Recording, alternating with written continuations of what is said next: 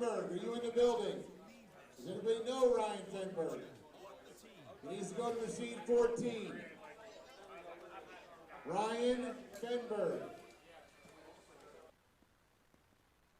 Back to the talented golfer 2.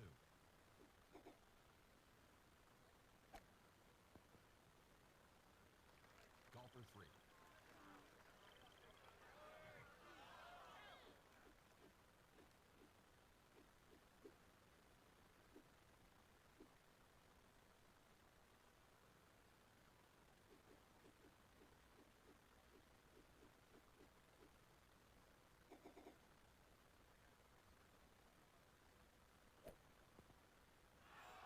Golfer 1 with a follow-up.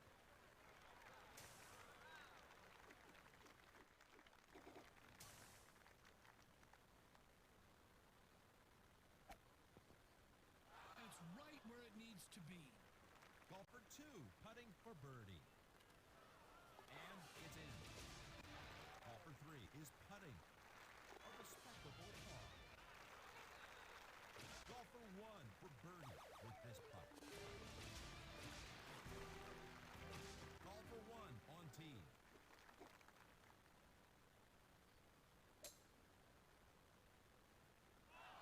Though, right? Yeah, they are. This is just the Bars internet. It's not the actual feed. It looks like. Okay. Now, is that if we were commenting on that, that wouldn't line up? No, yeah. All right, good. Now we have video here. We've got you guys with us. It looks like the first course is Grand Teton today. I still can't hear myself.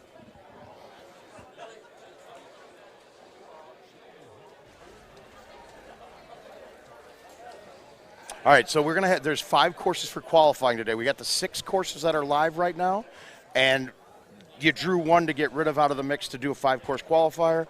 Unfortunately, Jamaica was the one that was pulled, and Coral's being played. So is this going to be the first live event that had Coral on it? Yes. So we're going to have the first live event with Coral. What we're going to find there is that the course par is quite a bit lower than the other courses, meaning a good round there is a 25 under, and on Jamaica. Test. All right, we're gonna do an intro? A good round is going to be about 29. Hello, Jade. All right, they're going to count us down. I'll introduce you. I'll say the mouth. You can correct. Oh, all right. Intros, Kevin. We're going live. We got people talking. We're watching. All right. Now, Teton, we've been around for a while. Oh, wow. We just got a little bit saucy here. Kevin Lindsay alongside the mouth. Yep. Not even going to try to pronounce his last name, but that's what you should know him by. We're looking at Brian Bernhardt, Seth Standiford, and Jim Klomperns qualifying on Grand Teton. So let's talk about the qualifier. 5 courses, total score, and great shot points. After 5 courses are going to give us our gold bracket that are going to be playing for that big money and the Florida Open Championship. Correct. And then, but we got to look at the second bracket, too, because there's some big hardware on the line there, too. Yes. With a World's Pass being thrown in the mix here. Yep. So one of the second group of 32, or I'm not sure how it's going to break down with how many people we had total competitors. There's 138 total players here at the Florida Open, so it'll be 32, 64, and then the remaining players will be in a pink bracket. Gotcha. Okay, so good. So now we're going to be looking here. We're going to try to guess a cut line on this. I didn't get a chance to see one. I didn't have video here, but judging by scores, I can't judge off of that. It doesn't look like 1 or 2 were drivable if Klompers didn't get them. Well, let's see what Bernhardt and Standifer have. I think 1 was there, but it's not a gimme for everybody. Yeah, Seth didn't get 1 or 2, it doesn't look like. And if Bernhardt's going third, I'm guessing he didn't get 1 or 2 either. Yeah, I saw a few people try it. I think it might be within chipping range. Gotcha. So you might see a handful of people. But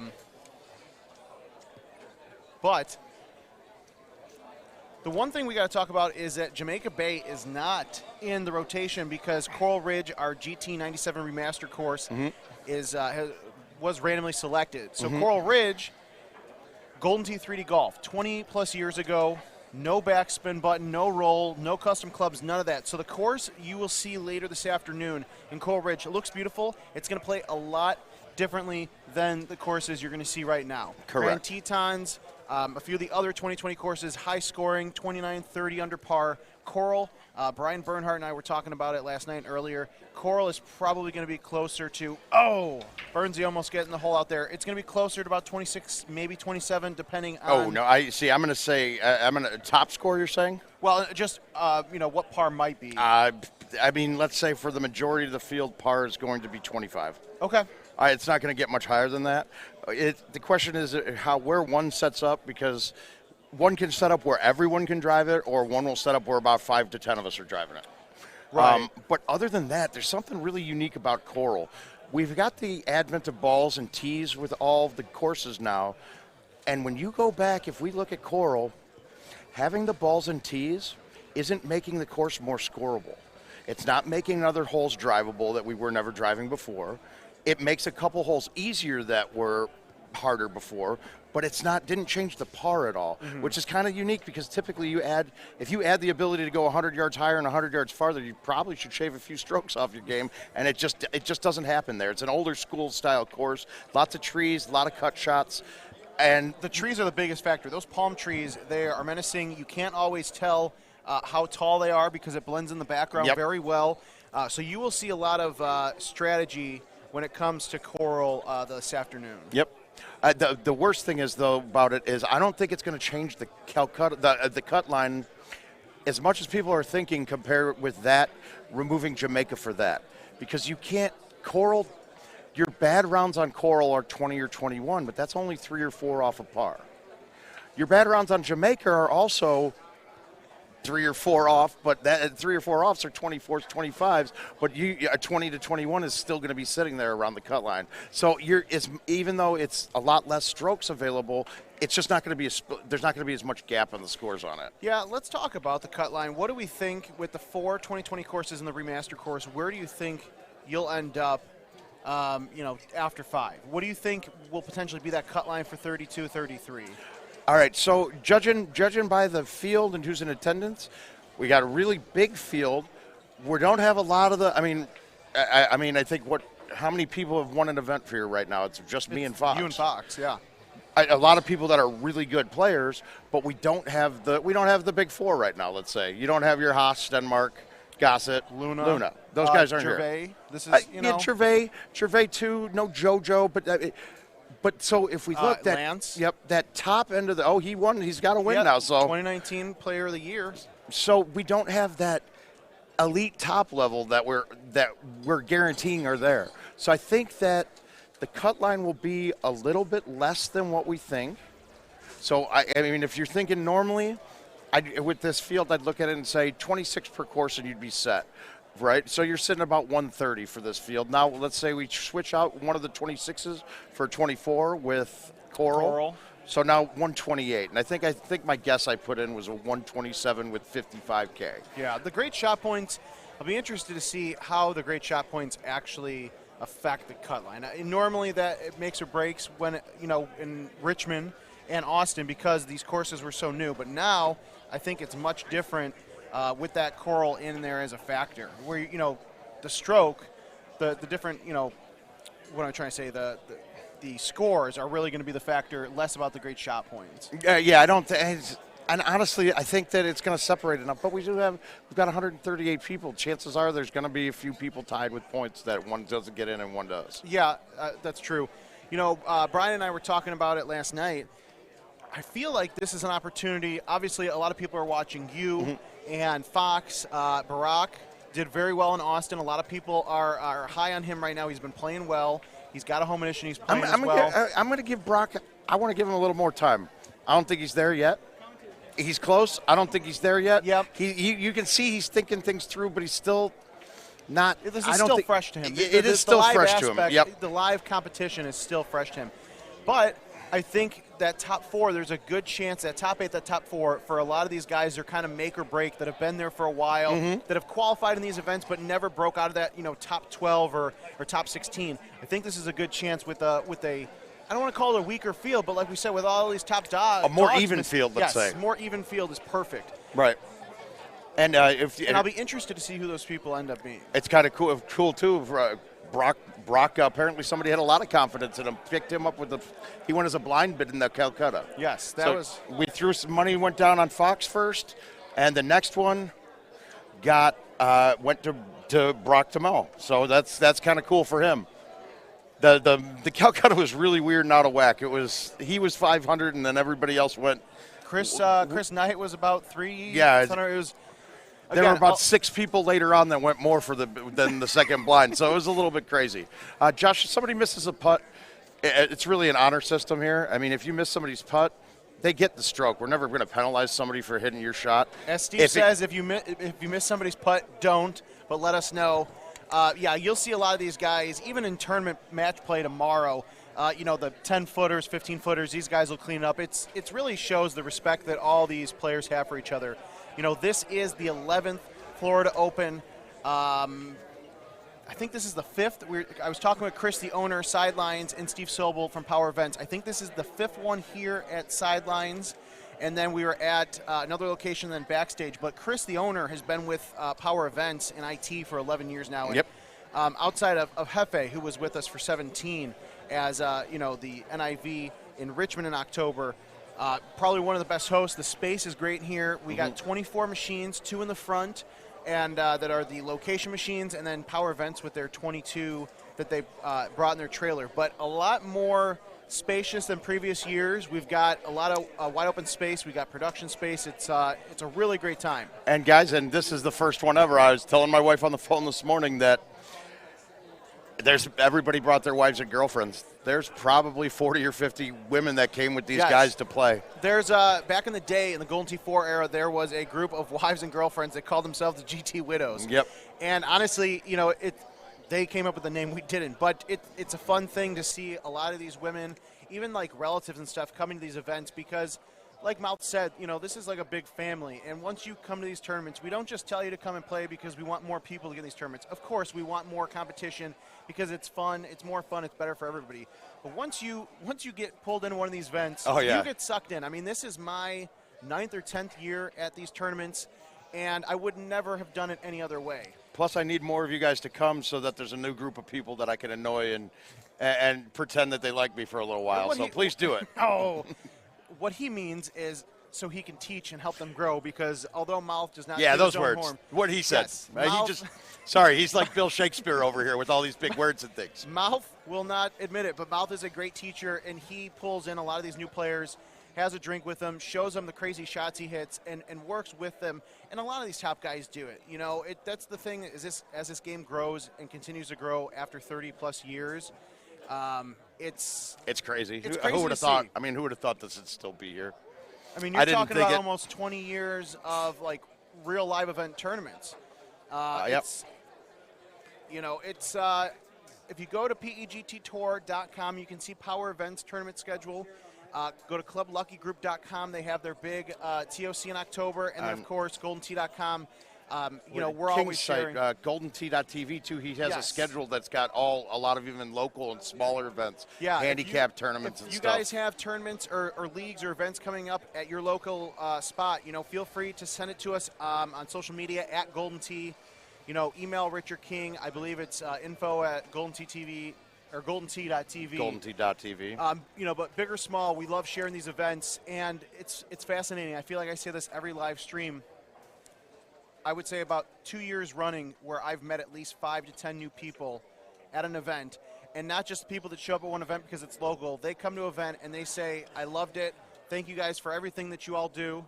And then they show up. They tell me they'll show up at the next event, and they actually do. Mm-hmm. And I feel like I've finally gotten comfortable with people being like, I watch you live stream Golden Tee all the time. Like, you've taught me a lot. And I'm like, me? I'm not, I'm halfway decent, but I didn't think I was teaching people. But getting to a live tournament event or even just going to a local bar or a new location near you and playing against people that are better than you, it might hurt for a while. Or even stalk some of us.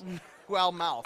Stalk some of us. I mean, you see somebody playing in Cedar Rapids. Go on the app, go off the app and look on the website. Yep. Find the bar that they're at. Show up. I personally want people to play with. Exactly. Iowa sucks. I want to have more fun, and people are fun. You're not as young as you used to be, my friend. Yeah, that's true. But if you go to Facebook, there is the group Golden Tee Fan, And I say it's about 5,000, 5,500 players. But if you're going on vacation somewhere and you're not trying to get a divorce and your wife or girlfriend or husband, boyfriend, whatever, lets you go play Golden Tee. Bring them with. Bring them with.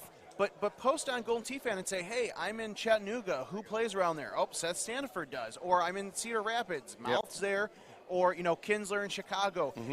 There's maybe a few cities I can think of on the map that it'd be tough to find a player that is not, better, or not, I don't want to say better, but just somebody that you can play Golden Tee with and have a good time. It's something I would tell my wife all the time is we could literally pick up and drive to any state in the country right now, and I could make a phone call. We'd have a place to stay, and we'd have a great time. Absolutely. It's crazy, and it's 100% true. I mean, maybe I don't know many in Alaska, but I know there's a group that play up there, and I bet if I said I was coming, I bet they'd come out and play. You know what? I can't wait. We're going to have the 10-man Alaska Open. And I'm looking forward to it. Are you really? No, I'm just saying that would be hilarious. I've never been to Alaska. It would be. We could do it. We could travel. We've always talked about having a Golden Tee RV. Why don't we get a Golden Tee boat? We'll take it up the coast, man. Or we get a Golden Tee RV that pulls our Golden Tee boat, and then the we could just get an amphibious watercraft that goes on boat on sea and land. There you go. I mean, it's crazy. We could. GTA style. All right, let's get back to it. We're giving you guys a little laydown on what's going on here. Remember, the qualifier, you can't lose today. I mean, you can't win on the qualifier day, but you certainly can lose. When I'm looking at these scores here, nobody's knocked themselves out of the running. Right. Now, the course gets interesting right here on this hole. When you're looking at the hole that changes the game, it's 15 on Teton, and the rest of the way can be where you lose strokes. 15 can be interesting because you could lose multiples. I didn't see where that landed. Did he get it around? Did it come back up? It looked like he went wet, though. Yeah, I can't tell based on his face. Usually, Brian, the one thing I would tell you, whether it's in qualifier or match play, a lot of these guys, you can tell how their mindset is based on their facial expressions. Now, again, Saturday doesn't matter as much. You still want to shoot high 20, like 25 or better. Well, now you got to. You can't. If I shoot a 25 or worse this first round, I'm telling myself, okay, I have to shoot a clean round the next round. And now I've put myself on some pressure. Yes, as we get farther down the line to courses 3, 4, and 5, especially 4 and 5, you will see a lot of these guys where you can tell, hey, they're on the cut line between gold bracket for the championship and purple or pink. And they're going to have to step it up. Okay, Bernhardt didn't get wet on this. But he came back. He's now, be careful. Now, hopefully he's recognizing that that's his cliff and not rough, because this ball's going to come out hot and it's going to get full spin on him. So he's going to make. All right, he played smart. He did. He noticed that it was, because if there's a spot there that's rough, there's a spot there that's fringe, and then up on the cliff is cliff. Cliff is just like fairway. It plays just like it. Fairway speeds, you get the same amount of spin from it. But it's off-putting when you look at it, because I look at it and I'm like, oh, I'm on a rock. This has got to be coming off of a surface different. It's not going to be I'm not expecting it to come off like a normal shot, but it is. So you can use that to your advantage sometimes. So, but we saw the setup there on 15. It's not the best look, but the way the wind was set at that and where the pin location was, you can be pretty safe on that, get it on the green, and you might get a birdie out of it because you're leaving yourself a longer right 9 putt from across the green, but yet still safe. Birdie is better than par, or worse, a bogey. And that's where, especially for Burnsy, he had the super spin G-wedge, so he knew he had to play it safe. Hey, one stroke off is not going to make or break his game on the first course. Now, and Burnsy's won, too, if you watched it. In fact, in the handicap event, I don't know if it was you and I or me and Paul Leedy were up here, but he actually played Comper on the stream when we were watching that in the handicap. And, yeah, he missed one, but then hold out 3 times the rest of the way. So Bernhardt very, very likely could come out with a couple. Now, he not happy with that one. He's left it a little short. No sense of getting cute. You can get cute here, guys. There's not much risk here. I like Comper. Comper, it's probably one of the only guys in this room that plays basically my bag. Really? Yeah. Okay. I know we talked a little bit yesterday during the Freaky Friday with some of like the 7-wood and the 9-wood. Oh. Right. The other people are using most people now have dropped a 7-wood, 9-wood for an 8-wood, and then they fill in with another club in there. Or they carry a lob wedge or carry 2 wedges. I don't carry a lob wedge because The way I'm looking at it, it's a recovery club. I'm not gaining a stroke with it, and if I'm at a point where I'm going to have to try to save strokes from it, I'm probably already a bad way in that match with how the courses are so tight Even now. with Oakwood and some of those deep bunkers? Oakwood, the only hole that's a problem, and it can be a bad one, is if you go long on 9 over the back edge, I can't get up a lot of the times. I have to turn almost directionally, put it out in the rough, and then chip at it again. 18, yeah, but 18, everybody, if they go over that back bunker, is in a bad way, whether you have a lob wedge or not. So it's not. Otherwise, those are it. That's the only 2 holes that can really make a difference with it. We're looking at this one now. Seth hit a peach there. All right, so this hole 17 on this, it's not even so much about the distance on this. It's the fact that there's typically a really big wind. It's an up 9 green with very little fringe. If you're looking from that angle with Clomper right now, that ball, if that goes one turn into that fringe, it's wet. Yeah, you saw it when he hit his putt. He kind of pushed it a little bit to the left, and you'd much rather have a lip out, or not a lip, but going, high side, yes, and have a par putt versus, like you're saying, catching that rough, if not the right. ball. Brian's an inch away from being 2 strokes wet, and then the chip from where this pin is at today would have been ugly as well. Yeah. So, it's a risk to reward type shot. Now, a lot of us don't play a low iron anymore.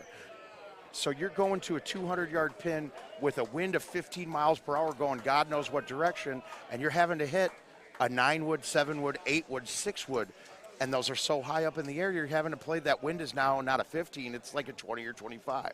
Now, sorry to interrupt you. I'm just saying, look, this is a nasty setup. This is a top right pin. Okay, but it's this setup right here, nasty to ace. This is. It's not. You're looking at I look at that right now like I can't possibly miss the screen. For me, I can't. I don't even. I won't even look at it. Seth just exactly what we were just talking about. Seth just hit it long. Yep. No, he hit it short. He hit the front edge of the. He hit the front edge. Yes. Okay, must have. I'm hitting a totally different shot than any of them here. What would you hit on this? I'm not moving the club. I'm leaving the pin where it was at. Depending on when I get up there, I might tee up to the left a little more. But it's just a thumb 8.5 driver. Ooh, Seth with a chip for birdie. Yep. Okay, that's good. And that's right there, though. That's where you didn't lose this. You didn't knock yourself out. A 20 knocks you out, probably. You're in probably a really bad way. But you got a 20. Compliments the putt. So he's at a 25. So if I shoot a 25 my first round, I definitely put pressure on myself. Yeah. Because I don't think if I shoot 525s, I'm making the cut.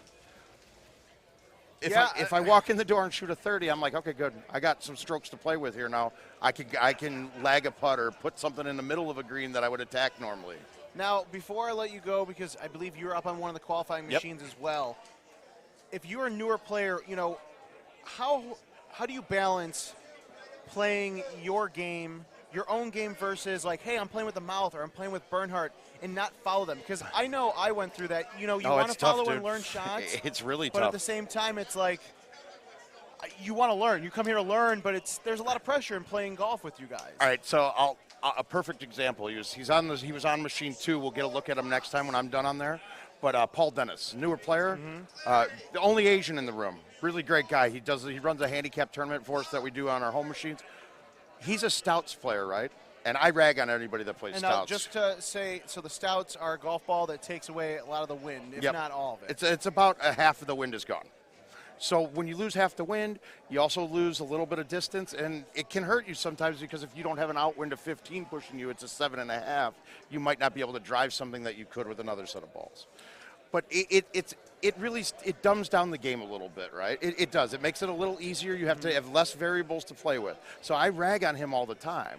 So what he ends up doing is when we're playing before, he switches and plays like Titans like me.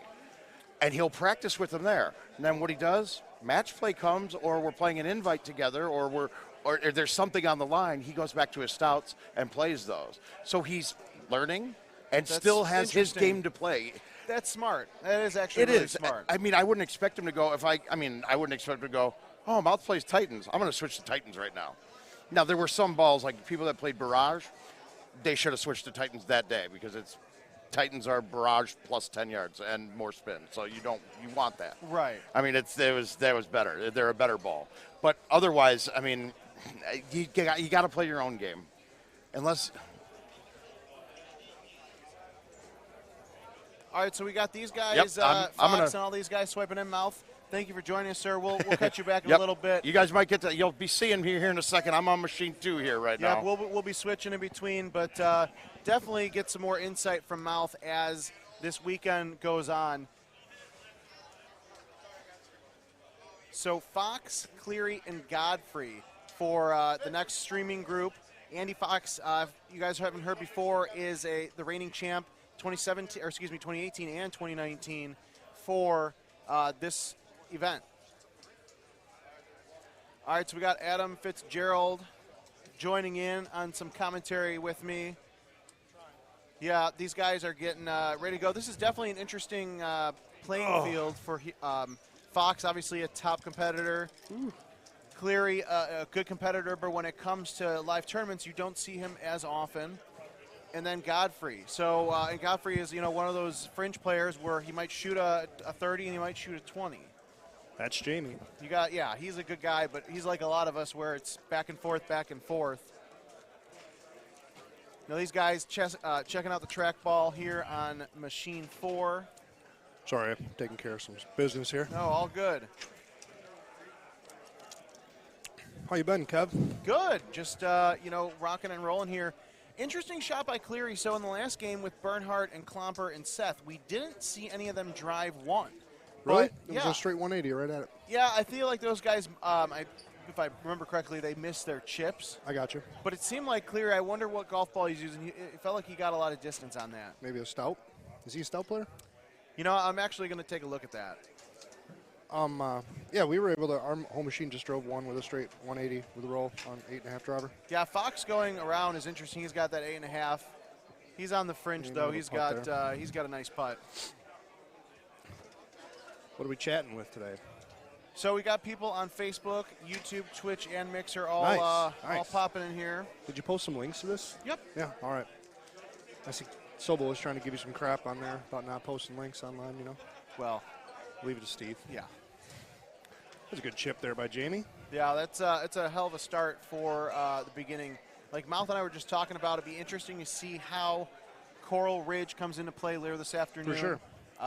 25, 26 under is probably going to be, it's might see a 27 if you hole out a few times, but not I'm sure we'll see a 27 or two, but yeah. Not yeah, the 29s and 30s that definitely you... not. So that'll bring the qualifying scores down a little bit. And having Jamaica out, I guess, maybe offset some of that, but... Mouth and I were talking about it. It's kind of hit or miss. Like Jamaica, yeah, it can set up fairly easy. This hole here, you guys talk about this hole. I couldn't get this hole. I didn't see anybody get it on. No, everybody was chipping. It's too early in the game. Yeah, I was really able to get it right on the edge, and I actually missed a chip. But of course, I missed every chip my game. I think solid 26 under. Hey, you're not out. No, It's only game one. Not out of it. That's for sure. I parred 18, which made it worse, but. Yeah, we saw a couple different shots. Jim Klomper hit it. He had a long putt for eagle that he unfortunately missed. Yeah. Seth went short. I hit the green twice, just came up a little short. Okay. And then Bernsey, he almost actually aced it. He had the best shot out of the group. I actually thumbed a 10.5 right at it, but I just hit it a little soft. I was trying to hit it soft, I hit it a little too soft. So. Yeah, it wasn't overall not a terrible setup, though. The middle of the course played pretty straightforward. Some of these holes that Ken set up hard weren't all that difficult. No, in terms of a setup to kick things off, really solid look. That's close. Yeah. Aiden's a good player. Yeah, he's. I just don't. He's a home edition feel like guy, right? Yeah, Yeah. I feel like I don't see him enough. Like No, this he is was a at tournament. Worlds, obviously, and Yeah, like this is a tournament where Mouth and I were talking. Like there's a few top guys, Mouth and Yep. Fox being one of them, but there's a lot of like that top 25, maybe top 40 players that could potentially break in right. to that top 4 spot they might not Yeah, have this ever is had. a kind of a wide open field, I guess I would call it. You know what I feel Yep. like? I mean, there's definitely some good players here, and Eddie G and Seth Standiford's back here playing. I mean, there's some good players here, but it's not the field that top heavy field we're used to seeing at some of these tournaments. So. Right, which is crazy for 138 And people. 136 people, 137, whatever it is. Yeah, to think that we don't have all them guys here, that would have been even bigger, What do you say, 27 new players, I think? Yeah. Honestly, I feel like I've met in the last day and a half. I felt like I met 10 new people. And, Yeah. they're like, oh, I watch you on the Golden Tee streams, and I'm like, that's hilarious. You guys are actually trying to learn things from me. But hey, if it works, it works. No, you're not a complete hack. No, not all the time. But it's fun to meet new players. And Mouth and I spent like a whole 5 minutes talking about it because once you're in, you're in. There's not very many people that go to a tournament. Like, I had such an awful time. I'm never coming back. I don't know if I've ever heard anybody say that. No. Maybe they didn't come back. I don't know, but it's yeah, that might be a good way of not knowing. It's pretty tight-knit family usually. Once you're in it, everybody wants to keep coming back. So hopefully the numbers keep climbing, for these tournaments. And yeah, I mean, honestly, we had 150 players signed up. We had a lot of people that were affected by the weather. Yeah, I almost died on the way here. Yeah, I heard you guys had a bad flight, but a lot of the Carolina guys had trouble getting here. I would say about 75% of them were able to make it, but it's tough. The weather is always going to affect things. Stink is making fun of me because I turned down a bush light. I'm surprised. I had this strategy today. I was going to try playing reasonably sober. That actually might work. I've never done it before. I have no idea. I don't play Golden Tee sober. Try something new once. Team Wisconsin, just Google it. Yeah. I had plenty last night to make up for today, I promise. Oh, that's good to know. And I probably will have plenty tonight to make up for this afternoon. Well, and that's what's funny is, like, there's a lot of players in this room that, when they go to their local bar or restaurant, or even when they have their home edition and they have a couple of drinks, like, a lot of these players I will not challenge if they've been drinking. Mouth, Brian Bernhardt, a lot of these guys dial in their shots the more they've been drinking and hanging out, especially at a tournament. Yeah, that's the thing. I normally do play better with some beer in me, but we'll try something. What the heck? I feel like it's a lot of hit or miss. Yeah. I'm always just more nervous or, rattled, like shaking a little bit without having a few my beers. Palms, like, not to quote Eminem, but, knees weak, arms are heavy, palms are sweaty. But seriously, like, a lot of these new players, and I mean, I've been doing this for 9, almost 10 years, and even there's times where I get nervous in some of these matches just because, you might have had a bad shot or a bad game before that you shouldn't have won, but you did. And it's a big mental game when it comes to competitive Golden Tee. Like, the Golden Tee you play at – that's a nice shot by Fox. The Golden Tee you play at home with your buddies or by yourself – completely different when you come to a tournament. Yep. I mean, I struggle with it. Even I've been in so many of these tournaments already. I mean, I'm not a great player, but I've come to these tournaments because I love them, and I still, like, even that round there, I caught myself not cutting a couple balls that I should have just because I'm nervous to hit that shot. Like, you can't be that. You got to go up there and play your game, and it probably cost me a stroke or two. So the one thing that's been interesting is I've never been good at playing with headphones on, but I know a lot of people do it to kind of tune out the noise and get focused. I thought about doing it today. You never know. You just have, everyone has their own intricacies in the way they play, in the style they play, and what they do in qualifying. But until you actually get out here and play in one of these events, you won't know. Right. Yeah, most of these guys can make the shots. The Golden Tee comes to be for me, it's a huge mental game. Like, I just find myself, like, I don't want to say getting bored, but I just lose track of my focus, and then next thing you know, I'm missing shots. So qualifying is a tricky one. For match play, it's pretty easy. Most guys can get pumped up for match play, but qualifying can be tricky. A lot of guys struggle. It happens to everybody in these things. So believe me, we've all been there. I mean, we're looking at Andy Fox here. I mean, he's a purple bracket champion. He had a bad day. I mean, he's one of the best players in the world. Yeah, so. It's actually funny. Him and Mouth in the same tournament. Yeah, in Houston, they both went 1-2 in purple and then went 1-2 in the Player of the Year. Yep. I think that was not last year. It was 2 Houston, years ago. 2018 or 2019? So it's whatever. 2018 Houston, I believe it would be, because it's in December. So yeah. Yeah. So some of the people we got here on the chat, Randy says always plays with tunes. Everyone's got their own quirks. Yeah, that's actually the best way to describe it. Yeah. Now you see Fox, you're going to see this a lot. A lot of these guys either will have hand towels or they'll use their shirts because a lot of people, everybody playing their games, there's 2 qualifying groups. So you got, 6 to 8 different people that are playing Golden Tee. Everyone's got, their own, like, sweaty hands. Hands, dry hands, oily hands. Yeah, the oil is really will get you, especially in a weekend where these games are getting – it's so hard to find an open machine, which is a great problem to have. Yeah, it was busy. It definitely, last night was crazy here. Yeah, I mean, there was a full crowd, and on top of it, like, when it comes to choosing these locations, it's really hard because you can talk all you want about how, we have 100 to 200 people that'll show up at these locations, and then they'll spend, 5 digits over a 4-day weekend. Hopefully 4 but- digits, not but- 5 digits. But once you get here and actually experience it, I mean, you start talking to people, you start playing, you make friends. All of a sudden, you're playing Golden Tee left and right, and you're buying drinks for people. You guys are having dinners together and stuff, and you just make lifelong friends. What was Mouth trying to tell us there? I don't know. I kind of tuned him out. Something about a one better. Something about go to his machine when he's shooting a one better or something. Oh yeah, I think he was talking to Paul that we should switch the machine too because he's got a one better. I got you. Well, that's the nice thing about having multiple machines hooked up is that we could probably switch at some point over to Mouth and some of those other guys. I didn't even know we had to. This is my first time sitting down here this weekend. Yeah, and he keeps asking me, but it's been busy, whatever. But I'm sure it'll be not my last time. So No, absolutely not. kind of tricky on qualifying day to do this, because we're bouncing in and out of playing. You can sit your butt there all day, but I do like to get up every once in a while. It is actually fun that I, some reason, trust so many of you to handle commentary. Now, I may or may not be running around with my headphones on. listening.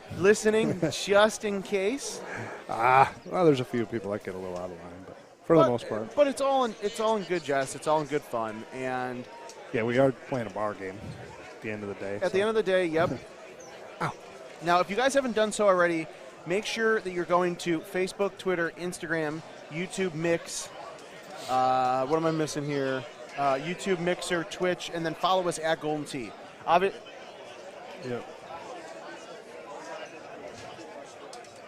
There you go. So if you Got guys, that, Kev? a lot of you guys did this in Austin and Richmond, if you guys are watching this at your local bar or on your TV with your home edition while you're playing, if you guys are out there, throw it up on social media, tag us on Twitter or Instagram or Facebook, use the hashtag Golden Tee. Starts off with a nice drive. On tee now, golfer one.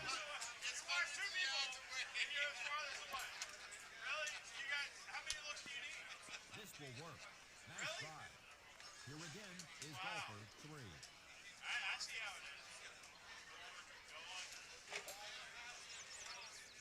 Golfer two with an eagle putt. It's in. Golfer one with an eagle putt. Golfer three with an eagle putt. Next up, golfer one. Over to golfer one. This will bite. Ready to tee it up, it's golfer two.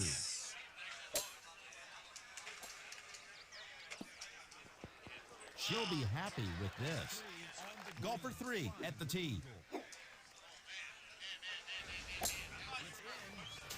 Not good, Peter.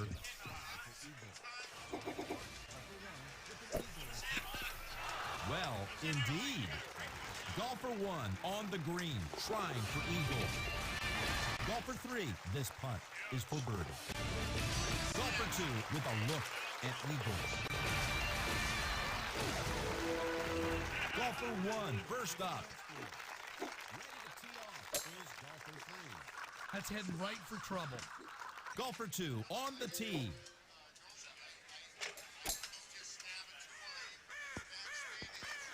Golfer three on tee. Golfer one up at the tee. I think it's going to be short. Golfer one. Golfer three escapes for eagle. Ready to hit is golfer two. What a shot. Yes. Back to the talented golfer one. That saved a stroke.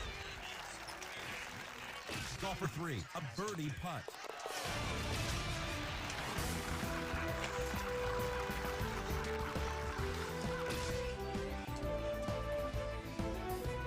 Ready at the tee. It's golfer two.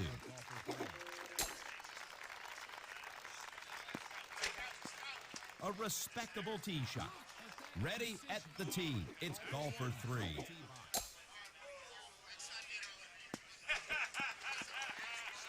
Golfer one from the tee box. Golfer one with a putt for birdie. He put it in a good spot. That's a nice tee shot. Here is golfer three. Miraculous. Over to golfer 2. She might need a little more power with this slight headwind. Keep an eye on this one. Now up, it's golfer 1. Amazing. Golfer 1 with the putter, trying for eagle. Golfer 3. What's up, guys? Welcome back to the Florida Open 2020.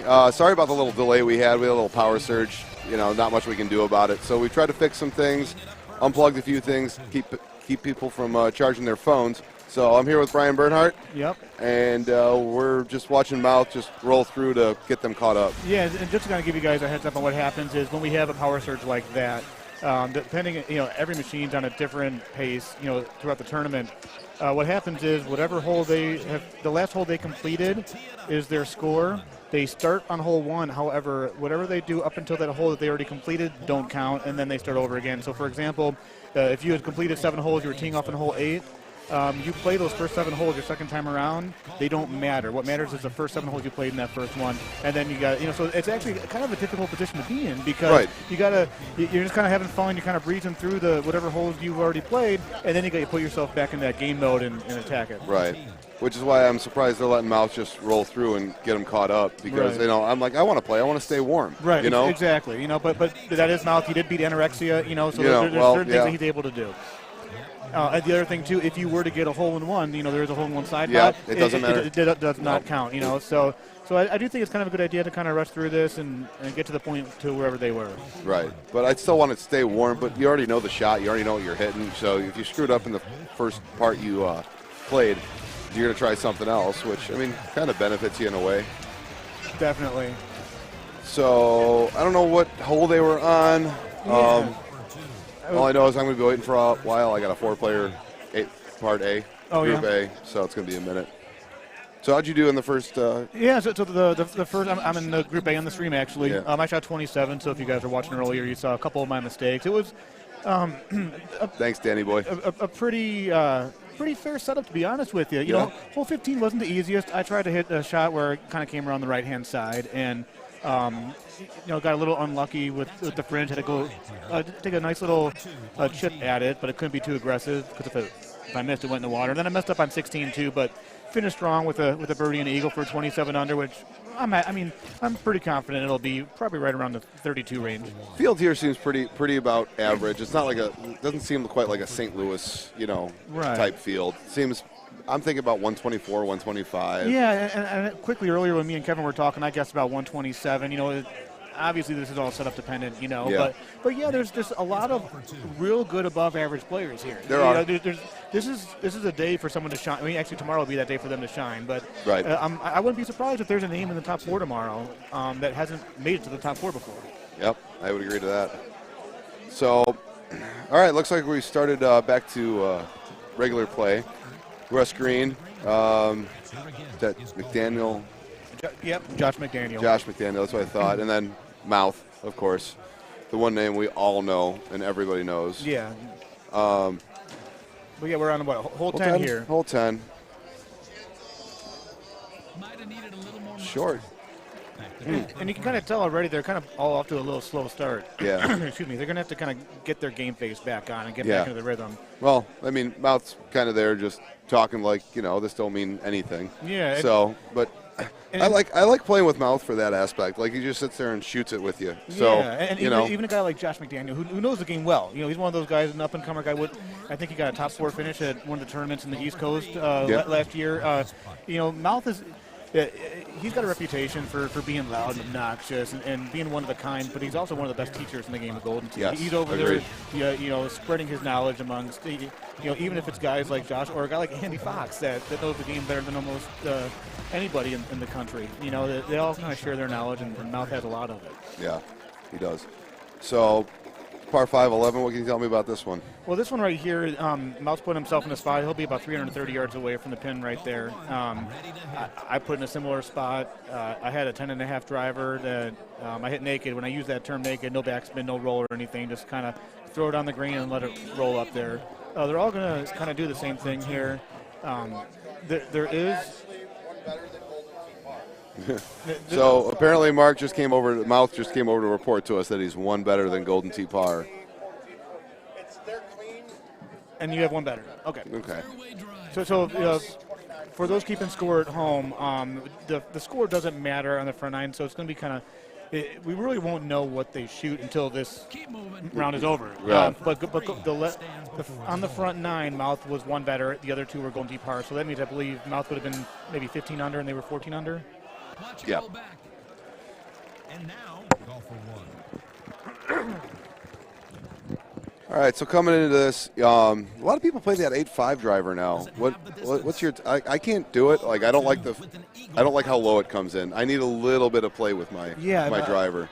In my bag, I've got the 8.5 and the 10.5. I know I did have a set that had the 9.5, and I think it's actual pure laziness that I don't change. You know, I enjoy the 8.5. I like keeping it low. But it does. Ooh, the Mouth just missed a putt out of the fringe. It said it was in the first cut, so he did have a little bit of fringe to go through there. And Mouth is one of those guys where he can get on a real big roll. It can be a great roll, and he can have a downward spiral as well. So hopefully, a little thing like that doesn't affect him the rest of this game. I'm really hoping. I like seeing Mouth shoot good. Yeah, he's an entertainer. You know, I mean, he's one of the favorite faces in this whole community. Yep. This is you can go right at this hole. Yeah. The one thing. Just don't overhit it. And, exactly. you know, that's the only thing you got to worry about is overhitting. So throw your 3-wood up there with nothing on it, and make sure you don't hit it over 100 miles an hour. Yeah. You should be good. Exactly. And the reason you want to overhit this one is because it will roll over the back of that green, and then you have a very difficult chip going back up.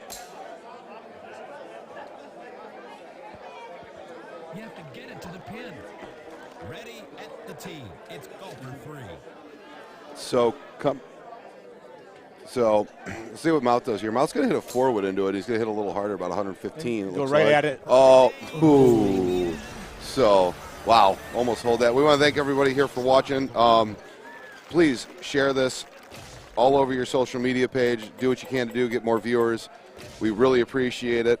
Incredible Technologies is putting a lot of time into, bringing this game to the world. Using social media, and we did have a little hiccup earlier. We apologize for that. Power surges happen. You've got 24 machines that are, plugged into outlets in a bar. And there's a lot of stuff that, that is done to bring this to you and to have these tournaments, and it happens. So, thanks for your patience, and we appreciate you guys all watching. Yeah. This is kind of an interesting look here because you got that 12 and you're gonna have to cut into this. When I say cut, you got to pull it a little bit left of the B on the trackball to cut into that wind. I'm not a big fan of that. Oh, he's got release. I thought he had backspin. Yeah, that's a good shot. That's a very good shot. Did he hit that? He hit that 180 on that one.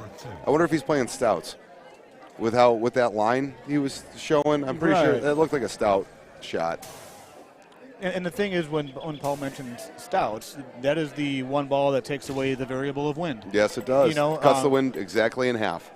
So so they're hitting into a 12-mile-an-hour wind here. It's really a 6 crosswind. But the problem with stouts is they tend to bounce really high when they hit the green, and they also tend to not go as far. And like me, I like my distance. Yeah. I know you just switched from streaks to Titans. Correct. Yeah. And distance is key in this game because the way they design these holes, there's so many drivable par 4s that if you don't have the distance, you might be taking a birdie when someone else that has the distance is getting eagle. Right. Michael Cannon, miss you too, buddy. The best hair in Golden Tee. Best hair in Golden Tee, Michael Cannon. Thanks. Any insight on world qualifying, non-price stats, bar, and homeowners? No, we don't got much yet. If you want to keep updated on that, go to check out IT's webpage. They post stuff as soon as they want to let everybody know about it. We know. Yeah, and they've been the Golden Tee Facebook page is a great way. Make sure you follow them.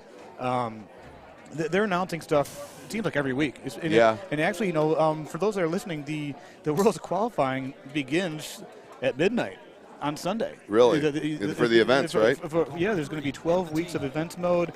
12 weeks. Each week there's going to be 5 players, depending on what the event actually is, that will earn a spot to the World Championships. Now, the following week, if those 5 guys are the same top 5, they go to the next 5. You can't win 2 passes; they're not transferable. But over the next 12 weeks, starting just after midnight Sunday, they're going to be giving away 60 passes. Looking at this shot here, this is so you played this hole. What did you do here? I did something similar to that. I think I had a 4 wood in, but the main thing here with that wind is you got to cut in between those 2 tall trees there and watch out for those leaves. Yeah. The dreaded invisible leaf. Yeah, that would not be, they've been very good at that with the new courses. I must give them credit for there. But that's what Josh is thinking about. He wants to cut that in there, but he knows that if he cuts a little too much, it's going to go a little bit right. It's going to catch that leaf and unfortunately drop right in the water. So with that, with this shot, I would have played. I probably would have played a full on a 6 wood, honestly, because it's going to cut just before that tree. It'll probably split that gap, and it'll allow from where the last guy was at. I think that was McDaniel was at. I would have definitely tried to play a full there. Yeah, and before we get to the next hole, which is a pretty tough setup, with the question regarding the World Championships, the Golden Tee mobile app, which is available to anybody on their, Apple or Android devices. Stay tuned. Follow Golden Tee. I believe there's also a Golden Tee mobile Facebook page. Keep up with them. There's going to be a huge announcement in the next month, and make sure you don't miss that. Yeah. So here with this shot, there's a few different ways you can go. I hit a 3 wood, and I went around the trees, in between those 2 trees with. I can't remember if it was so you cut it around and in through the gap in the trees. And it ended up not being a good shot because I ended up the fringe got in my way, so I didn't have a direct look at it. So I was scared. That's a good shot. I was scared of hitting a 180 shot. When I say 180, it's when you go in a 180-degree motion back and forward, and my 3 wood flying over the green. Yeah, that's what I'm going to be scared of when I come up to play it here soon too. Yeah. Oh, you haven't played this look yet? No, I haven't played. The group in front of us, our machine, crapped out on us beforehand. Were you on machine 6? Yeah. Okay, yeah, there were some issues with communication on that machine. So Paul's getting a fresh take on this one. I've already seen it. That's going to be short, but that wind is going to be okay. Oh, he's going to keep it on. Oh, he high teed it too. Okay. You put a little high tee on that action. All right. I like the way he did that. I'm probably going to go with 3 wood straight at it, looking at this more and more, because 3 wood will definitely clear that tree. I just don't want to have to crush Miles it. going to hit a shot like I did. I hit the 3 wood here, so he's got a 10-5 going though. Yeah, so he's going to have more distance where it'll spin up more. Yeah, that's much better. See, mine was 10 yards shorter than that, and it spun up to where I didn't have a putt at it. I had a chip. I wasn't too. And then another missed putt for Mouth. Oh, Mouth. Now that's not the easiest. That's an up 8, right 5. Yeah. That's one of those ones where I took 95 out of 100. It's really hard. Mouth doesn't overdo putts. That's definitely one somebody's going to go underneath on the shot. And if you look at the leaderboard there, you see the St. Cloud, Florida, the O'Fallon, Missouri. Depending on where the machines are registered to, depends on what the city and state is. All these machines are in the same venue right now. And there's no one else that can be a part of this tournament unless you're here with the lock condition cards that Incredible Technology provides. So every machine here has the same exact conditions because of that card they offer. Yep. So here, hole 16, par 5, pretty straightforward. I birdied this because I hit a couple bad shots. But after this one, you got a par 3 that I'm really looking forward to seeing how they play because it is not an easy setup. Really? You got the pin on the right-hand side. 18 is also not an easy look. I ended up with a 27 on this course, which par was 29. Yeah, because so 2-stroke loss ain't bad. One was there. 2. If you made hole 2, I would count it as a hole out, honestly. Not everybody's going to make it. I'd probably say maybe 15 guys are going to make hole 2, but yeah, hole 17 and 18 are going to really get to some of these guys. So I want to see how Mouth alters after that missed putt. Yeah, this one right here, I wanted a 6-iron look. And I ended up with a 4-iron, and I cut a little too much and was a little short of the green, and I think I missed my chip in my putt, and it just goes to show how important ball placement is off the tee. A lot of times these guys walk up there, and you'll watch, and you'll see you just kind of smack the ball out there like it's easy. I always compare Golden Tee and actually real golf to the game of pool. You want to leave yourself your next shot. And you're always thinking about your next shot. What are you going to do? Your distance, where you're going to be at. And there's Miles recovering pretty well. He's 6 feet away on his shot, but he's we can see what he's doing here. You can't see it on the stream, but he's doing some laps around the machine. You can tell that he's a little frustrated with how things are going. That look he's got, that mouth look, that what is going on? Yeah. So that was a great putt by Russ. And the fun thing, too, about these tournaments, and here we are at Sidelines in beautiful St. Cloud, Florida, by the way, is people come from all over the country. In this grouping here, you've got the Mouth, who's residing in Iowa currently. He's traveled a little bit. Originally from Minnesota. Yeah, well, Chicago. Originally from Chicago, land then moved up to Minnesota. Then Iowa. I think he's got some travels in his future. Okay. But you can see the look. You got Josh McDaniel, who's an up-and-comer. He's from the Carolinas. And then you got Russell Green, who's in Indiana. Yep. But, yeah, you can see this look right here with that pin on the right side. This is actually, I don't mind this setup. This is a full for me. This is a full 8-wood thumb for me. I would then just leave it, nothing on it, naked, as you would put it. Right, yeah. Nothing wrong with hitting a naked shot as long as you got your clothes on. Yeah. If you're just tuning in, a naked shot would be without any of the options of backspin, bite, release, or that's gonna be that long. That's water. Cool. Ooh, we want to thanks for the love the commentary from Riley. Thank you, sir. Yeah, Riley, been a long time. Always a pleasure seeing you, my friend. But yeah, this Russell's going to look at this, and he's got different clubs here. You see that 6 hybrid. That's not going to be a good club for this. The 8-wood's going to stay in the air for a while. The one thing you got to be careful with here, because you're going to, with that wind blowing right to left, you're going to cut into that wind, and it's going to end up moving right with that slope of the right. And this fringe, if it touches the fringe, it's going to roll over into the water, unlike some of the other holes where it will stop. Well, let's see what Russ is going to do. Russ is going to low tee. I think he's just going center green. Yeah, that's all he's going to do. That's going to be a touchy putt. You're going to definitely have a right 9. Yeah, it looks like about a 20-footer from there, I would say. But yeah, Mouth is thinking. He's a quick shooter here, and he's actually spending some extra time here just to make sure he gets it close to the hole. The 7-wood, which means it'll be in the air for a while. And that's a safe shot. Yeah. So nothing wrong with being a little safe. No, there's nothing wrong with being. Yeah, there's nothing wrong with being safe on this. This is a very difficult shot to try to save. Well, I mean, he could probably thumb a 7. What is he on dirt? He's on dirt. He could probably thumb a 7-wood, or sorry, 7 iron. Right. 7 iron. He could probably thumb a 7 iron with bite. With the way the wind's going, he's got a little kick back to the left. I don't know if that release is going to get close to the hole with that wind. Look at this. Wow. Played it beautifully. Yeah. That's a nice shot, Josh. That went a lot further than I thought. You're right. Yeah, I was definitely 7. I was thinking 7 iron. You know, we were probably thinking the same thing. Yeah, I was a little concerned that it was going to be a little short, and then with that release, again, I think he's playing stouts. And if he is, then that makes perfect sense. Yeah. So he's thinking about lagging this putt. I would definitely cross it. I would definitely pull back on the C. No, he doesn't. He just goes right for it. Beautiful putt, especially with the right 10. Mouth wasn't happy about that. He's like, that didn't come out where I wanted it to. Right. That look on his face that we all know and love. Here we are up to the 18. 11-mile-an-hour push, pin tucked back up to the left. Yeah. I hit a 10.5 with release, and I ended up being about 10 feet away. It hit the green just in front of it. Did you hit about 115? I can't remember, to be honest with you. Okay. But it was no pullback shot. I just kind of. You just kind of pushed it? Yeah. So probably about a 1. No, so 99 mile an hour got there with a pullback. Golfer 3 is ready to tee off for the last time today. So we're going to finish up this hole, go to a quick commercial break, and but I really want to see what Mouth does here. He just throws a thumber right there with an 8.5 at about 86 miles an hour. That's a safe shot. That's a safe shot.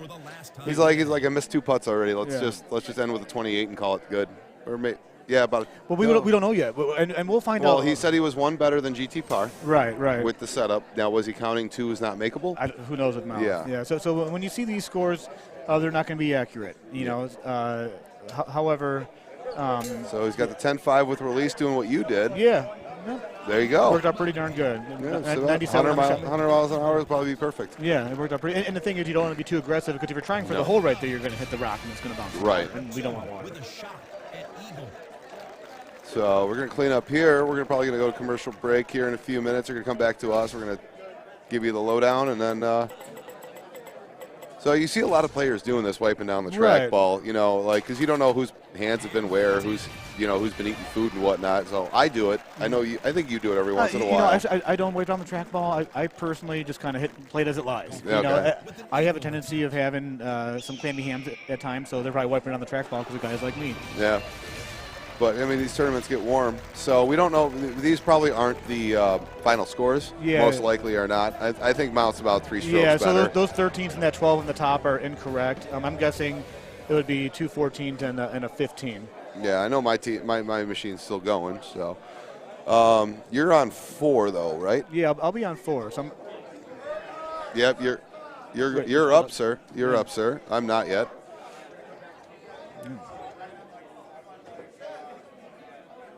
Sounds good. And there they are talking about the. Yeah, they're trying to figure out their final scores. So welcome back, guys and girls. We appreciate you guys watching. We're going to throw to a quick commercial break. Bernsey here's got to go play. Yeah. I might have to soon. I don't know. I got to go check on my machine. I'm going to go do that, and then I might be back. So we'll find out. It's been a lot of fun chatting with you. Absolutely, sir. The next match is going to be on Dodge City, which is a very scoreable course. Yes. You're going to see some 30s, some 3100s, maybe a 32. Maybe even somebody will drop a 33 that somebody should have dropped last night in a handicap match. You never know. But yeah, it's going to be a long day. We had some issues earlier. Thanks for your patience. Thanks for staying with us, and stay tuned to the rest of the day to see how this qualifier ends up. Guys, make sure to share this, broadcast it everywhere. Let's go. Yeah. So, you guys, we'll see you in a little bit.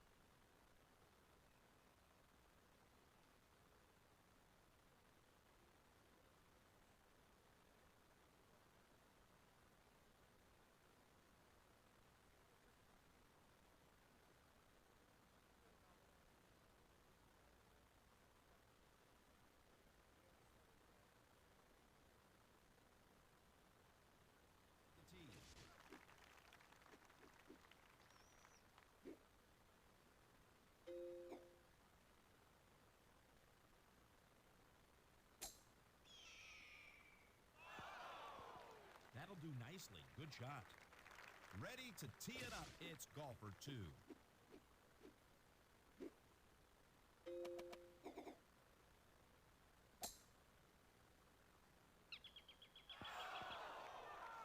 Golfer 3 at the tee.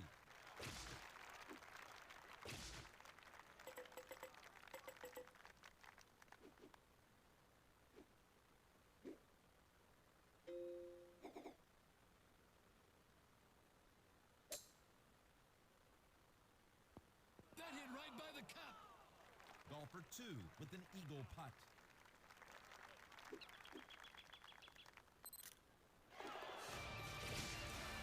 Golfer 3 with a try for eagle. Golfer 1 on the dance floor. Eagle 2, what a shot.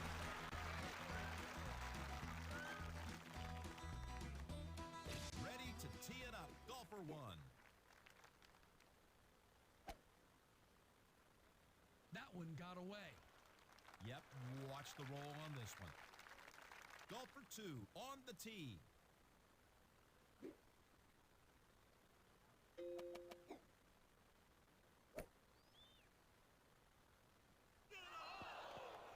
Let's watch the tee shot of Golfer 3.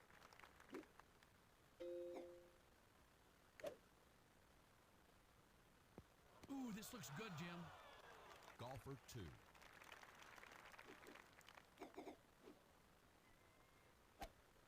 This guy's magic. We call that a dunk. Golfer 1. Just a tapper to the green, Jim. Save the putt. Golfer 3. Right near the green. Put the putter back in the bag. All right, Kevin Lindsay here, Andy Fox beside me. We are going to check out Brian Bernhardt, Jim Clomburn, and Seth Stanford as they qualify on the next course. Andy Fox, actually, we talked about you a little bit earlier. You've won this tournament a few times, 2 years in a row. Yeah. While I got you here, how's qualifying going so far? So far, so good. Par on the first. Well, I would consider it par. I don't think hole 2 was. Yeah, Mouth and I were talking about that, and then Brian and I don't think there was a few chip opportunities we saw, but nothing crazy. So what would you say par would be? 29. 29. I hit a really good shot on the first go around before the reboot, and I had a 48-yard chip, which was, Yeah. I hit it really well, and it's a good chip though. Kicked it left, and it is. I don't know that I would. I never make that one anyway, so I don't think that's. You can't call that a 30 par. No, we saw a couple 29s. We saw a few people. 18 wasn't difficult.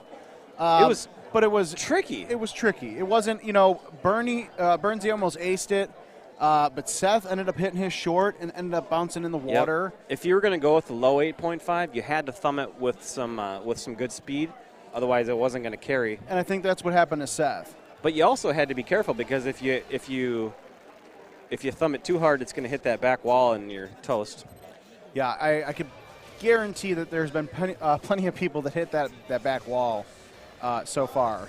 And with the way that the wind was, if it would have been really hard to hit a 10.5 because you would have had to probably palm it to carry, and then. Yeah, because with hole 18, a Teton, the 10 degree driver is going to give you that extra height, but then you got that big elevation drop right before you hit the green and on top of, those rocks. So this is actually a nice setup. You're not going to get within chipping distance, but pretty short iron. You might see some shotties from these guys. For some reason, I don't ever go there. I always go like right where your pointer is right there. Okay, so you're going back. I'm always thumbing like a 5-wood in. Okay, interesting. Which I don't know. I don't know why I don't go this way. Just don't ever. I think what happened was one time I tried to go that way and I was short. Okay. And I was like up against the face or something. I was like, I'll forget this. Yeah, just stick to what you know, what you do well, right? Yeah. So who's in your qualifying group today? I've got my good friend Aiden Cleary, El Presidente. Yeah, that's right. And Jamie Godfrey, also. Yeah, very nice guy. It's a really good group. Yeah, we were actually talking about that earlier. You guys, obviously you're a great player. Aiden is a good player, but I feel like we just don't see him enough at these live tournaments. He's a homeowner, but when he's he plays, really he plays well. He kind of reminds me of Decker a little bit. Yeah. Although he's been around a bit longer, so we know him a bit more. And then of course Jamie's always a good guy. Yep. Like I said, he's kind of like me, where he can shoot play a 30. He can at play. the same time he can shoot a 20 right after. But it's like that. Okay. I don't know how you guys do it. I've tried for so many years when it comes to thumbs, and every time I do it, I'm probably not concentrating enough, and I'm doing it saying I know I'm going to mess this up. But, were you always a thumb, a thumb guy? No, I wasn't. When I started first probably year or two, I didn't thumb. I was like, well, thumb, that's like a kind of a wussy way to hit it. I'm just going to palm it. I can hit way harder. And, well, the accuracy that you sacrifice by not thumbing it's incredible. I mean, the pullback and push forward there's so much more room for error. Yeah. Or I may have said that wrong. There's way more room to make a mistake. You know, you're pulling it back. Whoops, I pulled it back wrong. And let me reset it. Let me do it again. Yeah. Yep. Whereas you're thumbing, there's just one forward motion, and you kind of take half of the possible chances for a mistake out of play. Now, for a lot, because we have a lot of varying talent watches. Some of these people are new to Golden Tee, and then other people might not have made it to a tournament yet, but they're decent players. Like if you're trying to up your game and you're trying to say, okay, if Fox thumbs, I know a lot of top players thumb. What's the best way to approach trying such a unique technique? Well, I would probably say, like, if you get on let's say there's a hole where it's just kind of a very mundane hole. You hit it in the fairway. It's a par 4. You hit it in the fairway, and then you hit it onto the green and putt in for birdie. Like maybe like a hole 1 of some course that isn't a drivable par 4. Mm-hmm. Practice thumbing it into the fairway. Kind of like Lake Powell, almost. Yeah, exactly, Lake Powell. So just thumb it into the fairway, and then that'll kind of get you, okay, aim for this corner of the bunker, but obviously you don't want to go in the bunker if you can help it. Just try and practice your lines, see how hard you can thumb it. Okay, that was what a 90-mile-an-hour thumb felt like. Okay, that's what an 80-mile-an-hour thumb felt like.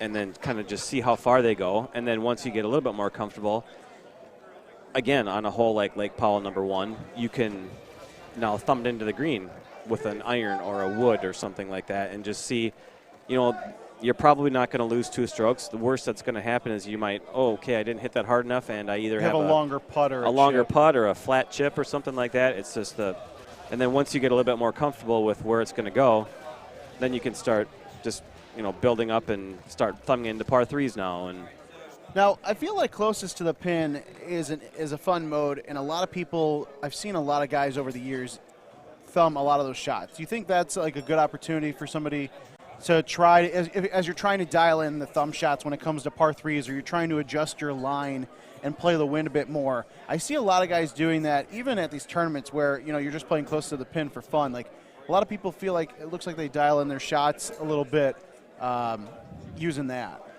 Well, I think from a cost standpoint, the fact that close to the pin is a little bit less expensive, I guess. It would be a good. There's like less room for errors, I guess. So to you speak. can't really hit a bad thumb shot on close to the pin, otherwise you're not going to make any money. Because these guys, Ed Godfrey's in there, everyone, Lemon's in there, everyone, and all those guys. Yeah, that's true. Like I've even gotten to the point where I don't even like to play them anymore. They're fun to play, but it's just tough to make some money because those guys are so good with their distance control and everything.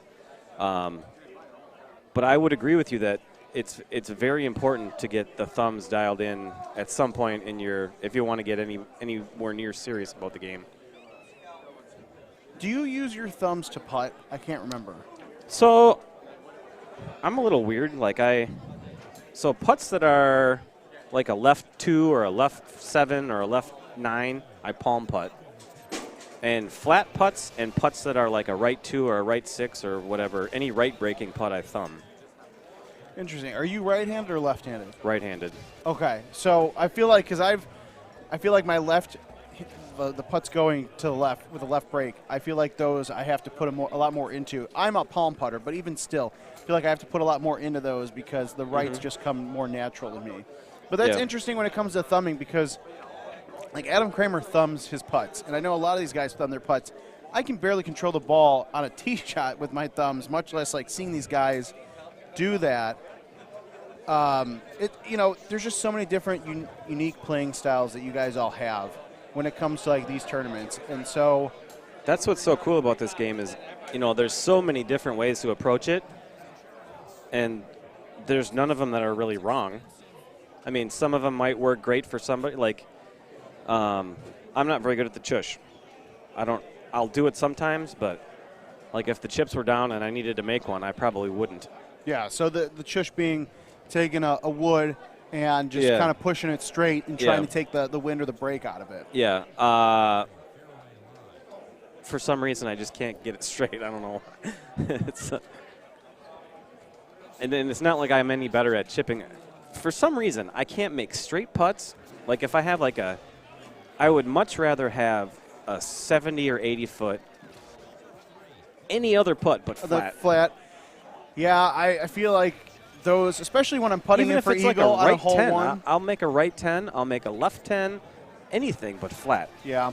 I don't know what it is. It's probably just in my head, but. Well, believe me, if we all got out of our own heads, there'd be a lot more Yeah. champions, right? Yep. That's. All right, Fox, you might be able to help with this question. Me too. So Larry Zoll on YouTube asks, out of the 6 PGT events a year, which one's the best one to go to? Now this year, it's definitely interesting because I would always have said Richmond, the NIV, the Not in Vegas tournament, because of the legacy that it has. It was so awesome. And yeah, I've only been once, but it was. It's definitely what an a event. time. Yeah. Now, Danny Boy, of course, says St. Louis because you'll see him. Now, Danny Boy, do you live in Kansas City, Missouri? I don't remember. But all kidding aside, Larry, it really depends. I mean, it depends on where you live, I think. The closer you are to a tournament, the easier it is to get away with, a family and to get away for a day or two or to, break away from work a day early. But they all have their own qualities. Like Florida, I mean, who's going to argue about being in 70-degree weather? It depends what you're looking for, I guess, But, there's 140 people here this weekend. Wisconsin Open next month's going to have 130, 140. That's a really nice Same venue, thing with too. It's St. plenty Louis. of space. It's a bowling alley, so if your game sucks really bad, you can just say, all right, I'm going to go bowl instead. Yep. But, it's tough. It really, I think, location and, how easy is it for you to get away for a weekend? If you're trying to balance like a Saturday, Sunday, go to the one that's closest to you. But realistically, these are all such big events now, 120-plus tournaments. You're going to still meet great people, whether it's here in Florida, Wisconsin next month. Okay, so he's in Arizona. So I was wondering who those were. Austin is closest to him. Well, I suggest you don't wait until December. Yeah. I didn't love that venue. Austin was unique, I think. It was the venue space was good, but with power and all that, where we had to set the machines up, it wasn't ideal. So I think there'll definitely be some mods they make. Oh, look at this, Brian with the hole out off of the concrete. Have you ever seen anybody hole out more than that guy? I play with him every morning, and it's just like, golly, he's one better again. And then 2 holes later, he's one off. And then 3 holes later, he's on par. Yeah. That is just a total roller coaster. Just a nice hop with that hybrid right in the cup. As far as the question goes, I'm partial to this one just because I think I've done well here. But Wisconsin it's close to me, so I guess that's another reason I like it. But just the venue. The venue kind of makes it for me because, nobody wants to be cramped. There's a ton of people in here. Wisconsin's got a ton of space. This one's got plenty of space. I think the other unique about Wisconsin is that we are in a back pool hall, but it's literally just us. Oh, look at this. Brian follows the hole out with the ace. Now, like we were just talking about, is he going to 29 under. Oh, Russ Green just shot a 29 under. I hope you guys all 3 of you that might care about Russ Green, hope you know. No, I'm just kidding. I love Russ. He's a good guy. But how long do you think it'll be before Brian drops a stroke? Or do you think with it being qualifier, you think he can? No. I think he'll drop one on 13. Okay. I think he's actually going to ride this through 18. Do you? Yep. Okay. And actually, so Wisconsin is good. So this is a great location. And we talk a lot about Chris throughout the weekend, the owner. He's been with Power Events and Golden Tee tournaments for 11 years now. Multiple locations over the years, but all great. But we're kind of mixed with the public, which isn't a bad thing. It's good because you get a lot more eyes on it. But I think the Wisconsin Open is so unique because it's a bowling alley, but we're in the back pool hall, and 9 times out of 10, by ourselves. We're by ourselves. Where it's like it's not that we're trying to stay closed off from people, but when it comes to spacing machines and being able to just kind of free roam, there's a lot of room. Plenty of room. But Danny Boy also has a good point, and I can't believe those words just came out of my mouth. St. Louis has a brand new location. Yeah. And that's supposed to be a huge, huge venue that's bigger than both of these, the Wisconsin and the Florida one. So Really? it'll be interesting. But again, these are all great locations. The Evansville location in August is new. That one's still building up. Of course, you got the Carolina Clash in October now, which is huge. Yeah. Actually, the Muse brothers who own that location are here at this tournament. Not their first rodeo when it comes to these. Yeah. They just come here to hang out and support. And that's what I love to see, over all these years of hosts, and as locations and needs and wants change, we've been pretty lucky when it comes to finding hosts for these tournaments, because after one or two tournaments, they really understand it, and they pretty much do whatever they can to cater to the players, because they know they'll be taken care of. These turnouts for the tournaments have been really good lately. Yeah, Austin was what, Yeah. 100 and I don't even remember, 130. NIV was 130 plus, 138 here. And honestly, the craziest thing is we're talking Mouth and I and Bernsey. You, Mouth are probably the two of the biggest names here. Obviously, there's top 10 people that are here, but in terms of people who have won a power event tournament before, it's you and Mouth. But we're missing Luna, Gossett, Gervais, Harris, Stenmark. I mean, there's like 5 to 10, Haas. There's so many top guys that we're missing, and we still had 138 turnout. We had a handful of people that couldn't make it because of weather situations with the crazy snow in the south and all that kind of stuff. So it's I'm calling an Ed Godfrey win this weekend, by the way. Really? When was the last time? Has he ever won a big tournament? He won. And he's been around a long time, and he's a great player and a great guy, and I love him. But he's kind of like Bernhardt, in my opinion, where Bernsey hasn't won a major tournament since the original PCC. He, I think. So Ed doesn't go to a lot of them, and I'm gonna chalk this up to a bit of a small sample size. I think he's gonna regression is coming for Ed. I can see it. He's so good. Well, and it's funny, that gives me a perfect talking point here. Oh, see, that was clown breath. I know, they're wearing the same shirt. These damn guys in their Hawaiian shirts. Well, Burnsy's in the same, although this is pretty makeup. Oh, look at that. I called it. In my head, at least. Yep. I couldn't say it out loud. But you threw me off with the Hawaiian shirt thing, so now I don't even remember where I was going. Sorry about that. No, it's good. And it's not like they planned that, because you don't know the qualifying pairings until Saturday morning. So, we were talking about Eddie G. Oh, yeah. He's, I would call him probably a top 5 guy. I would say, well, that's the thing. Thank you. With Eddie G, that's where I wanted to go. Eddie G is great, a great player. Obviously, he does well at tournaments when he attends them.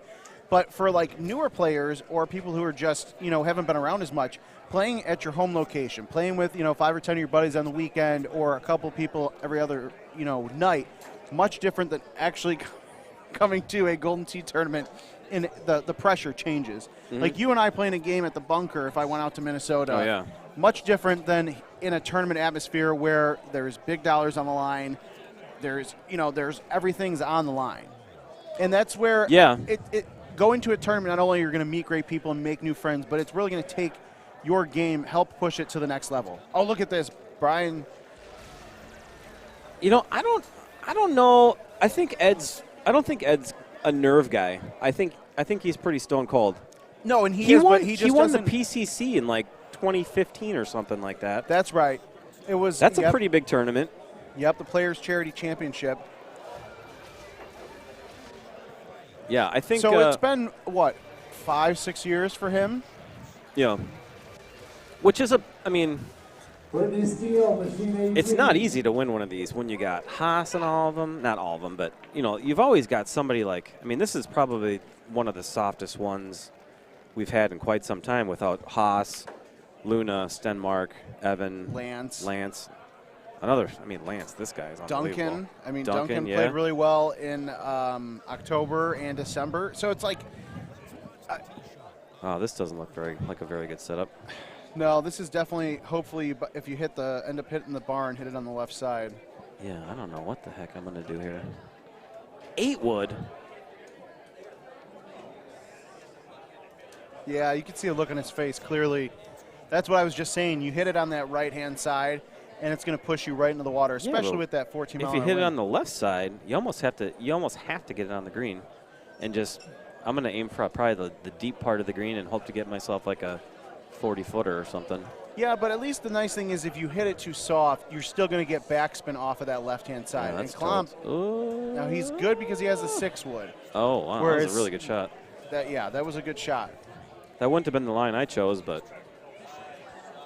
Do you ever find yourself going through there, the barn, or do you just always go over it? I have not even tried it.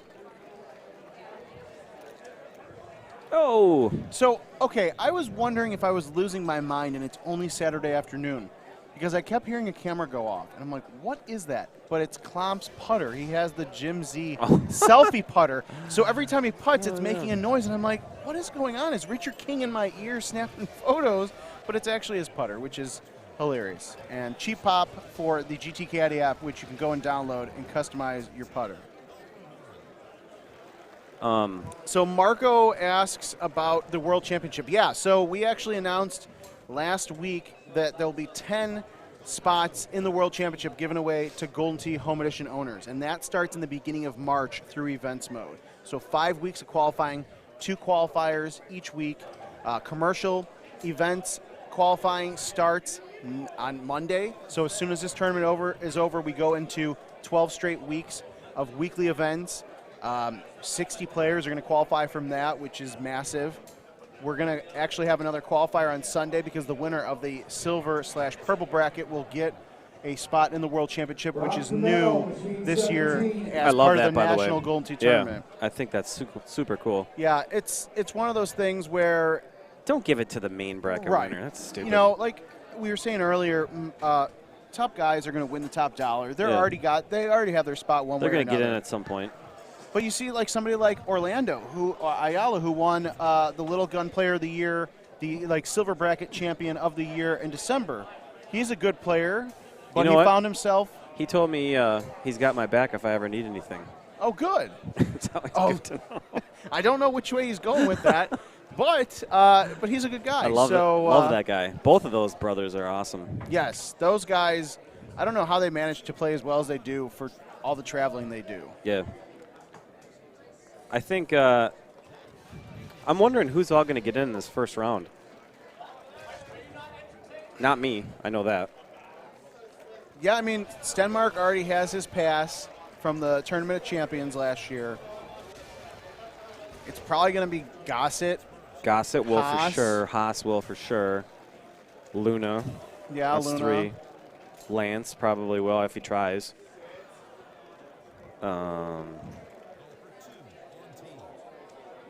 Maybe, I don't know. I guess it all depends on who tries. I'm not going to try. Well, we're kicking things off with Coral Ridge, which will be very interesting for the weekly event. Oh, look at that beautiful shot. The Klomper. Klomp. He walks away. He's like, I don't know how I did this, but great. Like Klomsky. I like that guy. Seth is pissed right now. Is he having a bad game? Yeah. Well, that's a problem. I know I'm not good at this. I'm surprised Seth is this way. He's not been playing much lately. Okay. Yeah, no, it's like he's been. You get in your own head. It's tough. I mean, whether it's people like me or others, like everybody's gotten that point where they've tilted before. It's tough when it happens because he's still got a halfway decent score. It's only the second course. He's not out of the running or anything by any means. Burns you with the ace. Oh, no shot points. He got robbed. But Seth needs to just move on from this. He takes his 27 and says, hey, you know what? I had a couple bad shots. It could have been much worse. Let's move on. Well, he didn't have a great game on Teton either. Yeah, so he's probably when you have one bad game, you're like, okay, that's all right. You have 2, and you're like, okay. Yeah.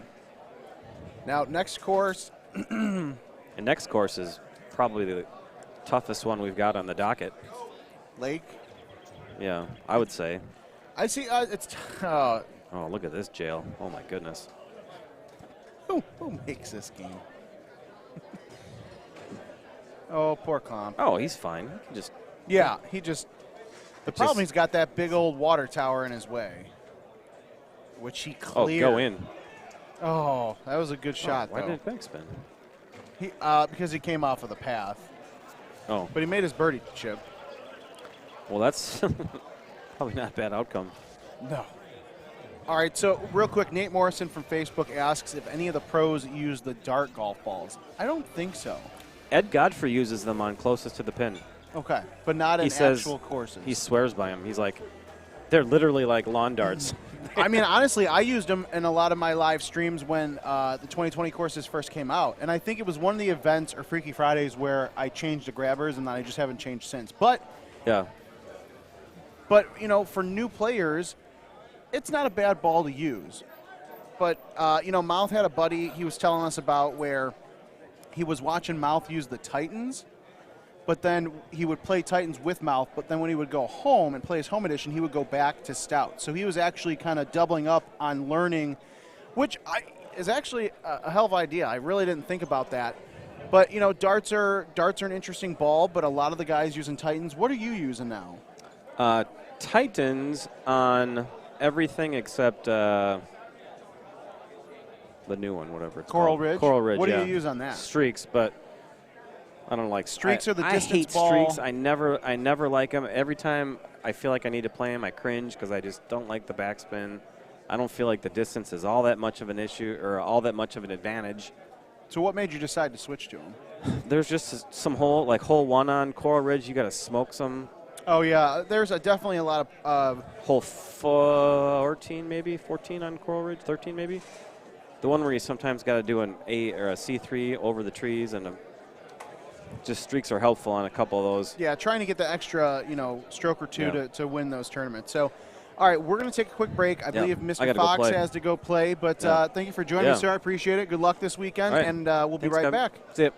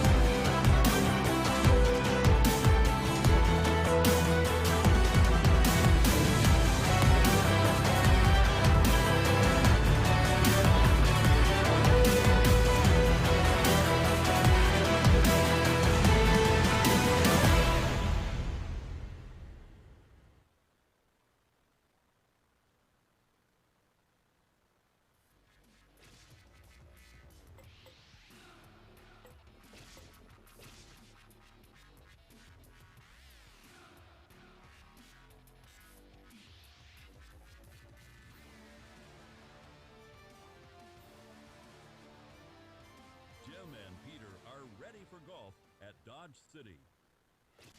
Welcome to Golden Tee Golf. I'm Jim Nance. Ready at the tee. It's golfer 1.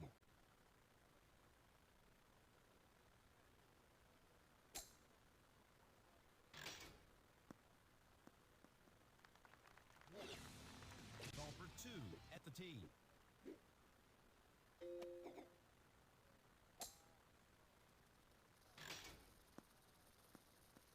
Mammoth drive, Jim.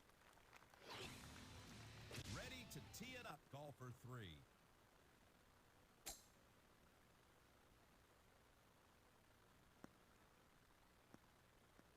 Unbelievable. What a massive drive. This is a nice lie.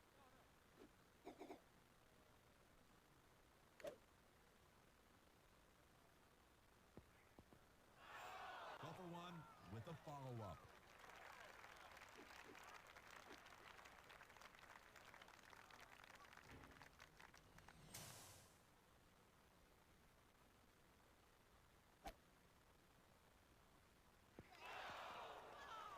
Continuing on, it's golfer 2.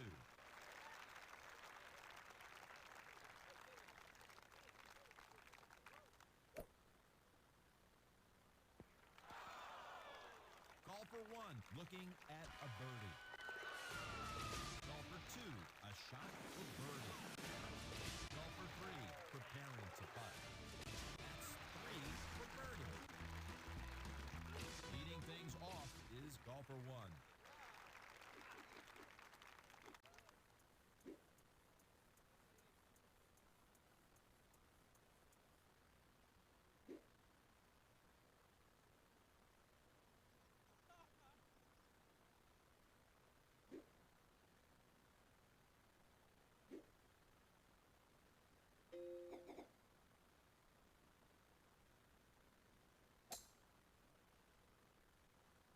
That ball had a little bite to put the brakes on. Ready at the tee. It's golfer 2.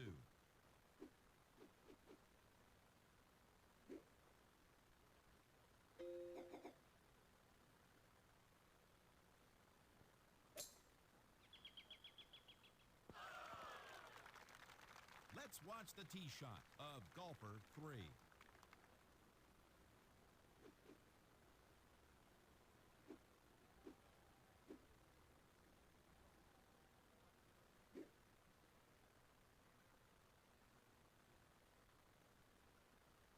Hello, friends, and we welcome you back to the 11th playing of the Florida Open. Paul Lady, Chris Longino here, bringing you live streaming coverage here of the Florida Open here at St. Cloud, Florida. Sidelines Sports Bar and Grill. What a great location. Gosh, right, Paul? I love this place. It's so open. There's so much room. You never have to worry about bumping into people. It is a fantastic venue as we join the action here on the second hole of Dodge City. You've not played your Dodge City round yet, have you? I just finished with my Teton. Okay. Man. Shoot a good round? 26. 26? I missed 3 putts. Oh, Lord. So here we are. We have a great group, by the way, right here with Jamie Godfrey, Aiden Cleary, Andy Fox. Andy Fox, a two-time defending champion of this event. He's won it twice in a row? I believe, I believe so, yeah. Wow. So, no, I'm sorry. Let me take that back. He's won 2 out of the last 3, I believe. Okay. Okay. And because he had a runner-up finish to Andy Haas here one year. Surprised Haas isn't here. Yeah, and this is Haas's birthday time, but he's making time for other things. I think he's going to try to attend St. Louis. So, Andy, if you're out there, I hope you're doing well, buddy. So here's the third hole. Dodge City. Tell me about Dodge City, Paul. It's probably the easiest course of the group. I would definitely go with the easiest course of the group. It's. Do you say that because of scoreability or just okay? Definitely scoreability. Always, it's one of those courses where it's it's that course that you can drop a 30 on. You can get your first 30 on easily. Yeah, the only part I disagree with that, Paul, is all the scoreability. Yeah, you can. There's more eagle holes, but there are potentially tough eagle holes. I mean, depends how much you play it. Yeah, obviously. I mean, you're hitting over barns, you're hitting over things that can create bounces for you that you don't want. Moments where you have to hit out of dirt, hit out of mud, but it helps your scoring to do that. So we're getting to this hole. A lot of common problems with a lot of people here is they drive maybe a little too far, they get a little too aggressive. I mean, if you drive it too far and you get into the rough, as long as you don't get in the dirt, You know, if you just hit the rough or the first cut, you're fine. But if you go a little too far, you're gonna be shooting for birdie. Absolutely. Now, sometimes you'll see a front tee box here, and what you'll see some guys do is drive it over the mud, the ravine of mud there, and try to get themselves in the dirt and maybe just take the mud out of play. Yeah. The danger of the play, and just hit whatever driver 3 wood they might have. They'll try to I like to try to hit it up. If I got a front tee box, I'll go try to hit it up in the dirt in that left corner over there. And then if it depends on where the tee position is. If the tee position is back, because hitting out of dirt keeps the ball a little lower, it takes a little less wind out of play. A little bite doesn't react as much, and you got a better shot at holing out. Absolutely. We have Andy Fox here. If you don't know the name Andy Fox, then you're probably not that much in tune with Golden Tee. Andy Fox, a 6-time tournament winner in his career. Yep. Maybe one of the more underrated players you'll talk about in the ilk of a Stenmark, Haas, I agree. Luna, who've accomplished so much in this game. Andy Fox, his accomplishments may not be as many as they have, but he has plenty. And is capable to win any tournament that he plays in. I still have yet to beat him. Absolutely. I always play him tough, but he always comes out in the end. Absolutely. I think every match I've played him has been overtime. And we have here from the D.C. area, Aiden Cleary. Aiden Cleary made his first World Championship last year. Will probably play in his second this upcoming year. Aiden, we came here last year, Paul. And I told Aiden right before he was telling me goodbye, and he was getting ready to head to the airport, and I'm like, it's time to get you out of the kiddie pool. Yep. Get you out of the kiddie pool and get you into the big-time play because you're good enough to do it. Aiden's a great player. He is. And, he is. And he can play a lot. Jamie, I don't know a lot about Jamie Godfrey. I've seen the name. He's your definite above-average player. Definite above average. Maybe, 26s, 27s, he'll throw up. So, and especially with this course, you can throw 26, 27. And easily. Yeah. With no problem. Laying up on a few holes. Yeah, and you do this on comfortability. You don't do this because you're afraid that you're going to make it over. This is a comfortable shot for Andy. And that's the reason why he's playing this. Yes. A little short, but at this point in the qualifier, you're getting yourself through. You're not worrying about hole outs. You're not worried about points. We're worried about staying clean. Correct. Especially with the mishap we had earlier, yes. With all the machines shutting down. Yeah, that can screw a lot of players up. Yeah, the key is to keep your focus today, keep your cool, never believe that you're out of it. I'll bring a story into this, and this will hit for you at Greg Kensler, where if you heard about the qualifier Greg had at the World Championship, he shot a 22 under on agave, and at that point for most players, your qualifier is probably over. Yeah. All right, but having the heart, the ilk, the way Greg operates in his mind, the qualifier's not over for a guy like that. Oh, no. And he made the cut. Right. And he ended up making the cut. It was like 30th or something like that? No, I think it was in the 20s. I mean, he had really solid 4 rounds, and he kept it in perspective. And like I said, from that 22 on, a great qualifier to a 4th place finish. Yeah. That's really what Heart of a Champion's all about. And shout out to you, Greg, if you're watching. We love you, man. As we have your godfather right here next to him. No, it's JJ's godfather. Oh, okay. He's youngest. So it's a great shot. Yeah, very good shot. So it's pretty straightforward setup on this one. Got to cut it around the trees. You can probably get an 8-wood high tee over, but about stopping it would probably be the issue with that. Yeah, you may see a couple people try to play a full to the right. I don't think a lot of people. That's not a lot of wind to really. If you play a big fold, and with a 6-wood. Yeah. Yeah. And this is a very smooth Andy Fox style shot. All right, just get himself around that and just get it close. So smooth. A lot of guys see that tailwind. By close, you mean run it past the hole? Well, run it past the hole, but is dancing around the hole. So if you guys feel free to comment, ask questions, do whatever you guys need to do on the comment section. We're here. We're watching. I see Q trying to make fun of me and fail miserably. So we have we got Danny Boy up here. Danny Boy just left. From you. He just left. He was here earlier when I was on before my match my qualifier started. So tell me about this hole, Gino. All right. Well, we got the 7th hole here, which is a simple par 5. 2 ways to play it. There's 2 sides of the fairway. Commonly, you'll see some guys go out to the right and be fine with their 10.5 going over the barn in the silo, or the silo to the left, but over the barns. And but this is a comfortable shot too. You know, this is a simple par 5. The goal here, get eagle. Yeah. All right, do not hurt yourself on this hole and just get yourself an eagle. Right, because you can lay it right there in the fairway, crush it up there, as long as you're not too close to it. But I've never gone over the barn, not once. Yeah. Never found a need to. I haven't either, and I've tried to find myself where it may be some helping winds, but I still just, get yourself in the fairway. There's a big, big green for you to work with. Yep. And try to get yourself a putt. So how much money do these guys spend on Golden Tee a year? Well, see, that's probably the most difficult question when it comes to Golden Tee. Absolutely. Because because another question would be how much do they make? Yeah, that's probably a better question, is how much these guys make playing Golden Tee. And I would say a large portion of this room hedges into the habit, hedges into how much they have to pay, because that's the way we operate with playing for prizes. Oh, we just missed a putt there. Yeah. Go ahead. Yeah, the way we play for prizes, the way we are able to supplement some of the cost into the game. Your operators can also help you with that as well. So, I mean, like I said, the better question, how much do these guys make? I have it on good authority. We still have a couple players making $100,000 plus a year. Yep. And just playing Golden Tee. This is the world of esports. This is the world of how we enjoy video games today. Yeah.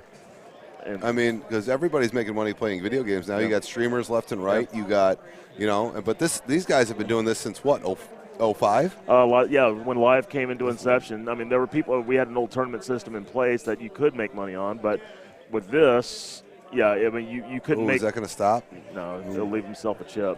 And we'll get to this hole in a second, but when, now you can basically be paid for your performance in a single game. And that's super important when trying to play multiple games, to be able to pay for other games. So Godfrey had a good shot on this hole. Yep. So the hard part about this hole is judging the distance, because you can't hit it long because you're going wet. You can't hit it short because you're going to bounce off the barn. Yeah. You have to find that fine line, and when the wind comes into play, I've seen we got to push out wind. I've seen guys hit a low 10-5 into the barn, shoot it up, and it still backspins back. Oh, Lord. I've not seen those kind of shots. I've hit that a couple times. This hole gets daunting because of tailwinds. And when you have 11 or 13 mile an hour tailwinds, which I've seen on this course, yeah, it makes you think twice about how hard you need to hit it. Make sure you get it past the barn and not in the water.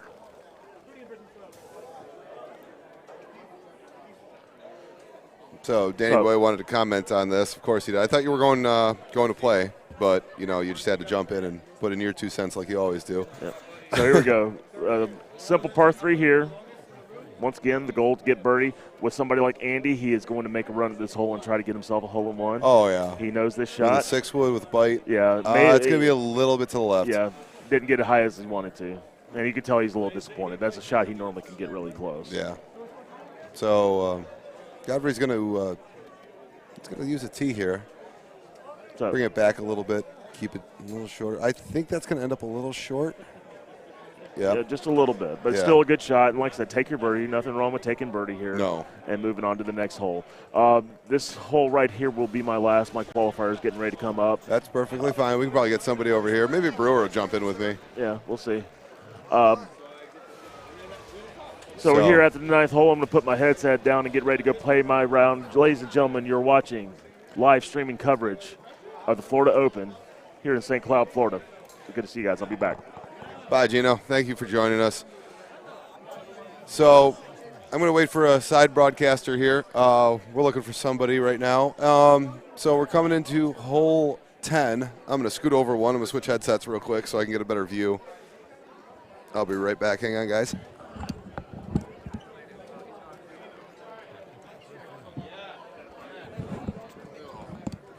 All right. That's all good. So, all right, am I live now or what? All right. So this is your basic par 4 setup.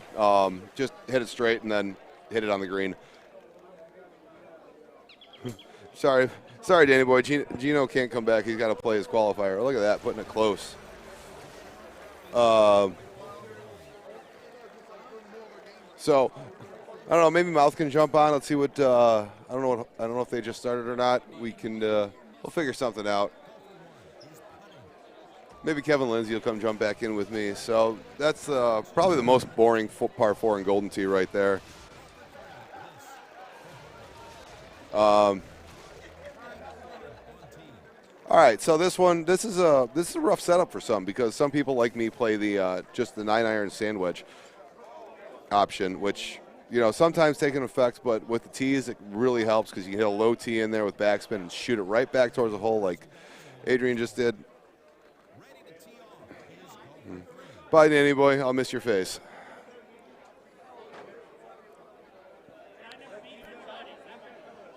So, all right, so he's going medium tee. Look at that shot back.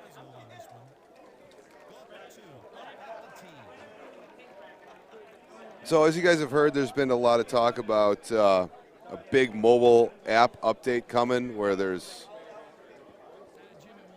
you have options coming up here soon. Apparently, it's like the biggest mobile update for the mobile app that I'm sorry, Aiden. I'm sorry. I messed it up. Forgive me. I'm human, all right? Kevin O'Connor, you should be here. Maybe Brian Holt will join me on the commentating booth. So maybe we can get somebody to check on my machine 6, but I don't know where they're at.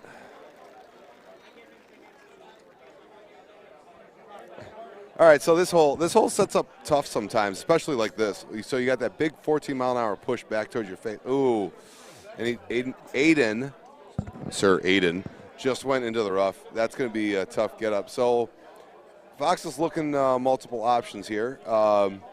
Your best bet, most likely, is to go where Foxy's going to try to go here. He's going to throw it right there, and then you're going to get a driver in. But with that pushback, you have a very big possibility of hitting it short. You don't want to be short. You got a big old lip bunker. Oh, sweet! I got myself a drink koozie, guys.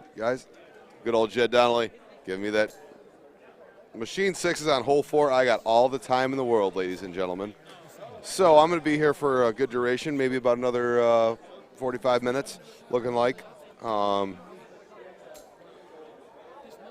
So, see, that's, hitting out a rough, trying to get there. Let's see what Foxy does here. So, I didn't see what Godfrey did.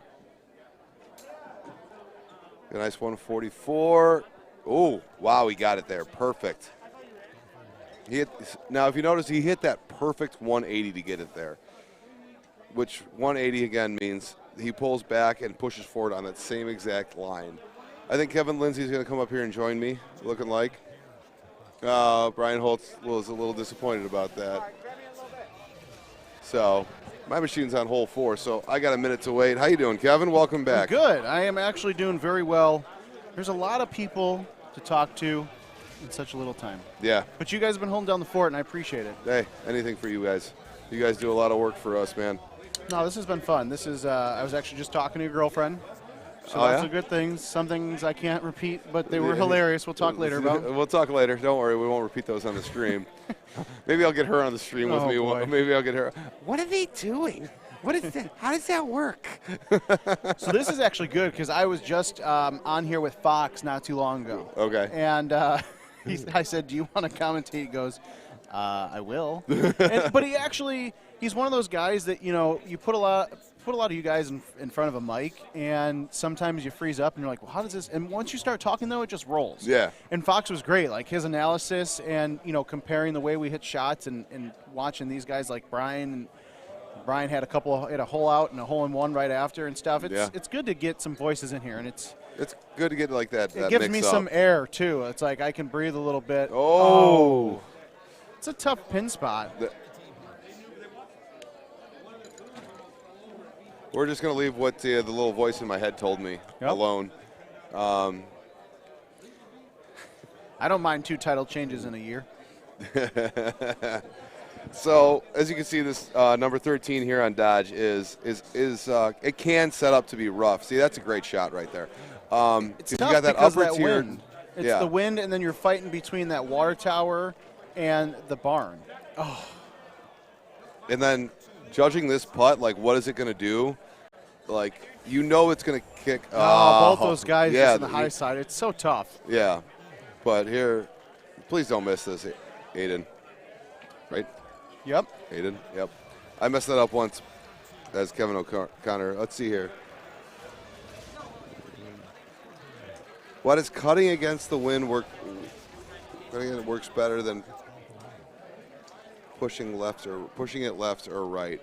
So when you cut it against the wind, you're kind of taking distance off of it when you do that. So you also have to adjust for that. It's a mixture between the distance and sometimes objects. Like, you know, when you're new, because I know I did it for a while, you go one click left, one click right, and just hit it straight, let the wind play. But you don't always have that luxury of space. Right. But you also have to take into consideration, if you cut it against the wind and you hit that nice cut, the ball is going to back up the way you want it to. You know, because if you just hit let's say you have a big push to the left and you click one click right and thumb it out straight, it's going to, as soon as it hits the green, it's going to shoot straight to the left. Yeah, that's a good point. It's one of those where until you actually start trying to mess with it and form the shots yourself, it's hard to explain. Once you actually hit those shots or try to, you'll get a better feel for it than watching it and having, you know, people try to explain it. Yeah. It's really hard. It's kind of hard to explain. I'm pretty sure if we got like Gossett or Stenmark on here, he could probably explain it, but they could probably explain it better. So this par 5 here is, a lot of people are scared of that tree. And, good. Foxy threw it out a little bit. Threw it out a little bit there. If you notice, he pulled back straight, but he threw it out a little bit to get that cut in. And as you noticed, it shot up the direction of the cut. Yep. Well, and I don't know if you touched upon it. I know I keep bringing it up every time I see Fox. You know, he back-to-back winner. 2018 and 2019 Florida Open. I thought he was 16. I thought he was. Is he back? Sorry, excuse me. Was he back to back? Yeah, I'll double check on Power's website, but I'm almost positive that. Because we had that discussion earlier.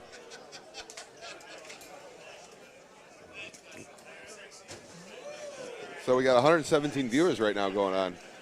Yeah, actually the numbers, even for Friday night with the handicap tournament stuff, we had a couple thousand unique viewers across the board, which has been good. It's, you know, between the mobile community getting involved and understanding a little bit of the arcade side and, you know, just players who have been around for a while. Foxy really overhit that. I didn't expect that from him. I'll tell you what, actually, we were just talking about this hole when he was on the stream. He watched Seth go far right and long and wet. Really? So he was talking about, like, he kind of with something I don't typically see a Fox, he kind of overanalyzed the shot even beforehand. He saw what Seth did and what Klomp did, and they both went to the right. Now, Seth ended up wet, so he was kind of like, you know, he hit that a little bit harder than he wanted, but he kind of got in his own head. Yeah, that'll happen a lot with tournaments. You guys have never been to a tournament. Nerves are the biggest factor when it comes to this. Yeah, especially your first one. Playing in a tournament is tenfold different than playing with, like, your buddy at the bar, right? Or, you know, even a group on a Saturday. Yeah, it's the atmosphere is intense, but it's not. I don't mean that in a bad way. Like, you're going to get better. Immensely by coming to these events. From personal experience, I find you make it intense by yourself. Like, just your own. You get in your own head when it comes to the tournament. Easily. Like, okay, I know I'm a good player, but why am I shooting so bad? Mm-hmm.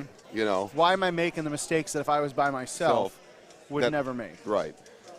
So, this par 5 here, you always want to go up into the dirt here. Some people still try to go for the hangman area. What do they call those? Honestly, I don't know what you call it, but it's interesting that people still do that because there's 3 holes right there, and if you fall down those, you're in mud. Right, and then you're going to potentially hit the deck trying to get out of the mud. So it's tough. It's best just to shoot straight over. Sometimes you'll get a nice look to where you can shoot over into the other fairway, and then you have fairway to play with. But Foxy here is going to play it smart. He's going to throw a thumb, 5 wood. This could be good. Oh. So now this is tough. Somebody needs to give me an update on my machine so I know where it's at. I know I said like 30 minutes, but the Gallows. Thank you, Chris Gallows. and Eric. Yep. Thank you. But then again, wait, isn't Gallows like weren't those the prisons back in the day? Are you in machine 6? Yeah. Am I up? No, he's gonna go check for you. Okay. The IT guy's letting me commentate and do all this stuff, and still check on my machines for me, man. I guys can't appreciate you guys any more than I already do. Well, thank you, my friend. So, ooh, you got a fun little par 3 setup here. Yeah, this is tough. I know Bernhardt actually had a good shot. Oh, that's gonna be wet. I think it'll be good. It's tough because you can't use backspin. No. And you can use bite. You can use backspin if you cut into it, which Brian did, but it's not a shot that you really want to mess with because if you overcut, you're in the mud, and if you've never chipped from that mud, oh God, then go. Oh, geez. Wow. Yeah, you see a look on Fox's wow, face. Like, look at that look. That's just that look like. Yeah. Let me readjust myself because I feel like I just got kicked somewhere. Yes. Also, they're on hole 9, so you got some time. Oh. Oh. that's the problem. It's tough when he just overhit that and then it got wet. So now playing out of the mud, let's see how he handles this because this is tough. Yeah. And I so wish hitting he out would of have went left one and just threw it up there. Yeah. When you try to fine tune a putt out of this weird mud, you just run into potential bigger issues. So you're the IT guy. So what does mud like? What is it? I'm actually in communications and marketing, but you should know you should know what mud plays like. Like what does it exactly do? What's it supposed to do? How much does it take off? What is? I don't know the exact numbers, but I would say, especially when it comes to chipping, it's almost like 50%. Yeah. Is what I feel comfortable, like what we've seen, what I've definitely experienced.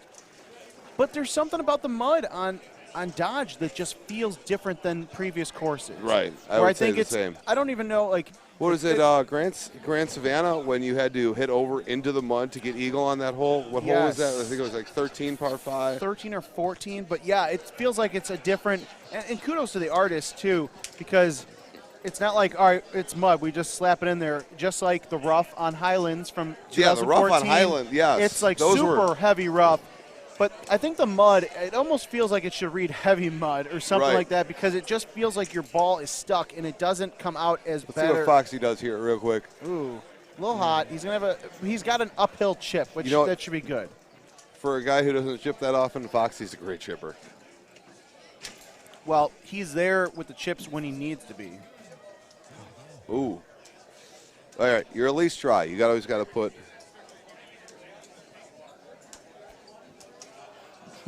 Rick. Thanks, Rick. I'll make sure to do that. So I appreciate all you guys. When I'm doing the live streams from the Golden Tee Lounge and people just like to be like, oh, you're a celebrity. But they don't mean that because I'm not a celebrity. But they do it in a joking fashion. I appreciate all of you. I got nothing going on this Friday coming up. I'm actually out of town this Friday. I'm sorry. Oh, so is AK going to be doing it? He might be, actually. We'll see.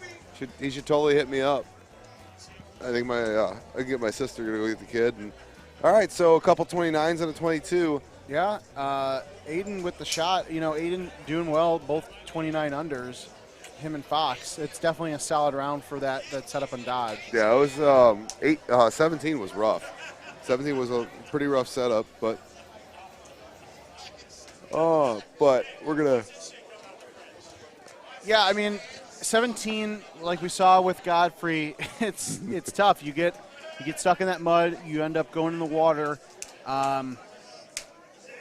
But he had a bad shot in 18. Now that he's moving on the third course, he just has to kind of slow down and regroup because now you're at that middle point where if he has one more bad game, his likelihood of making gold drops. I mean, unless he drops 30 unders back to back. Which is quite possible. I mean, what do we got? It's He's got possible. Powell coming up No, next. it's not. He has Powell, or no. Yeah, it's Powell. We're not doing Jamaica.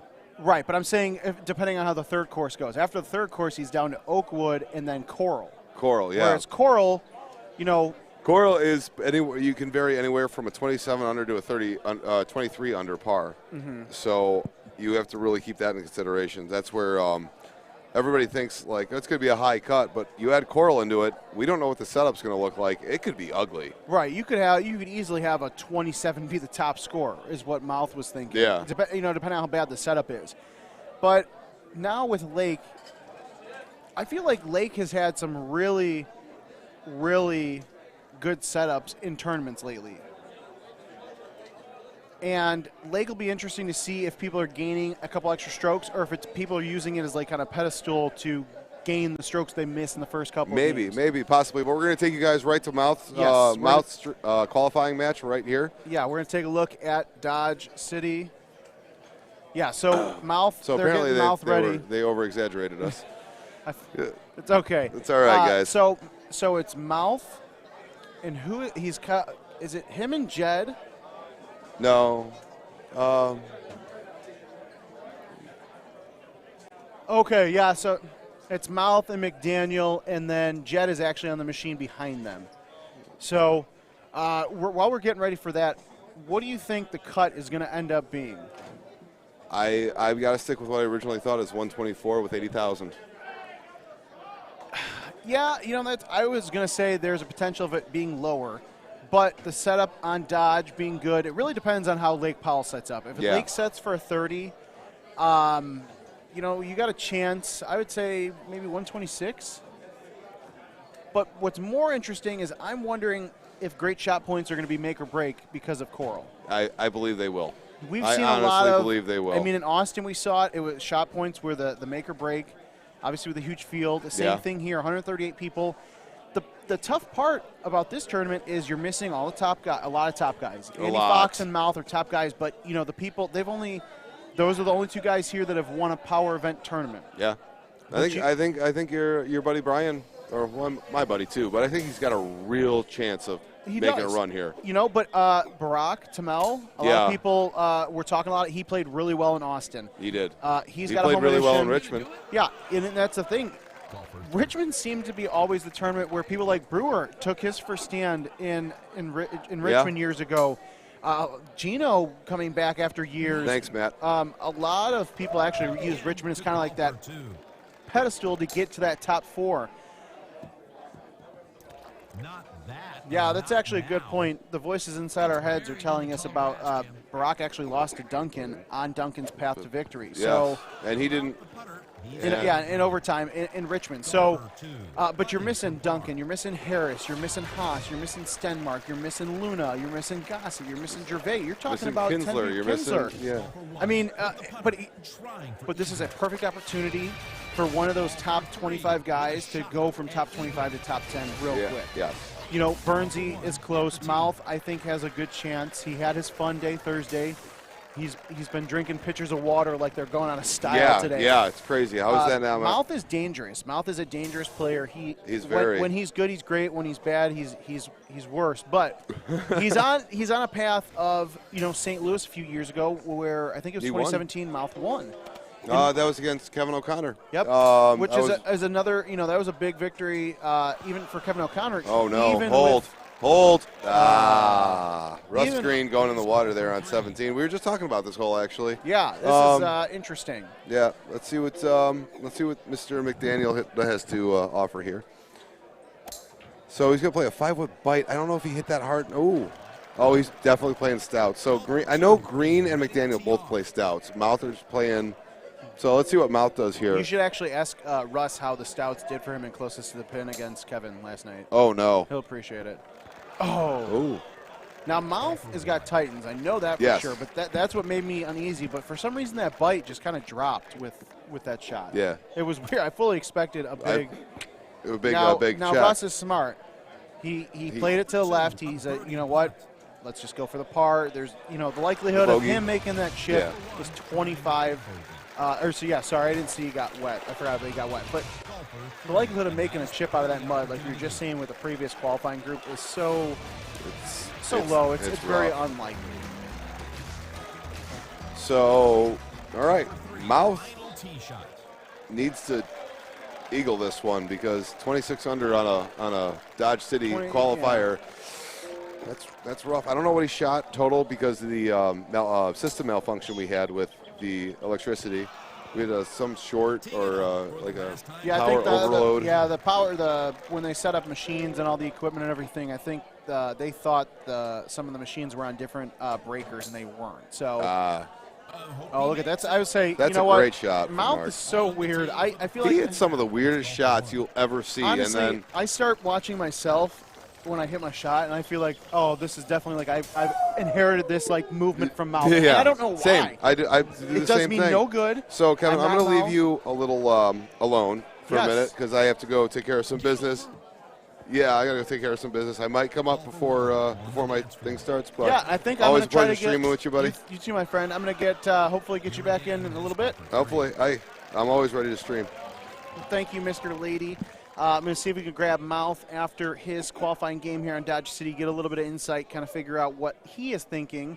And then I think Seth, Bernhardt, those guys are on Lake Powell on Machine 4. So we're going to get a little bit of the next course action here soon, which will be good. Mouth not too happy about that, but you know, it happens. Mouth is not anywhere. He's not in trouble at all. A 26 is a 26. It's only 3 strokes off of par.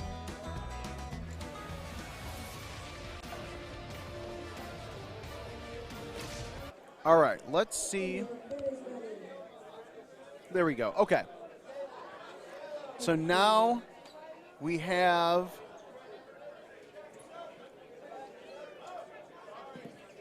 so it's Jim Klomp, it's Seth, and it's Bernhardt. Those guys are just starting on Lake Powell. Let's see if I can find the Mouth, get him in the booth here for a little bit. I know Chris Longino was going to jump in too as well. It's so tough with the qualifying groups. You know, you never know who's going to end up being available. But that's what's fun is that, you know, obviously I can talk shop all day long, but getting some of these guys that are actually playing in the tournament and kind of thinking about some of the shots that they hit. Look at that. Brian just dropped. Even Brian's shocked. I'd love to see the replay there. Brian's like, So Seth. Okay, so a lot of the top guys, like if they hit basic hole outs, they won't send the shots to YouTube. So Seth kind of was giving him a hard time and sent that double eagle to YouTube. So be sure to follow Brian Bernhardt on YouTube to see that amazing double eagle. But Paul and I just were saying, you know, Bernsey is right there. Brian has not won a major tournament since 2004, and I love him dearly. He's a good friend of mine. It actually is one of the biggest reasons I'm here in this position here today is because of Brian and what I've learned from him and the connections I've made. But Brian knows it. His game has definitely changed over the last couple of years, and you know he's more focused and intense. He's going to more of these tournaments now and working as part of Power and with them. And you can definitely see it. A couple of hole outs he had on Dodge City. I mean, hole 2, he hits double eagle. He's riding right past the cup on hole 3. He is definitely good. He's definitely somebody that you're going to have to look out for this weekend. Oh, that's a good shot by Jim. Jim's actually been on point, too. Jim's a good guy. He's been around a long time. He has been to many tournaments, but he's one of those guys that he fits in very well when I say, you know, you play really well at your local tournament, but then you come out to, at your local, bar, but then you come out to a tournament and it's the pressure gets to you sometimes, and that's definitely what happens with Jim sometimes. But still a great guy, great player. Be interested to see how he goes, how far he goes this weekend. A little bit of a long look here, 390. So, Brian didn't crush it too hard with he's got, is he using, I think, he might be using streaks potentially. But we'll find out what Brian is using and what golf balls he is using. But even though this is long look, there's definitely an elevation change. So you don't need to crush the ball. That's one of the things you'll see these guys, like, it feels like they're hitting a smooth shot. Oh, Jim needed to hit that a little bit harder. But, these guys are hitting a smooth shot because if you hit it too hard with that wind blowing out straight, you got a chance of actually, blowing past the green, which you definitely don't want to do so early on in this qualifying course. And Seth just figures, you know what, we'll just go right at it, not even needing a high tee, almost aces it on the fly. Jim in a tough spot. He was going to take a par, but, you know, there's nothing he could really do about it but just move on. It's early on in the game. Again, this is qualifying, so it's going to be your 5 courses. It is Grand Tetons, Dodge City, Lake Powell, Oakwood Hills, and Coral Ridge all added together, so the 5 scores and great shot points combined. So, you know, the biggest piece of advice I have for anybody who plays in these tournaments, whether you've been doing it for 5 years, 10 years, or you're new, is if you have a bad shot, you make a bad mistake, just take a step back, walk away for a moment or two, and just regroup. And I tell you that because I've actually blown a lot of high-profile good matches with, you know, letting myself get in my head. And obviously once we go from qualifying today into match play tomorrow, you'll definitely see a big difference in these guys' mindset and the way they play.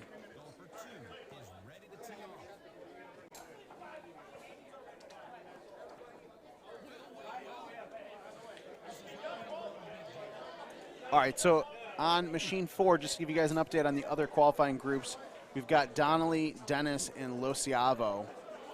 So a lot of these guys, they're going to be big, decent names in that purple bracket. We could stay, I think we'll stay on this one for a little bit. We can potentially, yeah. So if it's been a while since you joined us earlier, Brian didn't do it too much there, but you'll see, you know, obviously the more these games get played, the more people, you know, hand grease, oils, all that stuff, you'll see a lot of these guys start to wipe the ball down because the last thing you want to do is miss a putt, or at worst, you end up missing a chip and you put it in the water because of that. So here we got the quad screen up, so thank you to production for that. So on the left, you got Brian Bernhardt, Seth Staniford, and Jim Klomperren. On the right, you've got Jed Donnelly, who is way too tall, even for this camera setup, out of Boston. He's a good guy. Paul Dennis behind him to his right, and then Jason Lociavo. Jason you might know because he has actually won a World Championship qualifying spot through the Money Shot tournament in both 2018 and 2019. So actually, we'll do an interview here with him at some point, whether it's on the mic or on GoldenTee.com, just because winning Money Shot contest is hard enough, but doing it back-to-back years to get in the World Championship is even better.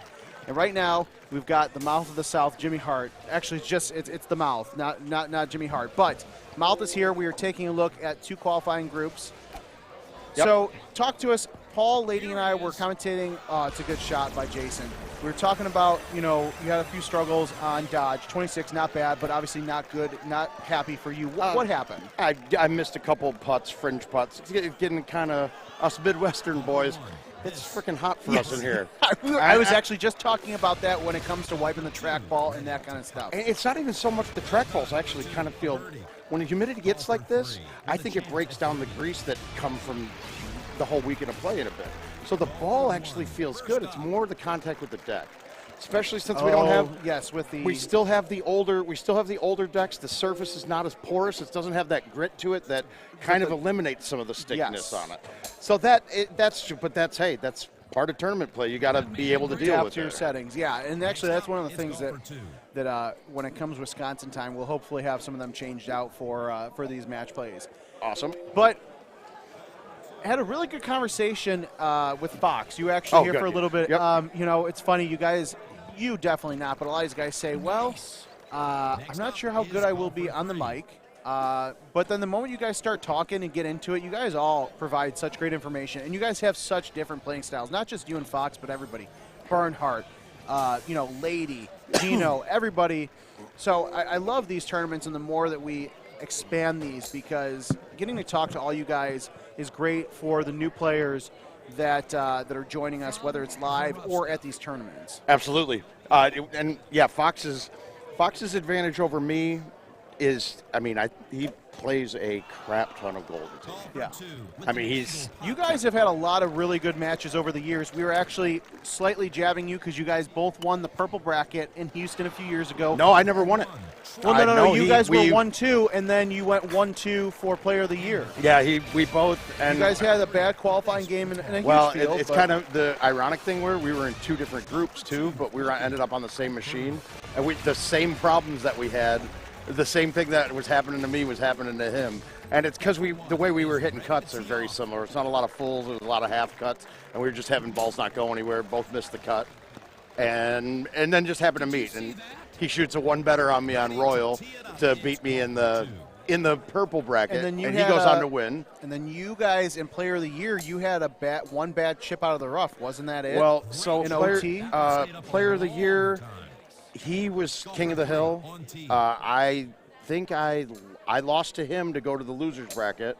I beat Paul Taylor with a hole out on 18 of Ruby Rock. Yes. To win that, we were tied, and I aced that to win. And that was 2017, 2 years ago. Then I'd have to beat Fox twice, and on Juniper, I shot a 2 better, and he aced 18 to bring it within 1. And that ended, and then I had a 50-foot putt on Sandy Reef 18, and I missed it by an inch. Oh yeah. And then we go to sudden death, and I missed like a 6-yard chip. Yeah, that was rough. But I mean, but once again, that's Houston though. When we're in these areas that are, these southern climates with these high humidities, it kills a person like me. We're not small men. I'm a big sweaty animal here, so the heat really does affect me. Yeah. And then you bring into the fact that we've been drinking all weekend, a little bit less sleep than we're used to. Your body's not hitting on all cylinders there. My hand doesn't feel the same, and you add that all together, and it just ends up to be a mess. It's when you can get through those things. When you can get through those things and the persevere through, it's kind of a discipline. We all have the skills, but it's A, who gets hot, and B, who can just keep everything together and keep everything together. So Dave Campbell, I feel like he's doing this on purpose, but he spelled my last name terribly wrong, but wants me to pronounce your name, which I'm not even going to try. No, go ahead. You got it. The mouth. That's all okay. Right, all right. We'll look at it phonetically. 3. All right, Mark. I got that part right. Yeah, but you probably spell it with a K still, no, so that's I've wrong. never actually spelled your name with a K. That I do know. No, but it's just Muck-Love-Itch. McClevich. McClevich. McClevich. It looks goofy, but that's us Polacks. Can I just say Muck-Lovich? McClevich. Yep, there you go. Mucklovich. Yeah, there you go. Now you sound like you're making fun of my culture. I appreciate it. Very racially insensitive they are at IT, guys. Please know this. All right. But when I walked up, I heard you talking about Jason and his money shot. I was curious. Did you know how many games he played on each of those years? No, but that's actually pretty easy to get. I know it'd be a quick one. I just didn't know if you knew it offhand. Actually, and last year was really good because he did it at Steve Sobel's wedding.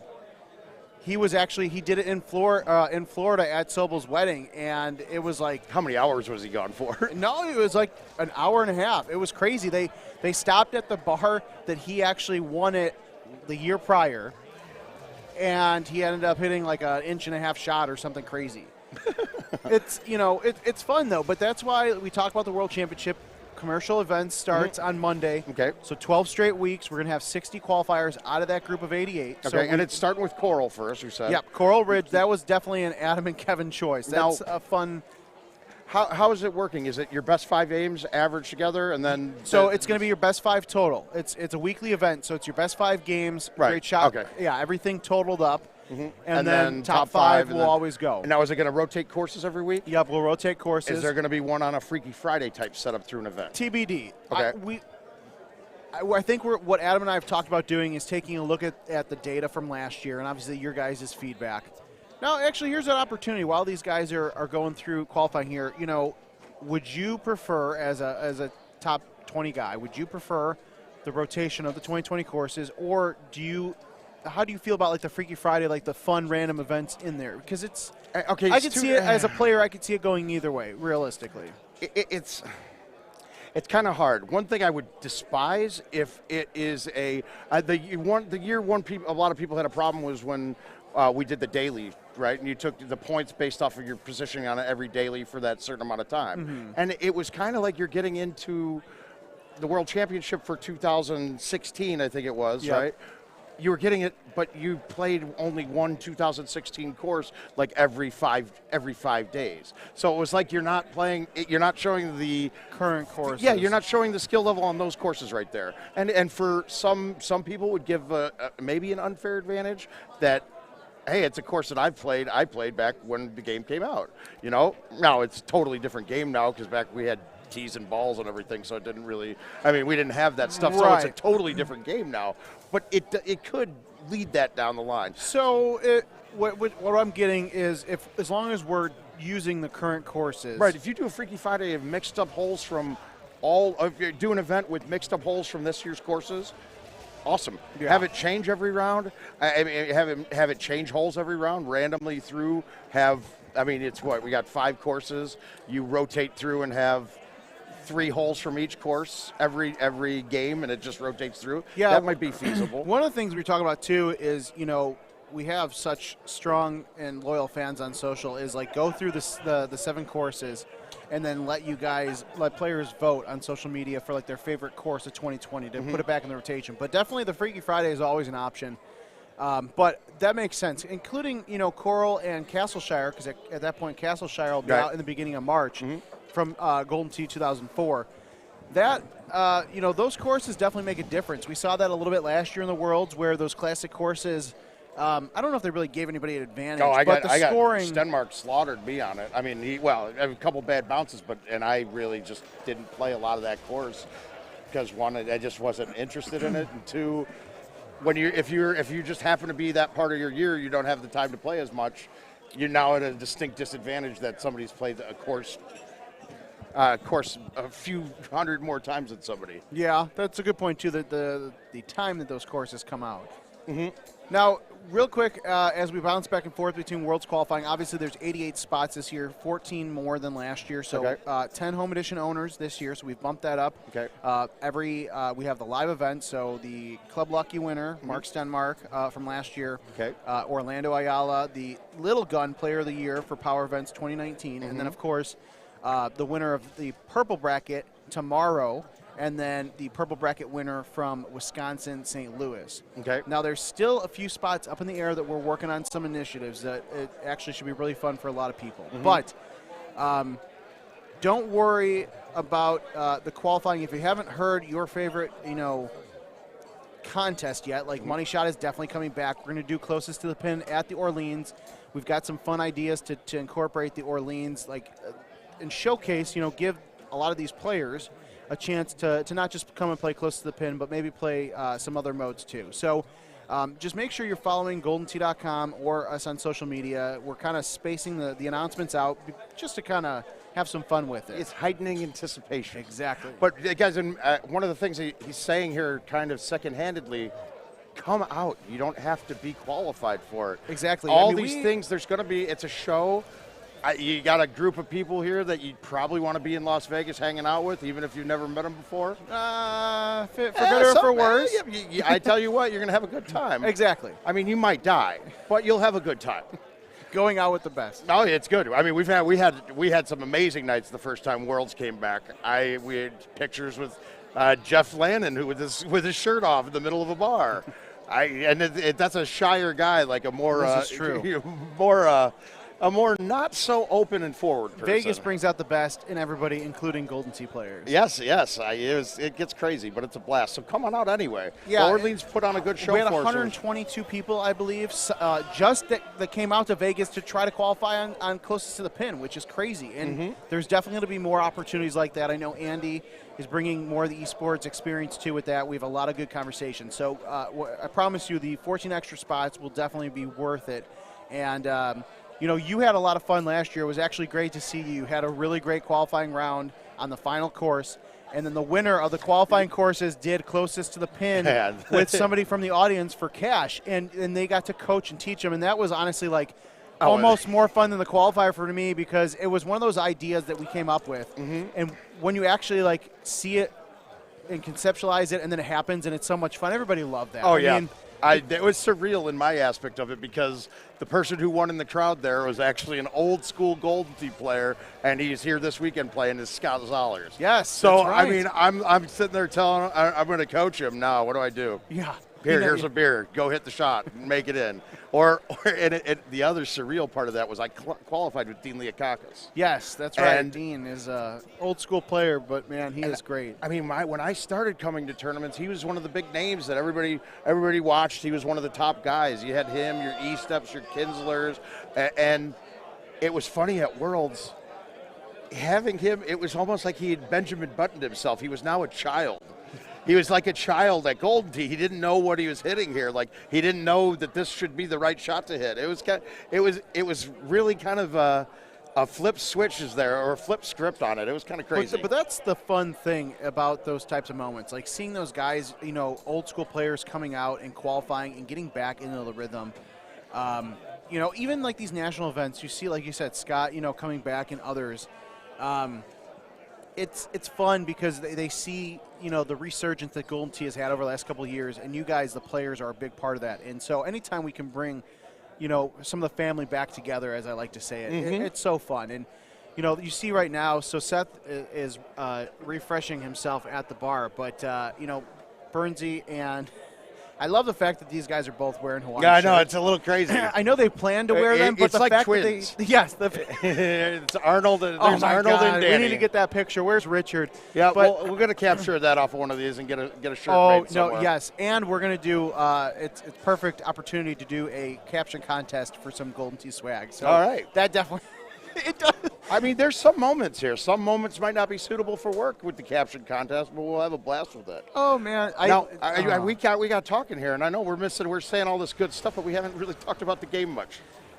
So, the way we're sitting here, the monitor is if I want to talk to Kevin and look at him, I feel a little goofy because I got to look at a monitor to see the game.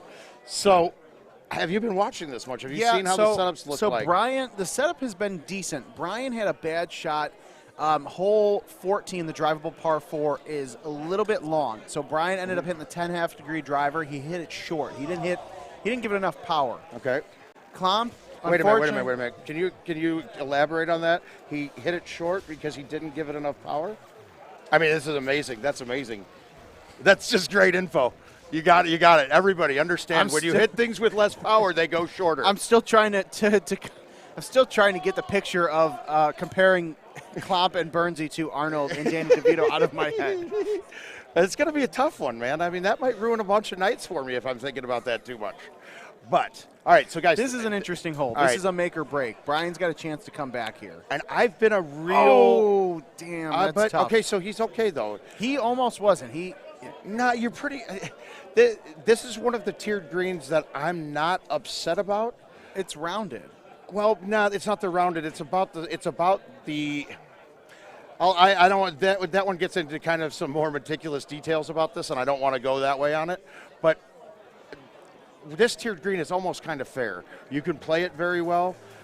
You can get up the tier on this one without ever really having the ball come back down. There's not a distant spot that you're too far away or too close that you can't get up to the top tier. So it's fair in that regard. See, Bernhardt nailed that chip, guys. The key on that chip is to make sure you do not hit the hill on a fly or on the bounce.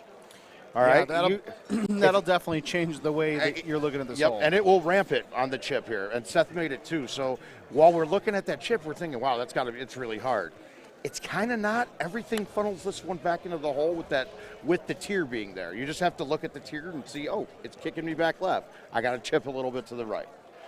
Gosh, man, this qualifier has had some setups that are that Dodge setup was not pretty. There were some rough ones. You had a big wind on 17 that was tough with the front pin. Yeah, we saw a lot of guys hitting the water and then getting stuck in that mud. I know, and I'm telling Russ Green on my machine did that too, and I'm like, Russ, don't get cute on this. Right, that that's chip exactly out of the mud, you'll hit 7 times 5 feet in front of you. Take just the bogey and just walk away. And now, Brian trying to be smart here. I know he obviously, like we talked last night in Freaky Friday, wanted to cut it and definitely get a lot more farther left. But This is one of those courses that I'd much rather have a 80-foot birdie putt. If you miss it, you take the par. On a setup like this with the wind blowing opposite of the rocks here now, Oh, he I've actually never might seen be. this. I think he might have done that on purpose. He definitely didn't do that on purpose. I think he did that. Maybe he did. But okay, and the other part of this one too is Brian is smart enough to know that if he happens to water that tee shot, the drop is in the back right-hand side of the green on the cliff. It's in between two clubs for him most likely, and it's really rough from there. So he knows very well that what he was doing. Seth missed the chip, so I mean, really, a birdie for this out of this group is going to be the score. Sorry, we got Kevin googling twins picture images. Now, when I say twins, I mean the great movie with Arnold Schwarzenegger and Danny DeVito. I thought is there a remake coming of that soon? I heard that it was either a reboot or a new one. Yeah, with these guys. They're all coming, right? Yes. That's all we do now. And then this random picture of Eddie Murphy. Now, so anyways. Okay, see, these guys are making a mistake here. Why is that? I think you can go dead. I think with that wind, you can go across the fairway, right? Oh, so you're saying punch it hard and then have like an iron shot. You'd have a thumb 9-iron in with backspin with an outwind of 16 right at your back. Straight at the hole. I like that because I have the super spin clubs, and that wind gives you a good opportunity to hit that green and still kick back. And the other thing is, everyone should like that. I'm sorry, there's nowhere you're going to. Brian's already doing it. You're not. Yeah, he's getting it. He's there. He's there all day, folks. It is across all day, everybody. Now, hopefully, he doesn't miss-hit this one. Otherwise, I might feel a little bad. There's no. He probably could have gotten that across with a 3-wood.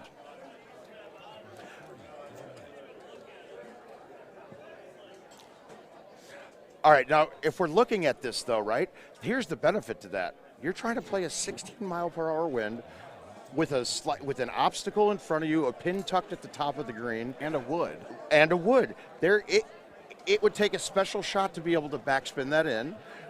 The way you could make it, maybe bite, let it run down, but you can't let it run. Look at this. And I didn't even think about this. I forgot that Burnsy uses super spin clubs, too. So that's exactly what I was just talking about. That's what he's thinking. Right. But there is no possible way he was not getting an eagle on this hole now. Right. Just for doing that. And that no one else looked at it. I think people are so used to just laying up short and hitting the wood because the setup's usually not there. Correct. So that's kind of like an odd mistake. I can't say it odd, but it's a mistake on their part to just not looking at their surroundings because with these dynamic tee boxes, you never know what kind of setups you might get. The other thing, too, is you have to have perception, too, based on it. If you looked at that when he was about to tee off and look at that, it looked like there's no way in the world that that's getting over. But the line on the left looks farther and lines up shorter because it's actually dropping down in that view to the bottom edge of the height. So it makes look like it's an optical illusion, making it look like 320 yards is only that far. When in actuality, if it was on the same level plane, 320 is actually another 40 yards ahead of that. So you had plenty of distance to get across. With a lot of these height ones, we were wondering how did somebody drive that. Once you actually hit a ball at it, like, oh, it gets there no problem. Right, and that's where actually going out and doing that is much different than trying to necessarily watch it and understand it. Oh, yeah, watch it and understand it. And it's one thing, too, once you see it the first time, you know to look for it later on. Exactly. I remember back in the day, a really good player had no idea. And back in the day, most of the newer players don't really know what rain is and how it affects everything. And when rain was there, rain would show up as your ball marker would drop like 20 yards shorter, right? I do remember There was a percentage it took off of it. So everyone would think that the ball went that much shorter. It didn't. You could hit the ball the same exact distance. The only thing that rain slowed it down is how much it rolled once it hit the ground. So that everybody would think, and not everybody, a lot of us picked it up pretty quick, but people would think, oh, how did that fly that? It said this could only go 300. Nah, the rain is making it look like that just because it's accounting for the roll at the end of the shot. Those optical illusions are there. And you may think it might be glitchy, but it's actually perfectly spot on with the mechanics. You just have to know the mechanics. Yeah, it's tough, until you actually experience that much different. All right, so we went back to the other machine here. And it's perfect timing because we're getting down to the nitty gritty here. 16's the big problem, and I didn't get to see 14 yet.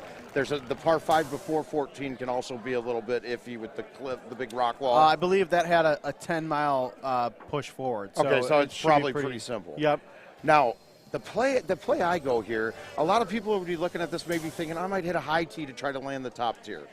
Okay, yeah, good. If you land that top tier, though, on a fly, you have a chance of it, 1, just trickling back down, 2, hits just like that shot just did there. Yeah. Hits the cliff bounces it down, it rolls down to the bottom. So my goal 99% of the times when I look at this shot is what am I going to hit to hit the bottom tier and go up to the top. Now, you have a perfect backstop back there. Because Judd's got an interesting shot here. In theory, good. 10.5-degree driver, low tee. He just didn't hit it far enough left. Yep, and once again, just like I said on that 18 of when we were I told you that 18 of Teton was actually a really easy shot. Yeah. It was. If I would have been more aggressive and moved the tee to the right rather than moving it to the left and scared of the hump in the middle of it, it was perfect speed to go right in. Now this one here. Oh, that's a great shot by Paul there. It's a great shot, right? But he had such little room for error. If that ball didn't bounce over the tier, if it hit the tier on the way up, that would have been right down at the bottom again. Right? Because it's a higher lofted club. Now, if you go and I don't know if he high-teed it or not, and he's playing stouts too, so he's got a little less wind, so it's a little bit different of a play to deal with. Yeah, that's a bad call by Jason there with that chip. But now, see, my play on this is I'm going to go up there and I'm going to hit an 8.5 driver, right, with release, no high tee, no low tee. I'll probably move it closer to the center, whichever way I have to. And my goal on this one, since the pin's in the middle, my goal is I want to get up to the cliff in the middle. I want to be on the rocks in the middle because that rock's fairway. The putt's simple. Plus, just go straight down. Putting off of it reduces the risk of a rollover from this hole too. Interesting. Because it slows down a little bit compared to because you're coming down, it's going through a patch of rough and fringe up at the top, so it does slow it down. That's true. That's a good point. Yeah, I forget about that thick patch of rough there. Now. So now while we look at Paul's shot, yeah, fantastic. He got his eagle. That's great.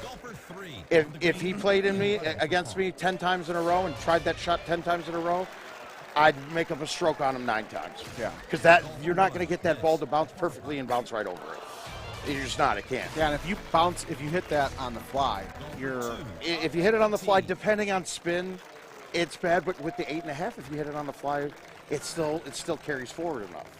Okay. And because I'm not using a tee high or high tee especially, I'm still having the release on it that I'm hitting. And you're thinking to yourself, wait a minute, you're hitting a release you're hitting an 8.5 driver that's showing me 320 going in to a pin that was 290 and slightly below me. So, and yeah, I am. I'm hitting the release because I'm using the obstacles to stop it, not anything else. That's it. I just want the speed on it to get up that hill. This one here, now we watched that other machine pretty much failed on this. Yeah, and Paul actually, I don't know if he did it intentionally, but he hit the same shot the sand. Yeah. And instead of he hit the sand and it actually caught the green and he backed up onto the fringe. He actually didn't hit the rock. It bounced out of the sand and caught the green. So he got it safe there. Okay, that's a great shot there for Jason. Now I'm just thinking, I'm not sure I've seen anybody do this yet. This hole sets up for what was commonly called the full C, and then full directionally, pretty much dead straight. This one's going to have a little bit. It probably won't cut quite enough, so that's why he didn't do a full. He turned left one turn and did a C3-ish type shot. But if I'm coming into this hole and I'm 25 under, let's say, or 24 under, and I'm close, par, one off, one up better. I'm just putting it on the green for a putt. I don't want to mess with this. Right, like we talked about before, you'd much rather putt for birdie, miss it, take a par, than potentially drop a stroke by trying to get cute. And what is the likelihood of you actually getting a hole-in-one on that set? Unless you have an iron, unless you have a 2-iron with super spin or something. But it's 270. It's 270 or 280 to the pin. You couldn't really attack it. No, the thing The thing that would be the safest and best, I think, here is one, the C3-ish type shot that Jed hit, right? I mean, he did that. Or you go one extra turn, you go to what the distance was, I didn't quite see, but either a 4-wood or a 3-wood, move the tee all the way back to the left, just hit a full, thumb it straight. It's gonna, that wind is pushing the other way. It's still gonna check across. I would guess I'd have no less than a 40-foot putt. Yeah, the 4-wood too. That's actually a good point. You hit that. I Right. saw you hitting that yesterday in the Freaky Friday stream. So the 4-wood, and I mean, for the most part on these courses, while there is an advantage to having a low iron every now and then, I don't think there really is. I don't think it's not totally necessary at all. Like, okay, if we looked at today's Teton rounds, we had 17 of Teton. Was the wind in your face from the 180 to 190 distance that if you were to hit any shot with roll on that, it's so high up when it's coming down, it's actually turned around. So that roll is no longer going up the green, it's now shooting you right toward the water. So you can't roll the shot like that. But if I would have a 3 hybrid or a 2 hybrid there, that would have been just a simple thumb shot, simple push shot forward, because it's still carrying forward when it hits the green. It's not, hasn't had time to slow down. So if I did that, that would be a huge benefit there. Most of us don't have one of those types of clubs. Right. Yeah, and I feel like the clubs you'd have to give up to put that in, the benefit for one potential hole is not going to really be worth it. It is a constant battle to figure out which club I can give up to gain the club back, gain this one. I mean, when you have to try to find a hole, there's been a couple, like I want to say Juniper 8, there was a par 4 with a cliff wall there. It was one of the only times I had to end up changing up, because you could hit an A1 with a 9-wood high, you could hit an A1 with an 8-wood high, and they both cleared the rock. But with my 7-wood, it would catch the top of it. It was that much of a degree of difference that was stopping it from going, that would hit the rock wall. So I had to go change, and I was carrying a 9-wood and an 8-wood, and it felt so awkward. And whenever I pull up on Juniper, I forget that I've had that one bag in there, and I for surely make a mistake early. So the bags of clubs are, it's really a game now. I mean, there's really some thinking to it that we do. I still remember talking to Haas, and like when we were trying to qualify for Worlds on the daily that year, and I mean, he was telling me he was building 2 or 3 different bags just for playing the daily for that day. Yeah, I mean, that's $15. Yeah.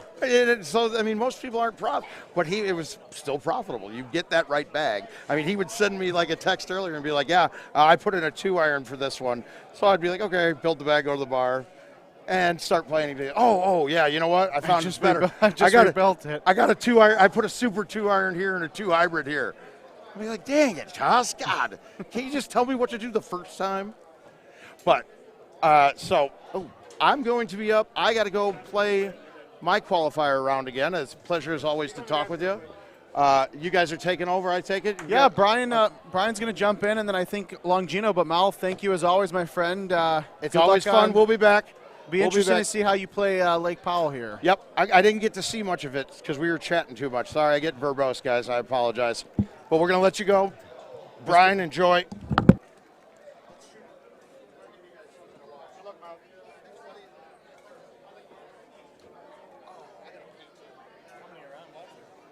Like 160. So Gino's jumping around. Yeah, if you want to. All right, so I got a few minutes here before I hand the reins over to Mr. Brian Bernhardt and Chris Longino. Get some. It's probably about time. Probably should eat something soon. It's already 4 o'clock, but things are actually moving pretty quick. Even with the power surge we had earlier, the power outage. Yeah, Brian Bernhardt here. Yeah, things are moving pretty quick. No, there's still a couple machines that are a little behind schedule because of the power issues. We did have one machine that had some video card issues, but hey, 24 machines in a video golf tournament. One machine with a pretty major issue, not a big deal. Move it along, and as things start dwindling down a little bit, people will be done early, and they'll be able to move people to different machines, exactly. and things will. They always get done in a timely manner. I'll be interested to see if we still do doubles tournament tonight with how big of a field we have. That could be a lot of fun. And I think so. I hope they do it. I personally have a friend of mine from high school that is here. From the Florida area. I haven't seen in 20 years, and he's planning on playing in it. Oh, good. I'm looking forward to meeting him. Yeah, a good guy. So shout out to Dan Hirschenbach for coming out and saying hi. But yeah, here we are in hole 3 of Lake Powell. So talk to us about Lake Powell. Yeah, I hope you weren't watching hole 14. Unfortunately, I was. Yeah, Oh, Fox. Fox is dialing. Yeah, for those that have been watching for a little bit, I hit a bad shot. I'm human. Just whipped the trackball. My 10.5 driver didn't get there. But the main thing about this game is when you make mistakes, is to stay focused, press the reset button. That's exactly what I was just saying, because from personal experience, whether you're a top guy or somebody new to the tournaments, it's very easy, especially in these settings, to let your emotions get the best of you. And if you don't step away for a moment or two, potentially going to cost you more than one stroke that the bad shot should have. Right, exactly, Kevin. And I like to call it more of like a downward spiral. Holes like that, I mess up that hole, and then all of a sudden, okay, I get a little aggressive in the next hole, and then hole 16 I get a little aggressive, and next thing you know, a round that I could have had a 29 on, I have a 21 on. I just press the reset button, finish, and play my game. I finished with a 26. I'm happy with that. Yeah, Saturday it could have been better, but is not the time to melt down. No, definitely not. All right, well, I'm actually going to step aside, grab some grub, and Mr. Chris Longino is going to jump in. Brian, I know we'll talk again this weekend. Sounds good. Look forward to it, Kevin. You bet it. Yeah. And a ball game that posted is today no handicap. That is correct. Yeah, this the tournament is a scratch. For those that are wondering, it's the handicap tournament was last night. You can earn your entry through that way, but this really tests the everyone's, how they are at the game. So Chris Longino just joined me from South Carolina. Hi, Bernsey. Yeah, how you doing, Chris? Outstanding. We're over here in hole 4 of Lake Powell, 390, and the beautiful par 4. That pretty straightforward setup. Andy hit a nice shot there. Didn't use one of those golden tees that's available. He just wanted the bite. Yeah. Pretty close. And you'll notice that some people will be a little spooked by 390 off the tee trying to hit a green. Right. There is a little bit of elevation to this. So for me personally, when I played this earlier, I did tee my 8.5 driver high. I had a 50-foot putt. You don't want a 50-foot putt on this hole, but I also didn't want to be short and hit the water. Awesome. So, I guess this is what Aiden's doing. He's laying up. Yeah. Stouts players, man. Yeah, the pros and cons to whatever ball you plan on using. Yes, sir. So I'm not sure if Kevin mentioned it or not when they went over. We've got Jamie Godfrey, Aiden Cleary, and Andy Fox playing in this qualifier. This is Lake Powell. Lake Powell is the third of the 5 qualifying courses. We've already there's still some games going on with Dodge City, I believe. Yes, there is. But the 5 courses today are all the courses but Jamaica Bay. Those 5 courses are Grand Teton, Dodge City, Lake Powell, the 5th one, which is Oak, whatever it is, and Oakwood. And Coral Ridge, the new remastered course from 1997. Bernsey, question: did you play a little Coral Ridge back in our early days? No, I started playing about 99, 2000. So Coral Ridge is a little before my time. Pine Meadow was actually the first time I ever played, which was I think 99 or 2000. But it's an interesting course, and since we're talking about it, you guys will see it here in about an hour or so. It's a beautiful course. You'll see how nice it looks with the trees and the water and whatnot. But a good score is a 26 under. Mm-hmm. And this game, the way things are going, courses are being designed to shoot a 30 under. So me personally playing a lot of Golden Tee, there's not a whole lot of people that are playing this. And just because you're not shooting those 30 unders, if you're a Golden Tee player, play the course. It's a really fun course. They got trees that are hanging over greens. It really tests your knowledge of the game and your skills, by shooting shots. And you can shoot a 20 under on that course and still get a top 10 in a live play format. Quite a unique design. It really is. For everything that we normally have now, which is a lot of hitting over things, a lot of hitting, basically high tees, 8 woods, things like that come into play that really take navigating the golf ball out of play to where we have Coral Ridge now where I compare it to something like a Sequoia where the elements are really kind of in your face. Yes, definitely. And Sequoia, that Chris is talking about, is the high tree course, you know, and there's a lot of little nooks and crannies you got to maneuver around. In my opinion, the greatest test of Golden Tee we've had is Sequoia. It really is. And it's funny you mentioned that course, that par 5 with that tree design around that green with that little narrow little place. And I know people have driven through there and made their double eagle putts, but wow, that really tests you. Probably the lowest percentage shot we will see. Ever. Exactly. That actually has a little bit of realism realistic make to it. So high elevation, this course schematically, I believe, is the longest course they have designed in about 7 years. Really? Yes, I didn't know that. at 6,900 yards. That might go in. At 6,900 yards, I believe. We've had a couple that are actually around that, the Dusty Bend World, somewhere in there. I looked this up. But you see yourself hitting a lot of woods in this course. A lot of 6 woods, 5 woods, a par 3 that you'll normally hit a 3 wood, maybe driver into. And to add to the par 3 that you were just talking about, this course does not have any short par 3s like a lot of the other courses have. You know, actually, you'll see later on. There's a par 3 that, around 280, 300 yards. You know, where in some courses like the Dodge City we were talking about earlier, you'll have a 70-yard par 3. So it's those little changes that they make, you know, whether it's 70 yards or 280, that will make it the longest course. Absolutely. Hole 7 here is an interesting hole because you could be a little aggressive if you want. The pin's going to be top left, about 280, I believe. Look at that, 280. Right on the money. It's, you know, you can't be too aggressive because the fringe on this hole and several other holes that they designed this year, previous years you'd catch the fringe, it would stop.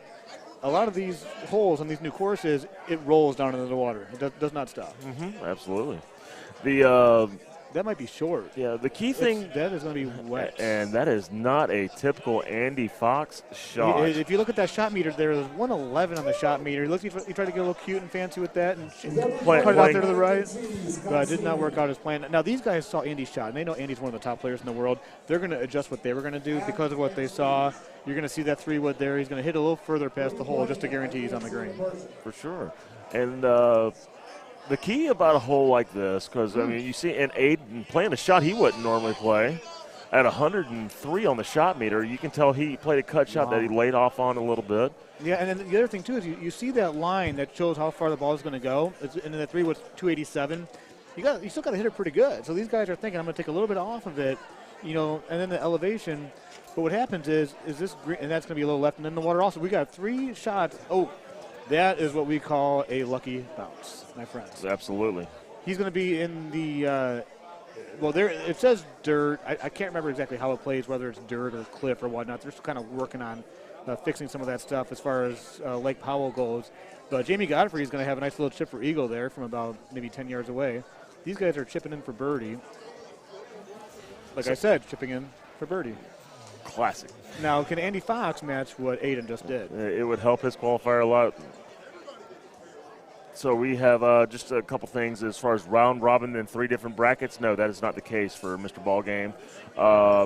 We're having a 5-course qualifier. Aggregate score is what matters. And there it is. 2 solid birdies after water. Go ahead, Gino. Beautiful chip. I mean, it was something you would expect from an Andy Fox. Exactly. It is 5-course. We're looking for your aggregate score. So, for example, if you shoot 25 under for all 5 courses that you play, you'll have a negative 125. We then rank them from 1 to how many ever players that we have. 138. 138 players. And then at that point, the top 32 will make the main bracket, and we'll play for the championship. If you do not make that bracket, we have another bracket from 33 to the 96th ranked player. We will have what we call a purple bracket, also a double elimination tournament. And then anybody left after that will have be involved in the pink bracket. Everybody is guaranteed 2 matches on Sunday for double elimination. And the winners of all these brackets will get paid. Anybody that makes the main bracket will at least receive their entry fee back, and the more you win, the more you make. Yeah, one thing I'd like to add, thanks to Incredible Technologies, teaming up with Power Events Golden Tee Tour, starting with this tournament, they're adding $1,000, and they are giving away a World Championship pass, which is going to be awarded to the winner of the purple bracket. So if you don't have your best day and you end up in that purple bracket, you've got a chance to get your entry into the World Championship. Having IT really start to believe in this again is a refreshing thing to see. They are putting their time, putting their investment back into the game, back into you guys, back into the players. Yeah. And one thing we need to add also, so the winner of this tournament obviously gets the crown of being the championship of this, I think, the 12th annual St. Cloud tournament here in Florida. 11. The winner of the purple bracket is going to get, that free entry into the World Championships. And then for the first time ever, I believe the winner of the pink bracket gets their entry into the South Carolina Clash, right? We came up with that last night. We basically, as for us at the Carolina Clash and everything that we're proud of around there. We want to make sure we can attract new players, and we thought that giving an entry to a lower tier player for somebody that may not make their way up to South Carolina, but if they want to, we're going to hedge into the cost, and we'll be happy to have them. Yeah, and I think their entry is covered, which is also a beautiful thing. And I got a strange feeling, assuming they can make the arrangements to make sure to be there, that whether it's Longino or the Muse guys, they might buy a drink or two while they're there to thank them for coming. We would certainly appreciate that for sure. So we're here at the 9th hole of Lake Powell. Just a simple par 5, really. Just making sure. One important thing about this hole is making sure you're getting fairway when you're hitting into this little, if you want to call it an island. Right. You don't want to complicate things. I mean, you can still make it by being in the rough, but you take your ability to be able to cut the ball. Yeah, and the cutting the ball. And the other thing, too, is when you start getting into that light rough or heavy rough, it is a little bit of a hill, so it may affect how the ball actually gets to the green. For sure. But you've seen 2 really good shots there. There's great shot points right there. And here's Jamie Godfrey. The next hole's an interesting one. The pin's going to be in the bottom right, I think, like 330 away. And, I actually whiffed on this one, and I got a lucky bounce off the top of the cliff, and it ended up 26 feet away. Oh, nice. I got a strange feeling that because of how things went on hole 7, that these guys are going to think a little extra hard on how they approach the next hole. Absolutely. The Mr. CRU Jones, you guys are putting up a leaderboard for Sunday. If you visited www.pegttour.com, you can keep up with a little bit of the qualifier. Once each course is done, they do post it to the website. So there may not be anything up there right now, but once everything gets done, they start posting to the website, and then all the brackets will be also available on www.pegttour.com. Yeah, and that site, it's a great site, and it shows a lot of information about all the Golden Tee players that have gone to tournaments over more than the last decade. So if you've got time, I highly recommend going through it, clicking on names, seeing it shows what states people are from, their averages, their win-loss record against certain players. Make sure you click on the right links, look for the St. Cloud tournament, and then the rest will kind of take you to where you're at. Andy Fox is a great shot about, 15, 18 feet away from the pin right there. Yeah. Trivia question, Brian. 90 tournaments now ran by PEGT Tour right now. How many different winners have we had? Oh, wow. 90 tournaments? I would have to say, this is kind of like on ESPN. This is almost kind of like ESPN in the morning when they have those trivia questions with football. I would have to guess 18. That's a good number, and I think I got my tournament number wrong, actually, because it would essentially mean 10 tournaments over 9 years, but it's been 11 years. It's about right. 16 is the number. 16 is the number. Mark Steinmark won 15 of those, I assume? Yeah, a lot of them. You'll see some Andy Haas sprinkled in. Paul Luna's one. 5 tournament wins are counted by Andrew Fox. Then we have winners that we don't see a lot of anymore. Danny Beal does have a tournament win. Denver, the now defunct Denver tournament. He did win that 1 year, and Dan Weiss also won that 1 year. The Denver Open, one of the and I'd like to add, this is one of the most spacious venues I've ever been to. This beautiful Sideline Sports Bar here in St. Cloud, Florida. We were at Jackson Sports Bar, whatever it's called, in Denver, right across from Coors Field. We had the upstairs to ourselves. It was almost too much room at that time. But we're going back about 10 years there or so. The nice thing is that here we are in beautiful Florida where it's sunny and 75. I only see the sun because I'm stuck inside this venue all day. but I plan for that. This is and one thing I'd like to say real quick while we're on this hole 11 here. Mm-hmm. For those that are at home, I learned this a couple weeks ago thanks to Jeff Lannon. High T 8.5 driver. It gets over that hill right there, fellas. And any girls that are watching, you're going to see Andy Fox just go straight over this hill right now. You're cutting it close, it's going to give you about a 40 to 50-yard chip. Sometimes if you're a little closer than 431, like 400 yards, you're going to get on the green, and sometimes it might just bounce in the hole. Incredible. Not a lot of people know that. No, yeah, and it's great. A lot of people are hitting these A1 shots. When you hit that A1, you put that one rock into play that's on the left side of that little dip in the cliff.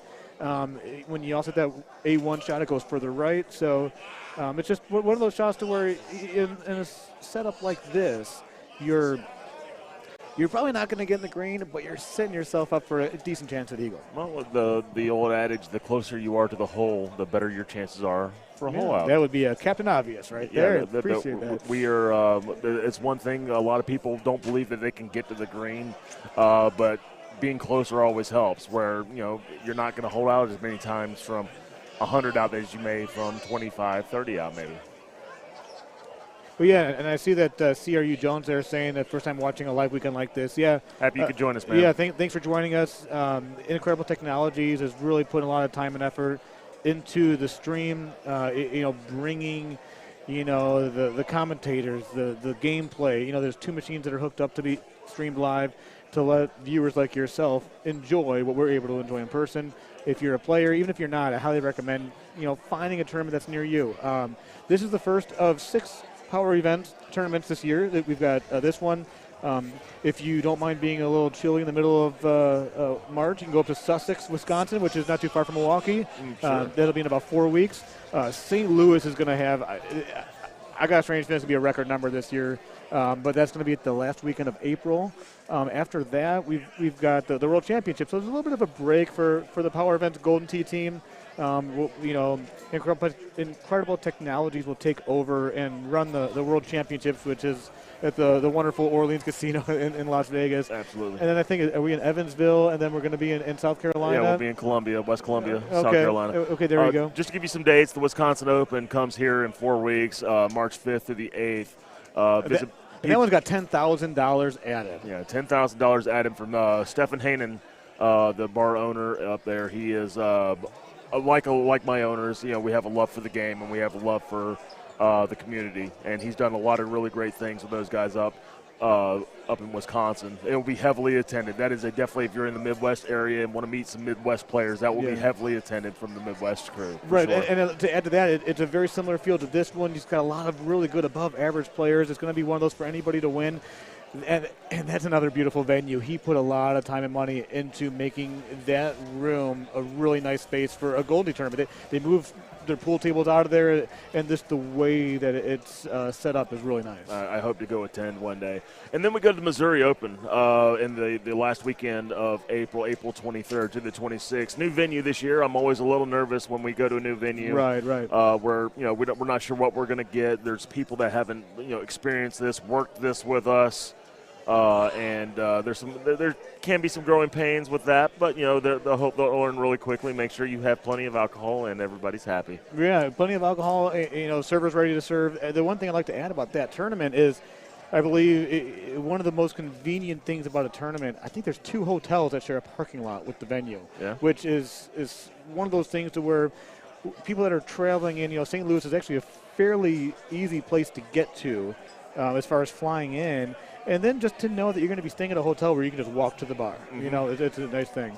The one thing I'd like to mention here real quick, Chris, is we're on hole 13. This is actually a fairly simple setup. Sometimes that pin will be on the top left, and you got to kind of maneuver the trackball. This will be as Jamie hits it a little bit too close to the rock, but this will be a sigh of relief seeing this kind of approach into this par 5 today. Exactly. I wouldn't be surprised if there's a few handful of people that that maybe get a little too cute and hit a little. I think it's a 13 downwind. Is that what it was? Mm-hmm. Yeah, 13. You get a little too cute, and that wind's going to take that ball and just fly into the water. So they'll be relieved to see the pin where it's at. However, they still need to make sure that they have that soft touch and keep it on the green. Absolutely. Now, the next hole 14 that's going to come up, for those of you that were watching me on the stream about half an hour ago, all the advice I can give is actually just hit the trackball with your 10.5 driver. I didn't hit mine very well, and I came up a couple yards too short and knew it right away. It's a pretty simple setup, so hopefully these guys are able to get in the green and make eagles. Who's playing as Cowboy and who's playing as Brew? So you hear some announcements going on in the background here. This is a constant thing where Steve is making sure there's a clear level of communication with the players and making sure they're where they need to be. They have he has all the information that he needs to be able to present the brackets and the leaderboards to you guys.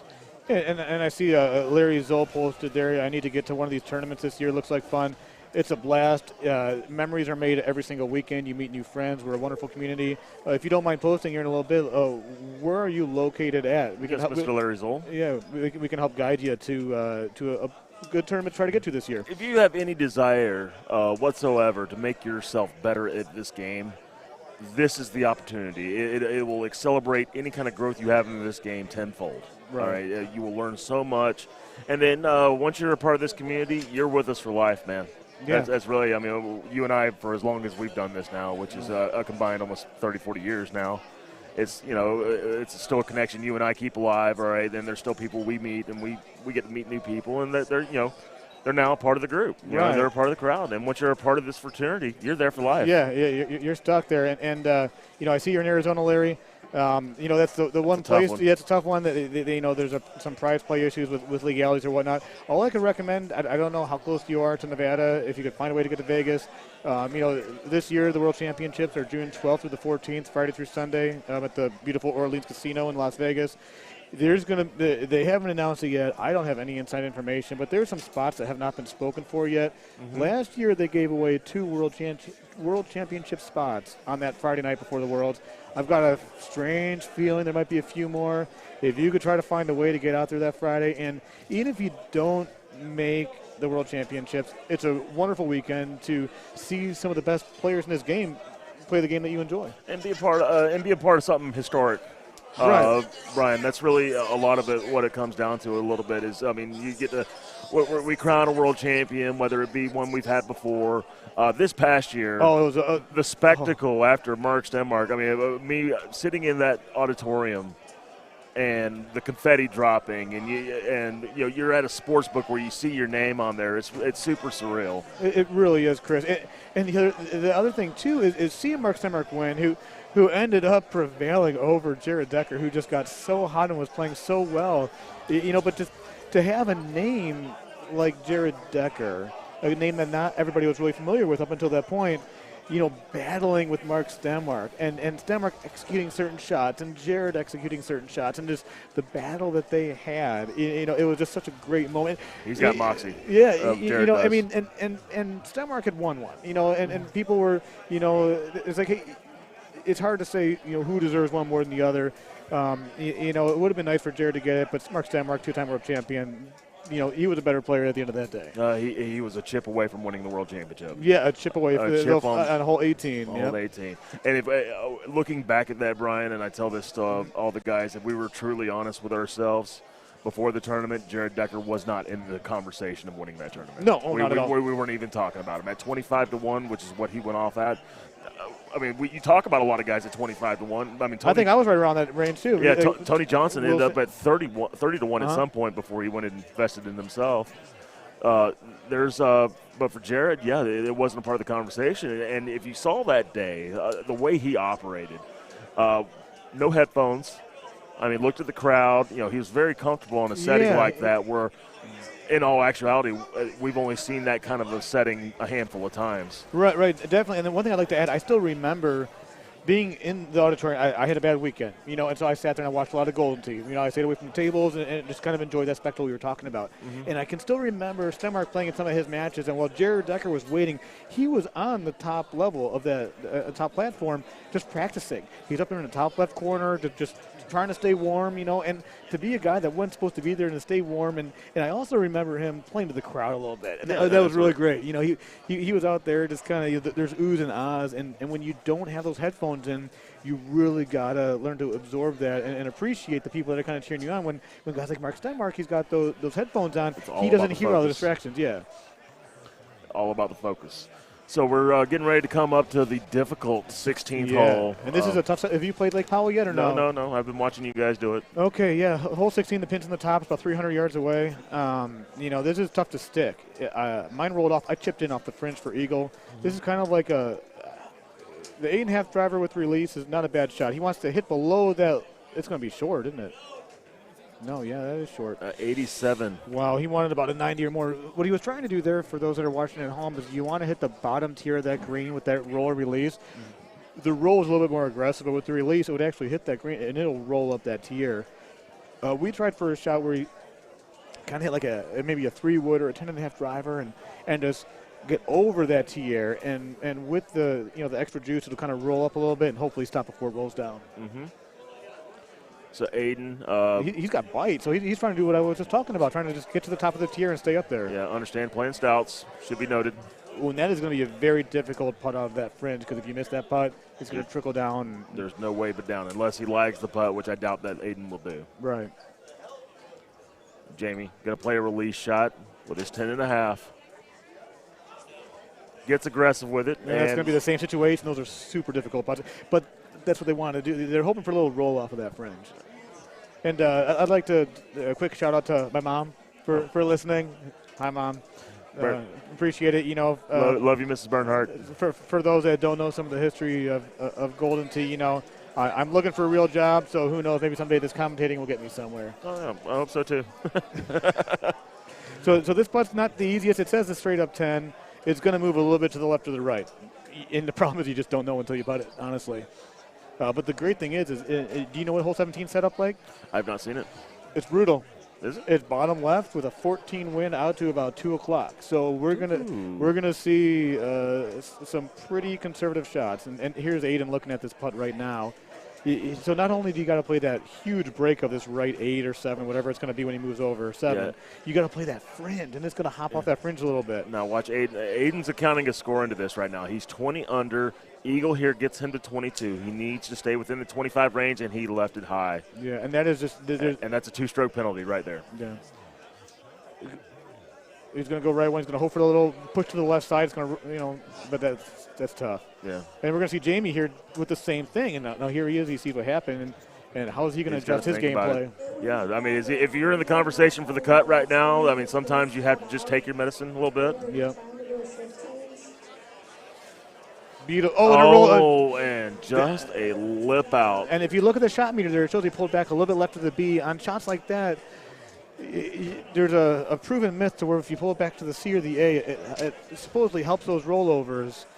Sometimes it plays differently out of the fringe or the rough, but yeah, that's a real tough one there because he dialed in, he had his line right, and he got penalized. Brutal hole for these 3 guys right there. Not what the results. Nobody gets eagle. Everybody takes par or worse.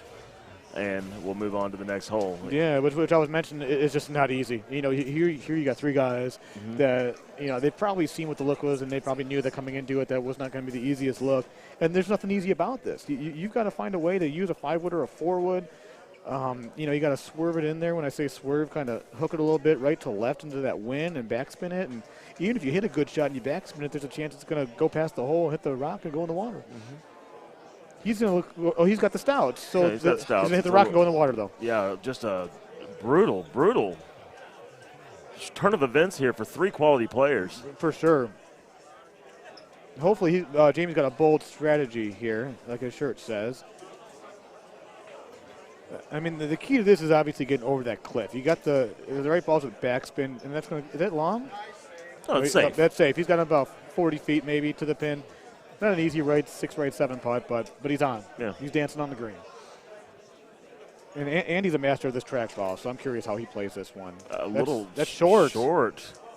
No, it's not. Like we know anything about Golden Tee, Brian. Yeah. Short, what do you mean? It's going to float right over the rock and get about 6, 7 feet from the hole. That's a beautiful shot by Andrew Fox. There are 20 players on the world that can perform a shot right that. Yeah, and there's not, especially not bad for a guy that's been on water for a week before he got to Orlando, Florida. Hashtag vacation mode. His family's in the area. This is by far his favorite tournament, as you can tell from as a 2-time winner of this event. Yeah, for sure. There is a little bounty on him, and that's one thing that Power Vending's happy to do is previous winners, if you play them in match play and you knock them out of the tournament, you get a $25 gift card. Just for today, right? Or is that going to be match play tomorrow? Match play tomorrow. Yeah, match play tomorrow. So you got a bounty on Mouth. You got a bounty on Andy Fox. Paul Taylor, if you're listening, watching, we miss you. No, you tried to get here due to Mother Nature. You weren't able to make it. There was a bounty on him if he was able to make it. A 2-time former champion of the PEGT Tour, Paul Taylor, a very well-respected player amongst this community and a champion in his own right. We wish you could be here, buddy. Yeah, for sure. We had a great conversation in Richmond, and doesn't play as much as he used to because he actually got a real job. He stopped playing Golden Tee for a living, and he's doing great. So keep on trucking along there, Pods. Yeah. But here we are in 18. At this point, if I'm Aiden, I'm not getting any more aggressive than I need to be. Okay, you can't just, because he's playing the stouts, he can actually probably get a little bit more aggressive. Right. But, at this moment, just making sure you take eagle out of this hole no matter what. And how about this? Oh, my goodness. Aiden, almost to save the round. Wow. But that's good momentum. That just shows how confident he is floating that ball over those obstacles there and getting it close to the hole. The one thing I want to add about this setup, for those that were watching earlier, I went long. I had about 118 or something to the pin. Yeah. These guys all laid up, which putting those woods in play complicates things a little bit. So I have to get up and go play Bernsey. It's getting ready for my time to go play my Lake Powell round. Everybody watching. By the way, if you're out there listening today, what I want to hear from you guys today is if you have local tournaments, handicap tournaments, anything in your area that you're running, we want to hear about it. We'll talk about it. We'll make sure people know about it. And hopefully we can get you some more players in your event. So sure. Thank you for watching. You're watching live streaming coverage of the Florida Open.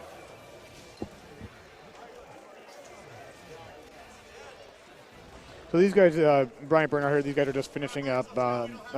I'll be on the stream here shortly playing the fourth course in the 5-course qualifier. You can see Seth Standiford there. He's anxiously waiting for me to join him. It's, we're probably approaching the halfway mark. We're here at 4:43 Eastern time. Things are moving along pretty good. Got a view here. That's Josh McDaniel with Mark McClevich and Russell Green. Golfer 2 on tee. Here's the mouth. So these guys are in the same exact setup that we just watched. Hopefully, the final 3 holes here, they can show you something a little bit different. There's Mouth hitting the 8.5 with release. He's going to do the same thing I mentioned earlier. He's going to try to hit the lower tier and roll up on the green. He's going to. Once again, it's golfer 1. He's going to be. He's going to have a difficult look there, like we saw, earlier with those 2 balls that were in the. That's going to roll off the green. It's going to stay up, but it's not going to be easy. But this is one of those holes that everybody knows when you're on this course, hole 16.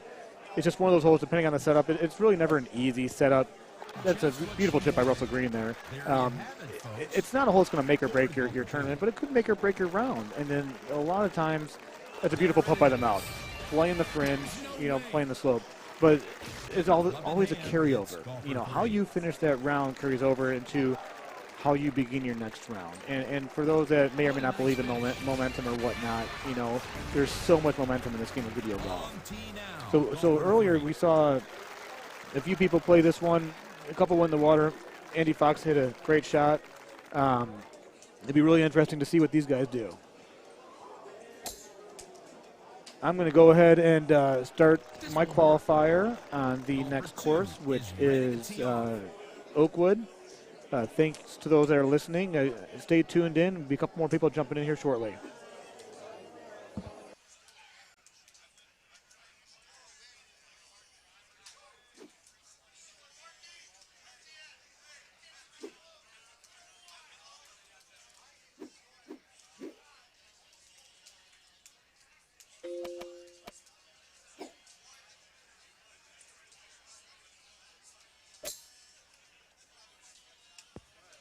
I think it's going to be short. Golfer 1 on tee.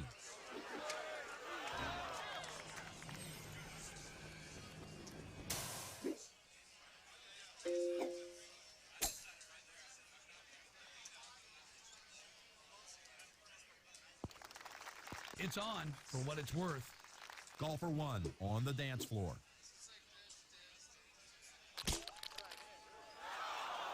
Golfer 3 to putt.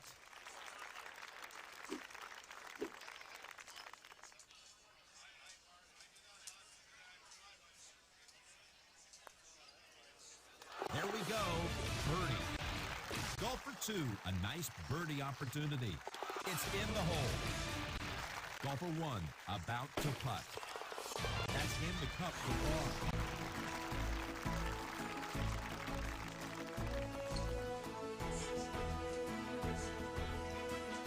Golfer 3 with the closing tee shot.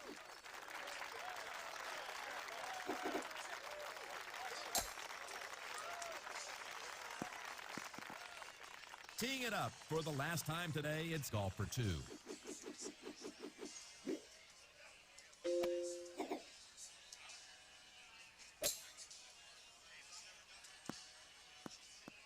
A drive to remember.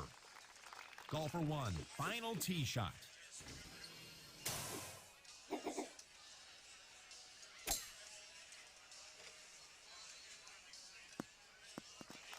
Golfer 1, hitting from the fairway, just an ideal line.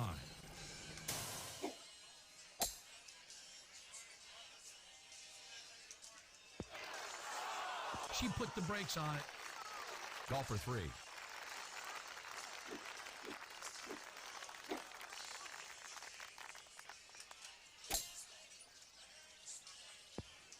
Whoa, just bombing that flag stick. Back again to golfer 2. He's got a heavy wind at his back. Should see some added distance here. He'll be happy with this. Golfer 3 with a look at eagle. Golfer 1 with an eagle putt. Golfer 2 with the blade. Unreal for eagle.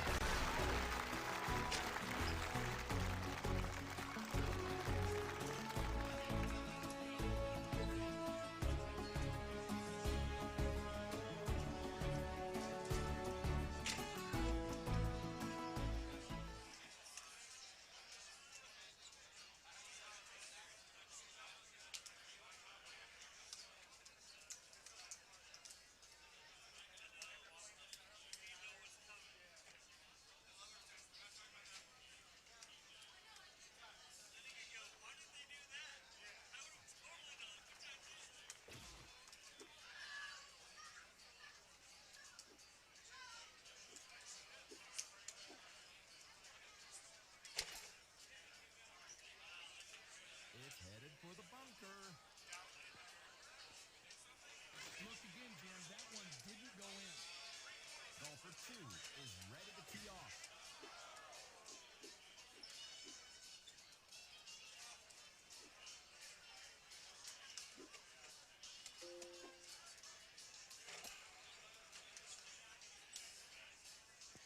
You have to get it to the pin. Golfer 3 at the tee.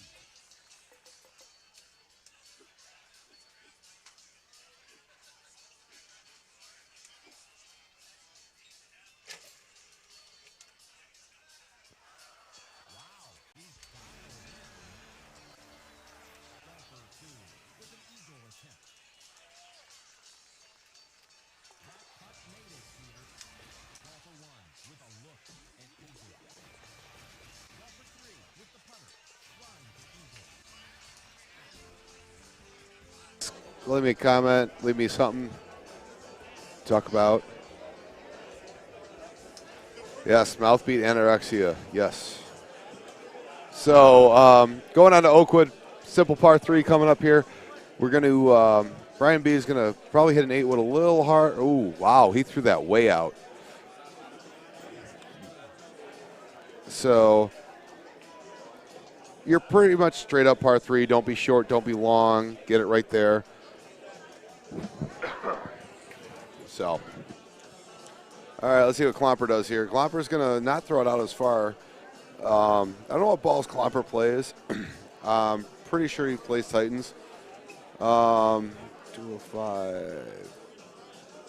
That looks like a. Wow. Seth didn't go anywhere with that one. That's crazy. So, easy chip though, straight uphill.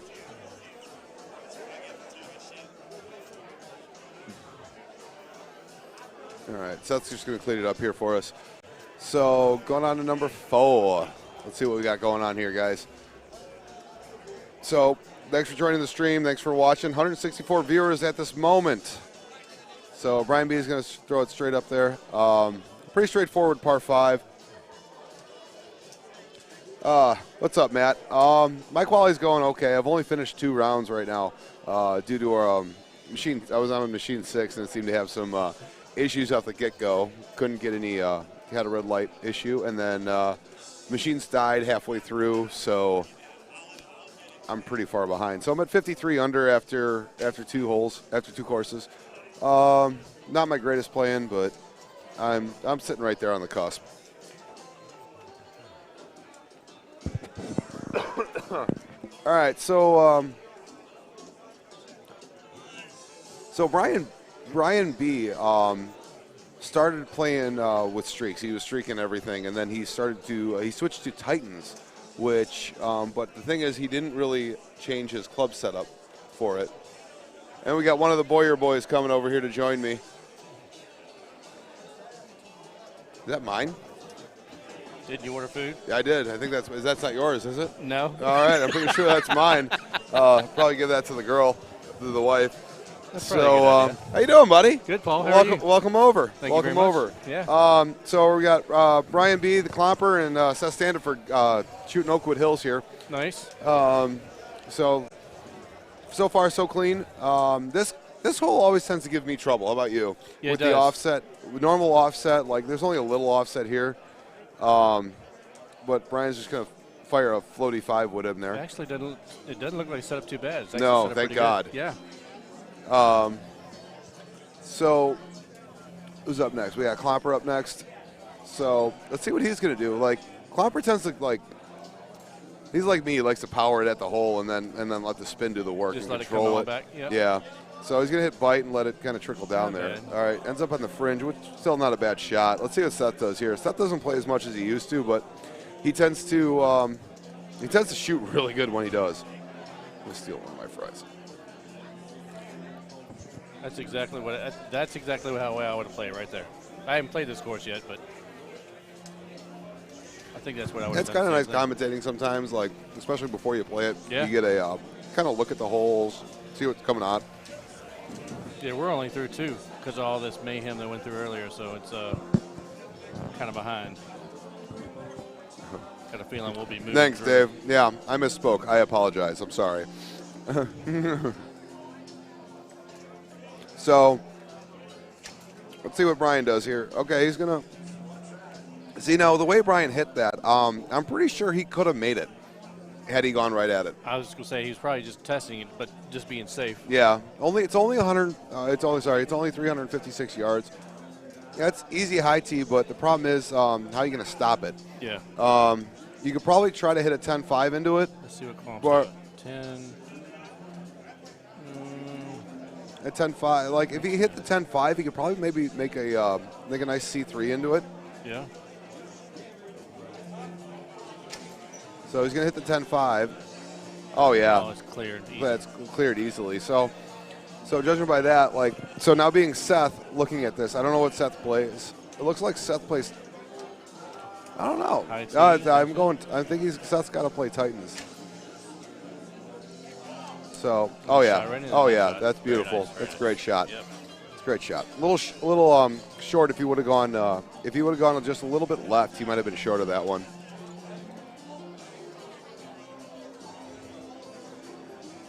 Yes, we skipped Jamaica Bay. Jamaica Bay is the one that's not being in the 5 today. Thank So, God. well, but you say that now, but like everybody's looking at Coral, going, oh shoot. Yeah, and I was actually earlier on thinking maybe Dodge City or Grand Teton being tossed out would have helped equalize a little bit of it too, but it seems like Dodge is actually giving some of the guys some issues. Yeah, I only got a 27 on it. Yeah. It was pretty rough setup. And I was surprised that Drew actually shot 32 on it. Really? Shocked, actually. And he said he actually missed 2 putts. So I'm going 32 and missed 2 putts. Two hole outs. He said he had 3 hole outs and 2 hole in ones. So wow. For him to shoot that well, actually, he's actually leading for that course, which is kind of shocking to me. Let's hope he holds up to it. Yeah. This is always a fun hole, it's set up to hit it. So maybe we can get an update on number 6 here in a second for me.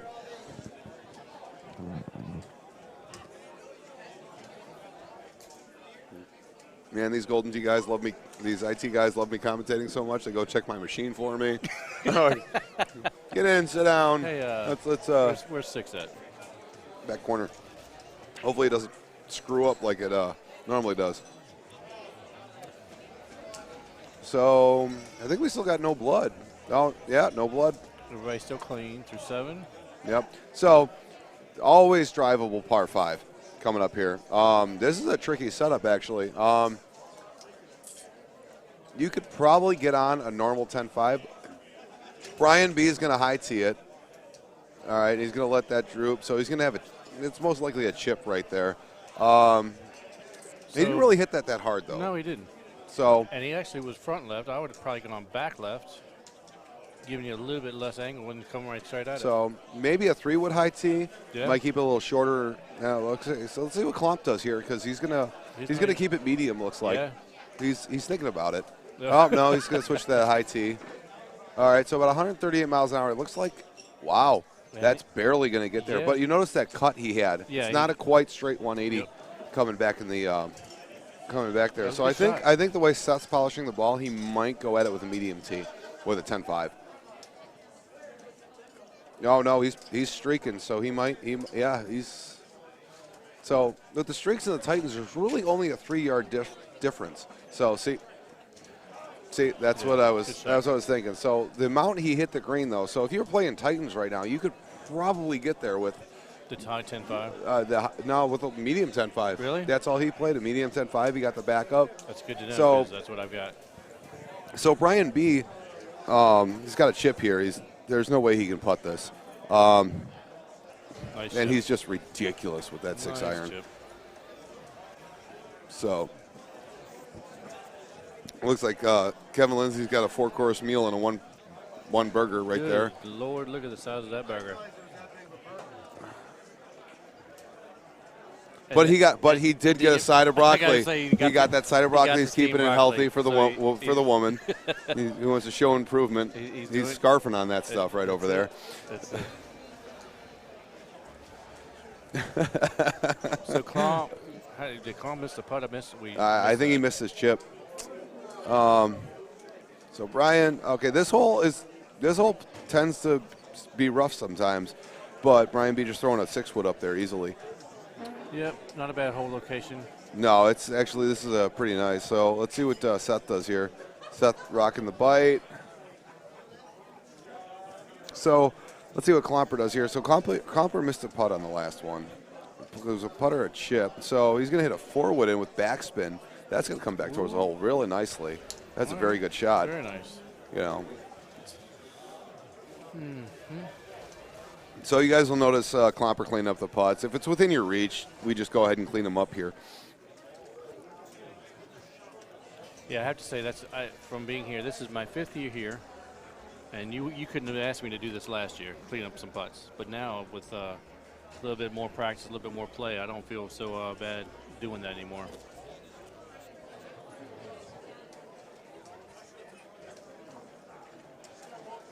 All right, so if you'll excuse me for a second, I'm going to go drop off my food to the girlfriend before I eat it all, and then I'll be right back depending on where my machine's at. Okay, cool. So I am disappearing for a few moments, and then I will be back on a little bit later tonight. You guys have fun. Mr. Boyer here is going to take over for me for a little bit. Yeah, and, stay on for a little bit. Yeah, he'll. Yeah, it's always better when you got a co-caster, you know. Absolutely. You know, so you guys have a wonderful day. Paul, Take always care. a pleasure. Good luck. Enjoy your fries.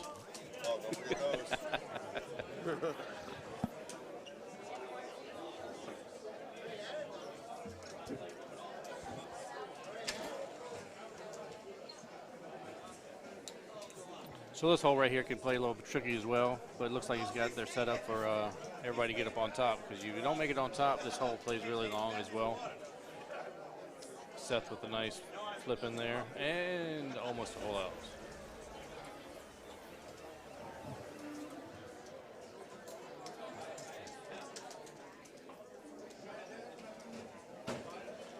Klomp's still trying to make that one shot back from 2 holes ago, so let's see what he can do right here. Throwing it in nice. And just below the hole, not too bad.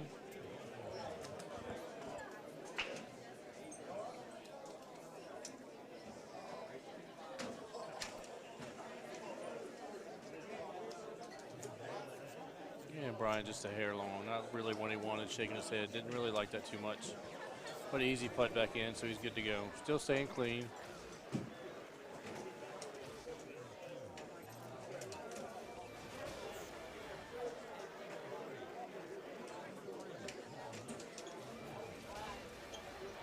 And Brian Seth still 18 under. After 10, making the turn on 11. Ooh, rolls it right by the hole. Good shot, Brian. See what Seth's got right here at 8 wood. Just a little bit of cut, and he rolls right by the hole as well. Well, Clomper seeing 2 of them at it. Let's see if he can maybe put it in the hole after seeing it twice. Cool. And Klomp's just a little bit long with his shot, but again, right above the hole, so not a bad putt to get put it in. Still trying to make that shot back up. Join with Brian and Seth.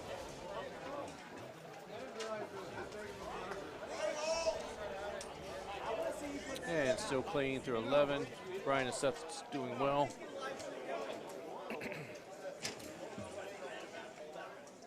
Again, doesn't look like this course is really set up that difficult yet. But we're still early, so got 6 holes to go, 7 holes to go.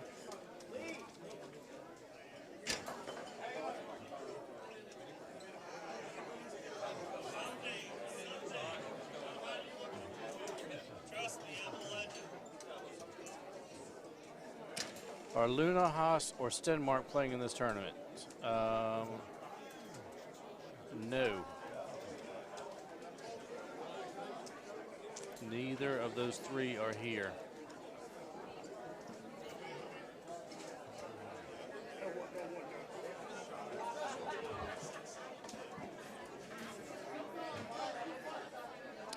That's correct. Duncan and Harrison not here.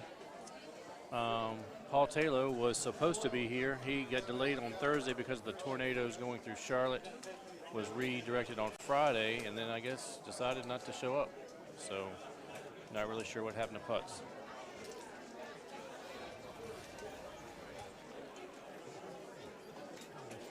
But I think the one surprise I saw was Jared Decker. I didn't know he was coming down, so it's nice to see him down here. And Brian and Seth still clean through 12, going to 13. Again, not a bad look. The 9, they kind of tucked the pin a little bit, but really shouldn't be that hard of a shot slotted in there.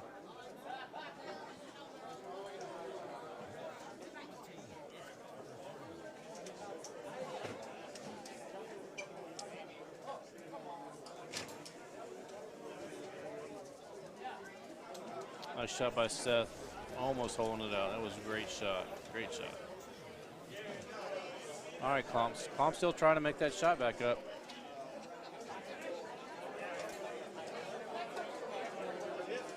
Get it up, and just below the hole. Almost there. I think Klomper and Brian are trying to have a contest on who's got the better Hawaiian shirt. Seth must not have gotten the memo, but they're both doing a great job with those. So we're still clean through 13.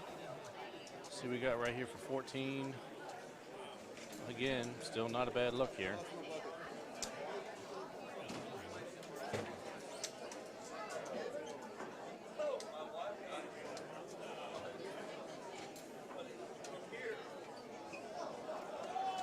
Good shot by Seth.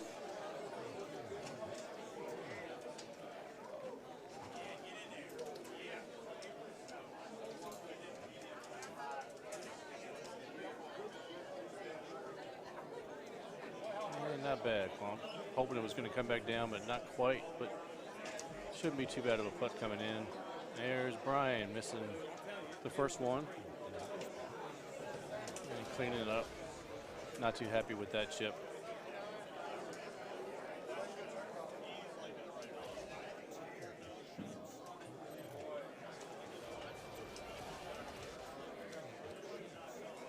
So now we've got Seth clean still. And Brian and Klomp looks like they're still just one back of Seth after 14. Not too bad. Again, still doesn't look too bad of a setup here.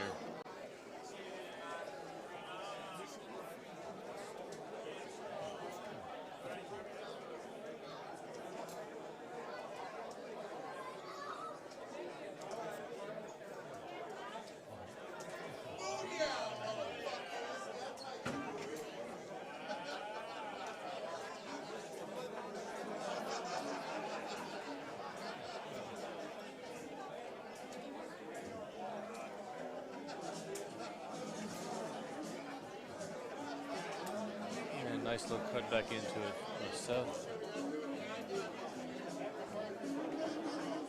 Brian's going to go the other way and let the wind just kind of take it. And stay up a little bit and almost hold that out to make it that shot back up. See which way Klomp's going to go the same way as Brian, see if he can roll it in.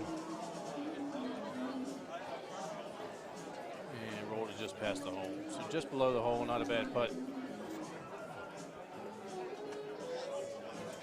So you had Seth coming in one way with the cut, and Brian and Klomp just kind of riding the wind coming in, so not too bad. That 13.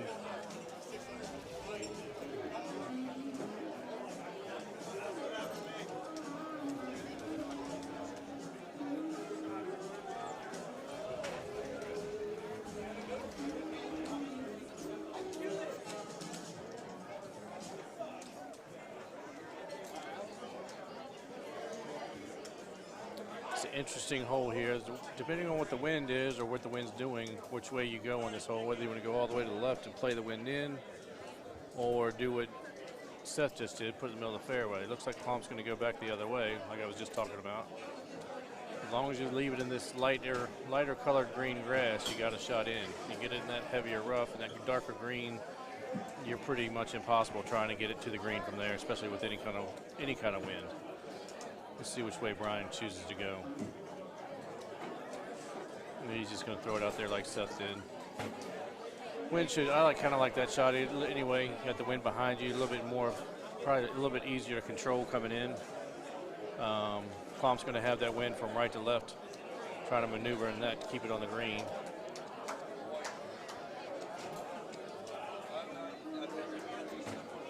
And, oh, Seth almost hold that one out.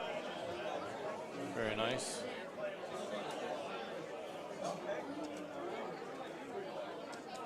See if Brian can do the same thing, make that shot back up. And he's going to be just above the hole, not too bad. And I see, not quite a right to left, but he's still going that way. Going to help him a little bit. Looks like he pushed it out just a tad. And it's going to be just below the hole. That's not a bad shot, Klomp. Very nice. So a little cleanup here. And go to 17.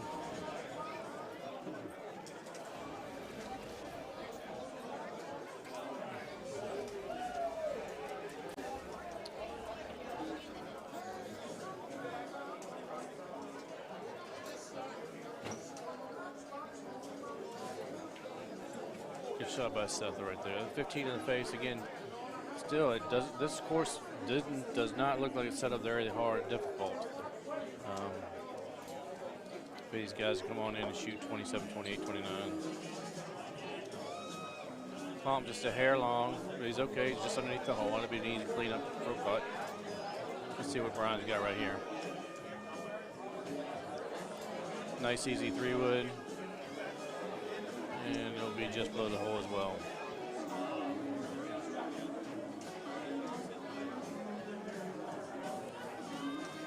Nice putt. There's one. There's two. There's three. So we're going into 18, and Seth is clean all the way through. Let's see what he can do. Let's go ahead and finish out 18.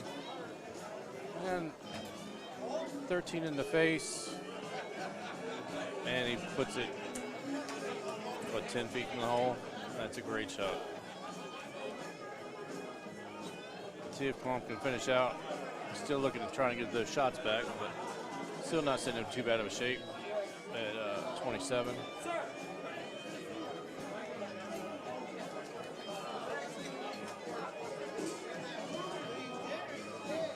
And he's just left of the flag, falling below. It'll be okay.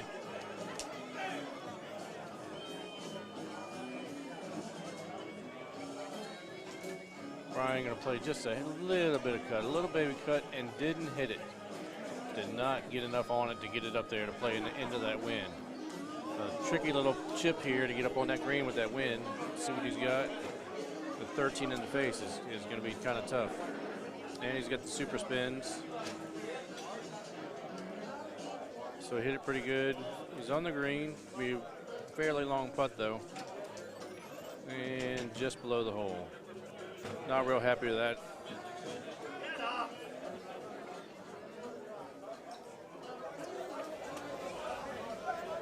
Matt, you think that's this is a tougher setup, or you just think you're talking about 18? Because most of the course, it looks pretty easy for these guys. 18-30. So Seth finished with a 30. Yes, Chris, this is still qualifying. That was the 4th course for the Stream Machine.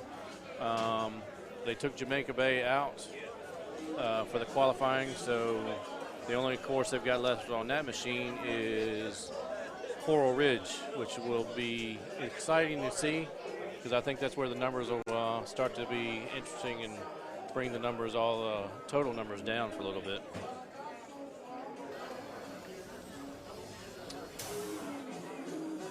Matt, I agree. Overall, through the setup was pretty easy. I thought 18, maybe a little tricky with the wind in the face, but it wasn't anything crazy from left to right or right to left. So I think it wasn't too bad.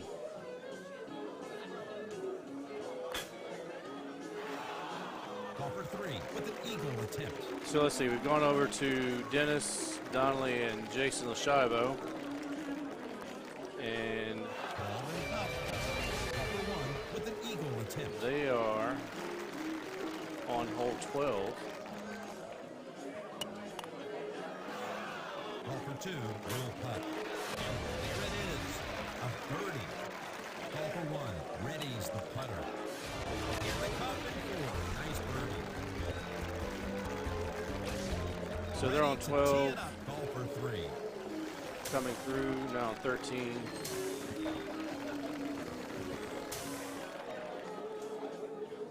Jason's sitting at a nice 20 already through 13, so he's on pace.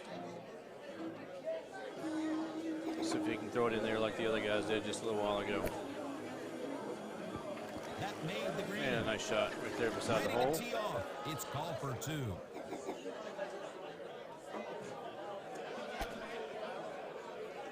Yep, and we'll watch the roll on this one.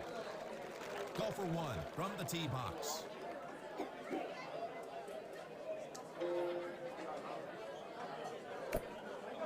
It might not clear it. Oh, very nice shot. Almost a hole out. Call for 2 needs this for birdie.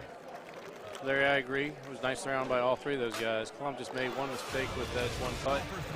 And, of course, Brian with the one chip early, and then, of course, on 18. But, yeah, nice round. Nice round by all 3. Speaking of Brian, Brian's going to come over and join me for a little bit.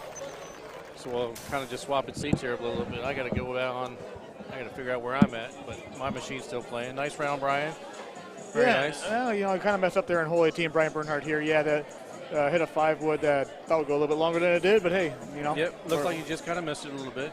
Just didn't get it there, but. And then my next shot going in, I got my club set where I wanted to make sure I did not get wet again. Right. So I took the bogey, moved on, and hey, still another course to Yeah, play. We're all good. Absolutely.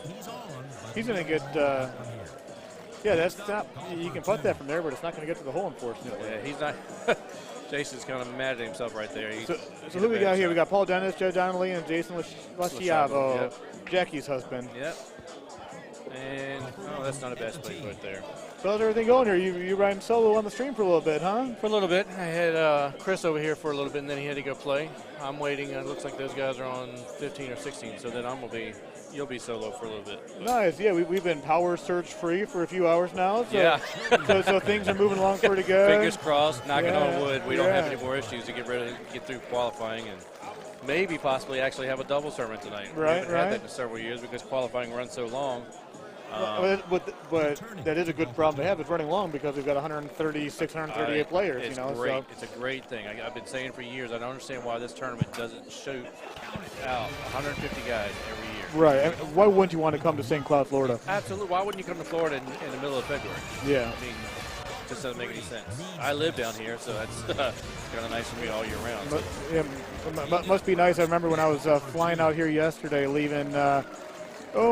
Nice, cool Peoria, Illinois. Looking out the window of the airplane and seeing all the cornfields with snow scattered all over the place, and then flying to Chicago and seeing random spots with white stuff all over. And And then landing in Orlando, knowing that, all right, I've got a weekend of some actual 70-degree weather. This is going to be a beautiful thing. That's right.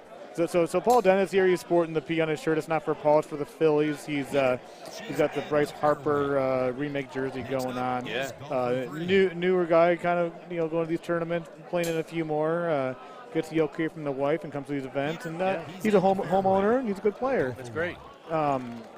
Here he is again. Jed Donnelly, I think maybe one of the tallest guys in the Golden Beach field. And look at that. Nice What a flush out. rush right there for Paul Dennis. Nice beautiful shot.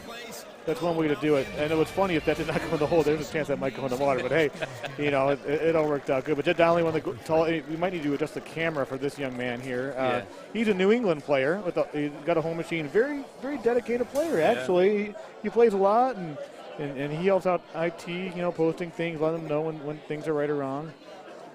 See, I was surprised you three, watching you three guys, you and Klomp both went this way, just kind of let the wind kind of take the ball in. Right. Whereas Seth kind of cut the ball in, and all three of you guys hit great shots in. So just to show everybody there's different ways of getting to the hole. It's just whatever you feel comfortable doing. Exactly. And I looked at mine, and mine might have looked a little scary at first. It was kind of floating over the water. I remember this hole really well. But yeah, and then that's. When you're going after the hole, there's two ways to play it. You play the wind or you cut into the wind, and I decided to play the wind on that one. For those that are watching that don't play a whole lot, or maybe they're new to the game, usually like right around the 7, 8, 9 mile an hour wind range, you can go click one left, one right, and let the wind kind of push towards the pin. Right. After that, it gets a little more complicated, but it's okay to play the wind, and then later on you'll learn how to cut into it. And so there's a shot right there. It's, for those that haven't seen this course or haven't looked left 3 clicks, there's lawn out there. Yeah, that's what I was explaining when you guys played. Okay. You guys went this way, you and Seth went this way, and Klomp went the other way. Yep. Explained that the 10 for Klomp would be a little bit hard, but it actually wasn't a true right to left, so he played it really nice. Yeah, he did. The long grass, I think, was introduced with, what was that middle course? Agave Ranch? With the windmills. I think it was an Iowa course. Oh, yeah. But that's going to be a little long there for Jed, and then it's not going to be an easy chip going in. He can't believe he hit it that long. Donald Trump here is approaching with a 307. I got to change. I'll probably go with a 3-wood, maybe 10.5. Probably go bite to be safe because that backspin couldn't spin off. We'll see how hard he hits nice it. And easy with the 3-wood. Yeah, very nice. Pretty good shot there for Jason. Jason Lesciavo, a Florida native, money shot winner into the World Championships 2 years in a row now. Exactly. Yep. I'll go back to playing the wind, like we were saying. That's how I've learned. I mean, I'm still a newbie. Right. Really, 4 years in. I really don't have that. Still don't have that many games in, but that's the way I was kind of taught, just to kind of ride the wind. But now I'm starting to learn these cut shots and when to play and when not to play it. Yeah, and it's tough because learning, if you play the wind, you know what you're going to do. But the second you put that variable of cutting the track ball, and you just don't know how you cut it. Right. And so when you've got, winds like a 13-mile-an-hour crosswind, you think you know what you're doing when you cut into it. You don't know until the ball leaves the glove and it's up in the air. And then you realize, and the other thing too, as you're cutting into it, depending on the wind, if you're throwing in the other variable of backspin or bite, depending on how you cut it in, the wind depends on where that ball is going to move after it spins on the green. Then you got to factor in the way the green sloped and everything else. Right. This is a pretty straightforward shot here. You're going to want to club up 1 or 2 with that 15 headwind. Just say, I watched you guys didn't even think twice about it, just kind of walked up and did it. Yeah, 3-wood. I'm not a fan of that 4-wood. I would hit a 3-wood here. But he's just not fine. Too bad. Yep. Yeah. Not his first rodeo. He's all good. We were talking earlier. It didn't really seem, Brian, like this course was set up that difficult. No, it really wasn't. I made it look hard on 18, but it was a pretty straightforward look. Kept thinking that 18 was going to give us some issues, but yeah, it really wasn't that bad. Hole 8 would be the one hole, where I ended up chipping in for double eagle on that one, right. But that wasn't an easy double eagle like it is for the most part. Right. You never know where that pin's going to be, if it's going to roll. Tim?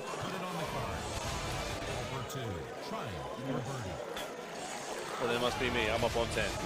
All right, so Brian, I'm going to have to leave you for a little bit. I'll run slow for a little bit. Pleasure. You got it, man. Good luck. Thanks.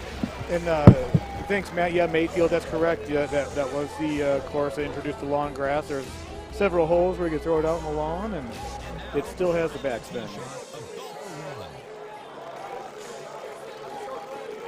I got this strange feeling. I'm not sure how much of the music you're able to hear at home. Quick shout out to Danny Bell, who I know is an avid listener, avid Golden Tee player. Totally clips of the heart, goes back to St. Louis a few years. Yeah, he may have played 8 different versions in an hour. So this is a well-known song here in the Golden Tee community. So here we are in 18. If you were watching about maybe even 15 minutes ago, you saw what I did. Wasn't a good shot. Hit a 5-wood. I tried to cut it in there and be cute, and didn't hit a good shot. Hopefully these guys do a little better. Got to make sure if they're going to cut it to make better contact with the trackball than I did. And Jason did just that. And now the final tee shot of golfer 2. So this is Paul Dennis, Jed Donnelly, and Jason Lasciavo. That's a great shot there for Jed. Not happy. He was hoping it would roll a little bit up towards the hole. So I think here in a few minutes, a little missed putt there, but I think in a few minutes, these guys are finishing up here. We're gonna maybe move over to the other machine.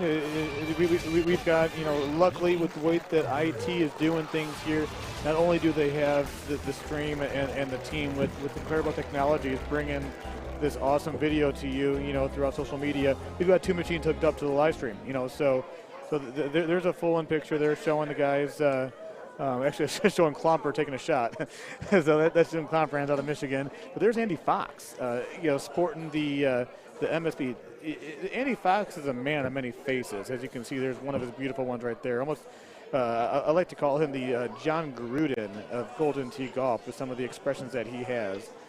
You will know when he's happy with the shot and when he's a little confused. And right now, he just doesn't know what to do. When I played this earlier, I hit a high 8.5, and I wasn't too aggressive. I made sure it hit off the wall, and but if you go towards the green here, it might be a little short and in the water. But you went after it. He's going to have a pretty good putt, lengthy putt, probably 60 to 63 feet away from there. No gimme out of the fringe, but yeah. To Chris. Next game, 420. Congratulations on that one. Make sure you pack one tight and light it up good for that game. But if you miss a putt for the other player, we play on the honor system here. We try to make sure that there aren't any missed putts. We're not perfect. Mistakes happen. So if there is a missed putt, the player that putt was missed, they get that stroke back. Now, it might sound like a little bit of an advantage, but it's almost like the walk of shame having to go up to the very nice chip there by Jamie Godfrey, but having to walk up there to the table where they're keeping track of score and letting Steve Sobel know, I missed so-and-so's putt. Can you please make that manual adjustment? So you just want to be really careful. You want to pick and choose what putts you make for other players. But yeah, here we are on hole 6. Looks like we might have eagles all around. He's going to miss. Wow. The little midget inside, or I'm sorry, the little person inside of the hole was able to grab that and pull it in for him. Hole 7 here, par 3, pretty straightforward shot. You're going to see, just thumb flicks, balls rolling within about 10 feet of the hole. That one's going to be about 15 feet maybe. Didn't try too hard, just wants to move on to the next one. But like I was mentioning earlier on hole 8 is the only drivable par 5. And, it's this setup isn't the easiest. You got the pin on the top left. You're looking at about 330, 340 to the hole, and it's just it's one of those shots to where I wasn't too aggressive with. I took the high 10.5. I was able to make my chip, but it'd be really interesting to see what these guys do with the next hole. And I'm honored to have the Barack Tamau, the second blind bid in the Calcutta before this everything started, joining me. Yeah, Barack, how you doing, man? Tornado. Yeah, good, man. Turkish tornado out of the beautiful Houston, Texas. But yeah, here we are in hole 7. We're just talking about these guys here playing. We've got Andy Fox and Aiden Cleary, Jamie Godfrey, just kind of strolling along here, just playing some pretty good Golden Tee golf. Yeah, that's pretty cool. I just finished Lake Powell. Yeah. I actually had a 2-better going. I watered on 17, so I had a 30 pace going. And 17 on Lake Powell. If you've been watching along, that was that setup. That was like 240, 257 with the pin tucked in the left, and the 14 cross went about 5 o'clock. Especially if you're playing with streaks, It's tough to hold. Yeah, you question yourself. Yeah. You know, you're like, do I go for it? Do I lay it up? And I was trying to go 50-50, Mm-hmm. and it really didn't work out for me. I watered it, and then I had a It's a putt tough for shot. bogey. Well, when they drop you on that cliff, don't they? It's a bad drop, and I hit a full with a sand wedge. Since it's the cliff, it plays just like fairway. Right. So I had an easy putt, and I made that one, and it was. I think I shot 27 under. So I missed my chip on 16. I had a bad look. So here we've got 2 guys already hit the high 10.5. We got 3 guys now hitting the high 10.5. They're playing for that 20-yard chip. You know, and I think one of these players, I know Jamie plays with stouts. Does he? Okay. So yeah, he's safe with that. I don't know what Fox plays with. Beautiful. That was a good putt. Yeah. And that's out of the fringe. And we've talked about before, in the stream where when you're putting out of that fringe there, sometimes it might kick a little bit to the left or the right. So not only do you have to play that break in the green, but you got to play the potential of the ball kind of skipping off one way or the other off the fringe. Exactly. You got to be able to see where how deep it is in the fringe, and you got to be able to judge based on that. Right. So, Right. Exactly. That's right. That's beautiful. Whatever he needs. Right? Yeah, WHN, hashtag Mark Stenmark, shout out right there. But yeah, fishing it up, Andy Fox there. I was talking before about Andy Fox. I call him the John Gruden of Golden Tee Golf with his facial expressions. I mean, for those of you at home, don't even watch the game. Just watch Andy's face. Yeah, I like his flair too. Yeah, flair with a capital F. Yeah. But yeah, I think he's what is he playing with? He's playing with Titans, I think. Is he? Or Titans distance, whatever he's playing with. That's a great shot. That might go in the hole. That's a great shot. It could be barrages. It could be Titans. You never know with the Minnesota guys. Yeah, I know. Yeah. I know there's some crazy guys out there that still use some maniacs. I believe Will Sandstead, if you're still listening, come on, man. I think razors. Razoids. Yeah. I played him in Austin, and I'm watching, his shots, and I had to ask him. I'm like, man, what do you play with? Because the ball was acting up like it was just something that I'd never seen. He's like, I play with razors. I said, oh, okay. It's Whatever. 2020. Yeah. Come on now. Yeah, I know. 2020. Every year new things come out. This year they introduced the dynamic tee boxes, 2 new balls, and a whole bunch of stuff. Joey D'Angelo question: did the majority of the top 50 players that played streaks switch to Titans? I'd personally classify myself in the top 50 range. I played streaks. I switched to Titans, man. In Austin, I didn't play as well as I would have liked. There's a couple holes where I would have liked to have had backspin, which the streaks when you've got a downwind. So you play with Titans on every course? I am playing on every now. Incredible technologies, hint. If there's a way to where you can have your clubs assigned to certain courses, if you could assign balls to courses, I might do something a little bit different. Hint. If you could add that to your list of things to do. But for the most part, I'm too lazy to change balls, so I played Titans across the board. Oh, okay, yeah, that's fair. I play with, so I played with streaks on every course. Okay. But, in 2019. Right, me too. But and I played for 2 years personally. Right. So I am playing with Titans on Dodge City and Jamaica. Which makes sense because you want the backspin on several holes in those courses. Exactly. On Dodge City, you want the backspin on, 18, 8, and 14 or 15 on the back is nice to have with that house. 15, the barn, the house.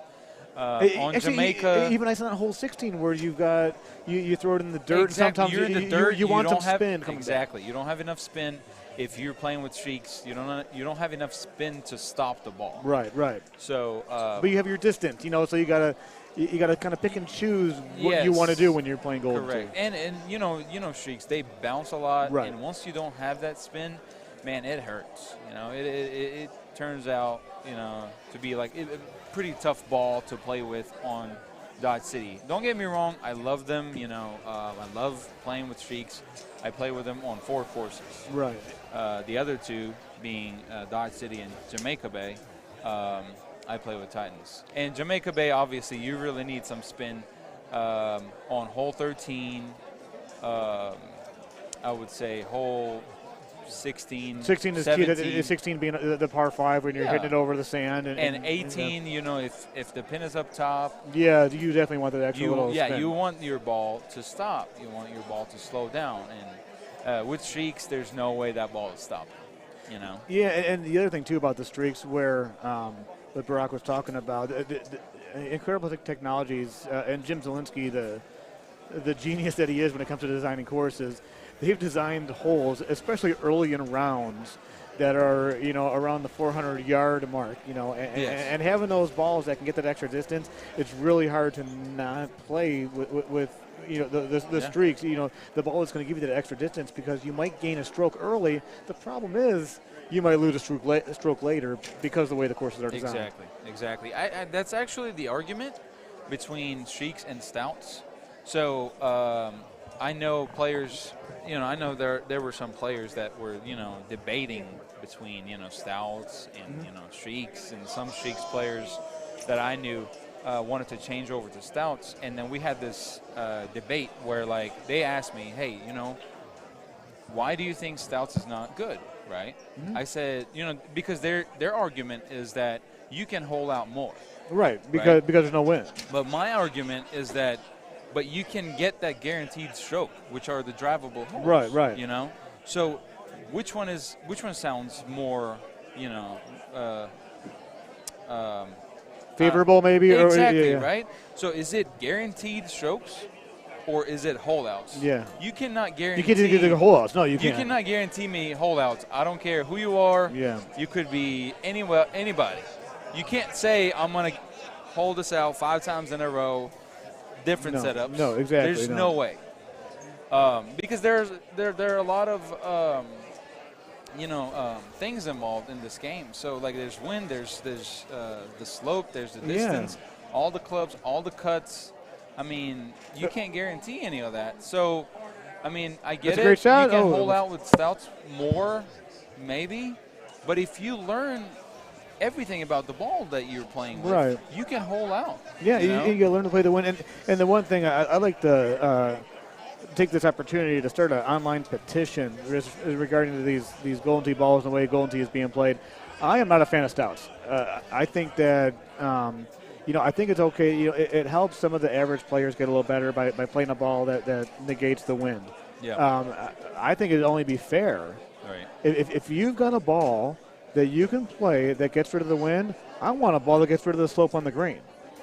Yeah. I mean, I think if you are offering a ball to the Golden Tee players that gets rid of a variable, the variable being the wind, one of the most important parts of the game. It's right there, right above the backspin. It tells you what the wind is. I want a ball that's going to get rid of the green slope. I mean, if they can shoot a ball with no wind, I want to putt a ball with no slope. But hey, we'll see how far that goes. But here we are in hole 13, par 3, pretty straightforward. I hit an 8-wood in this. Have you played this setup yet? No, I have not played this setup. Okay, so take some mental notes. Yeah, well, this one right here, I hit an 8-wood. I kind of cut it in a little bit. Yeah.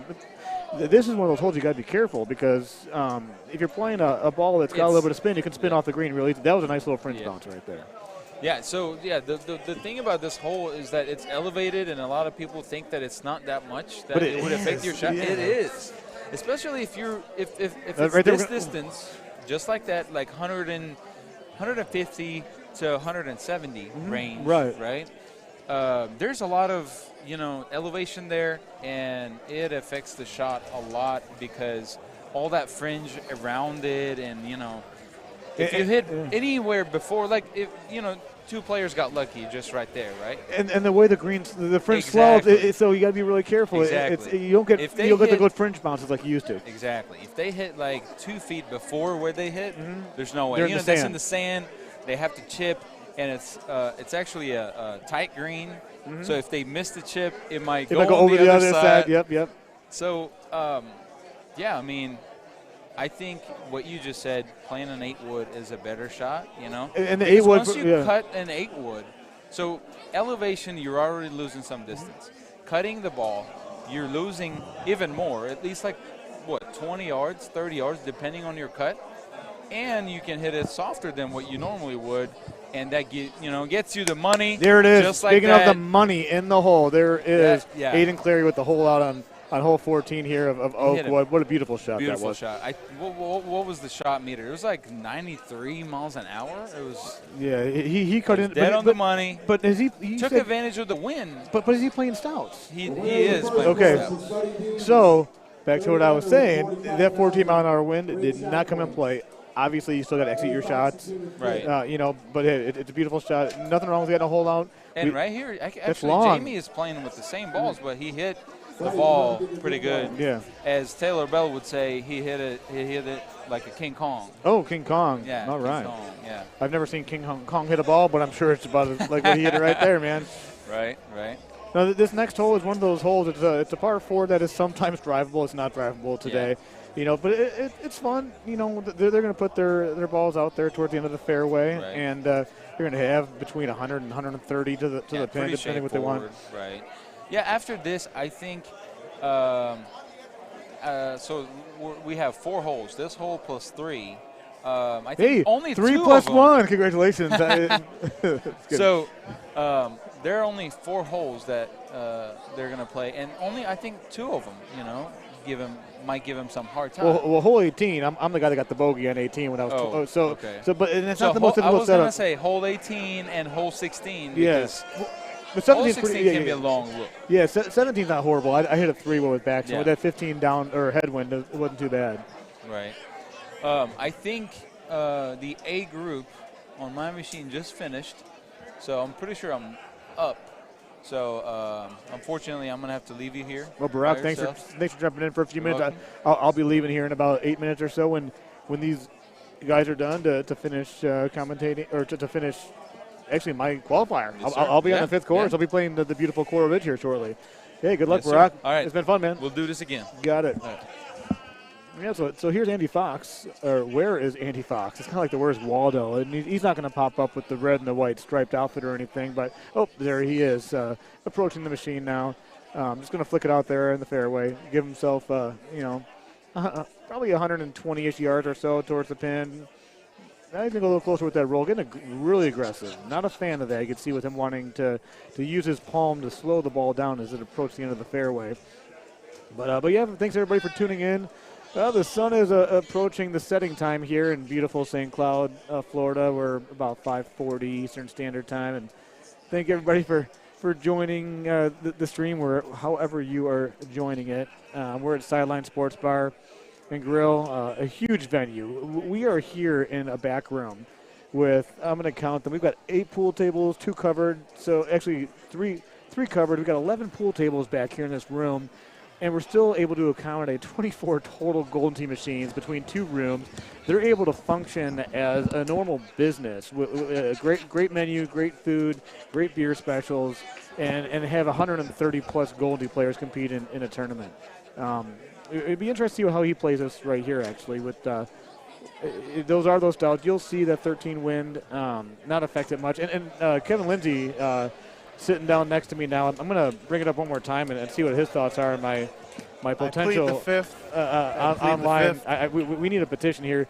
So if Incredible Technology is going to bring balls to the game like the stout balls and offer Golden Tee players to use equipment that gets rid of a variable, a really important variable such as the wind, I'd like Incredible Technologies to introduce a ball that gets rid of the variable of the slope of the green. I think that'd only be fair. So you hit a ball and the green, there's no slope. What are your thoughts, Kevin? I'm going back. I'm leaving. I'm out. And just like that, Kevin goes back to the bar. So here we are with Andy Fox. He's going towards the lawn grass. It's an interesting idea.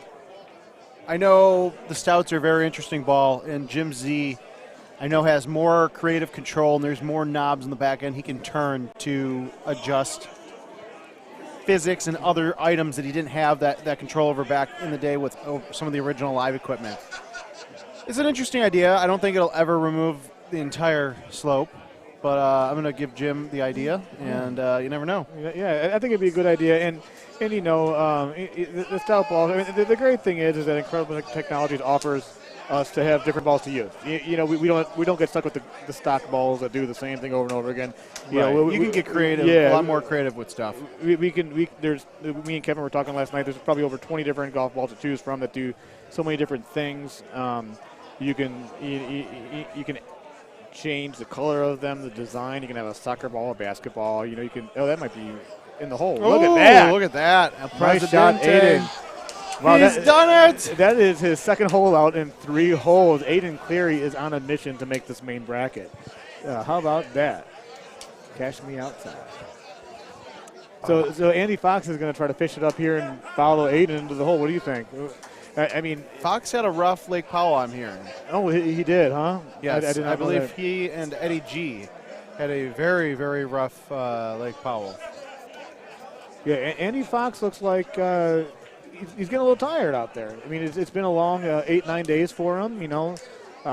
Living the dream out somewhere on the water and the cruise with the family and was able to, irony, I don't know. You're on a cruise and then you end up in Florida. Oh, there's a Golden Tee tournament. How about I stay there for the weekend? I mean, Andy Fox, shout out to you for making sure you were able to make that happen and get to this this beautiful venue here in St. Cloud and playing the Golden Tee tournament, you know. But I'm sure he had to connive that one out of his family. Yeah, you know? Melanie and his daughter, you know, we'll go home. I'll be home in a few days. You ladies take it easy. He's got to recoup some of the money he spent on vacation. Yeah, you know? I'm sure. Is this him? Oh, I was really hoping for a nice little spin. But if he's playing the stout balls, this is actually one of those times where it's nice to have balls that do use the wind because you want to throw it past the hole and let that wind help with that backspin and spin it towards the hole. You're going to see Andy here. I wouldn't be surprised if he's about 7 or 8 feet away from the hole.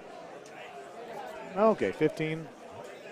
He actually sported. I thought he was going to go more straight at it. I'm surprised he kind of swung it around there and wasn't confident with hitting it straight over the water. Now, I do have to ask, where did you play Oak? I did play Oak. I screwed up 18. I hit a bad shot. I ended up bogeying the whole shot 26, which is still probably right around, I'd say 40th place maybe. I'm playing well, though, Kevin. I've been playing well for a handful of weeks now, and I'm really happy with my gameplay. Looking forward to playing Coral next, one of the remastered courses from '97, and I got myself in a pretty good spot to hopefully qualify in the top 8. That's good. I'm looking forward to it. Yeah, me too. And stay tuned, guys. I'll be up there golfing here in about 5 minutes or so. Coral Ridge is, you might not be able to shoot a 30 under on it unless your name is Andy Haas or Evan Gossett. But it's a beautiful course, and it really tests your knowledge of the game. It tests how confident you are when you hit your shots. You need lower clubs. You've got to worry about the palm trees and things of that nature as you navigate throughout the course. And the fun thing is about Coral Ridge, and we'll see how the setup is, you'll see some holes that you might just hit your tee shot in the fairway where guys like me and Seth Sandiford we're playing with and Klomper, where we're looking at, we're thinking, hey, you know what? We can hit a high driver and we can find a way closer to the green and have a chance to chip in for eagle. Yes, the Coral setup is going to be very, very fun. Yeah. Interesting. I saw, I can't confirm one is not, even though there's nobody in this room or in the world is driving one. Really? So you've already seen the look on one? I did see the look on one. I'm going to say it right now. I am laying up on hole 1. There you go. No, but hole 1 is one of those holes to where there's a look through the trees. There's a few looks through the trees depending on your tee box. The problem is, Kevin, if you don't hit that tiny little gap and you hit a leaf, you're looking at 200 yards to the green with a whole bunch of trees in front of you, and you're hoping to get a par. You're going to hit your driver really hard, hope you clear every tree and somehow land on the green. Exactly. And 9 times out of 10, you'll end up hitting one leaf and then flying the green at 100 yards. Exactly. And you don't want to do that. And especially there's going to be a lot of guys that are going to be, on that cut line, whether it be for the main bracket or the purple bracket or whatnot. This is the time of the day when – This is an interesting. Sorry to interrupt. So Fox going right at it, no spin or anything. I should have done that. It's a ballsy shot. Yeah, but I mean, you hit the 4-wood though, correct? I think yes. If I would have done the 4-wood instead of the 5-wood, I might have been close to the hole like he was. Do you have a 4-wood? I do. Okay. I just didn't grab it out of my bag that game. Hindsight. 2020 right there. Hey, Golden Tee 2020. Yes, here we are. But yeah, Coral Ridge. Stay tuned. I'm going to leave Kevin here solo here in a minute. Hopefully, me and my two comrades that we're playing with can put on a little show for you. It's a beautiful course. You're not going to see a 30 under, but you're going to see some stellar golf, and that's all I can say about that. Thanks for listening, and I'll catch you guys on the other side. Thank you, Brian.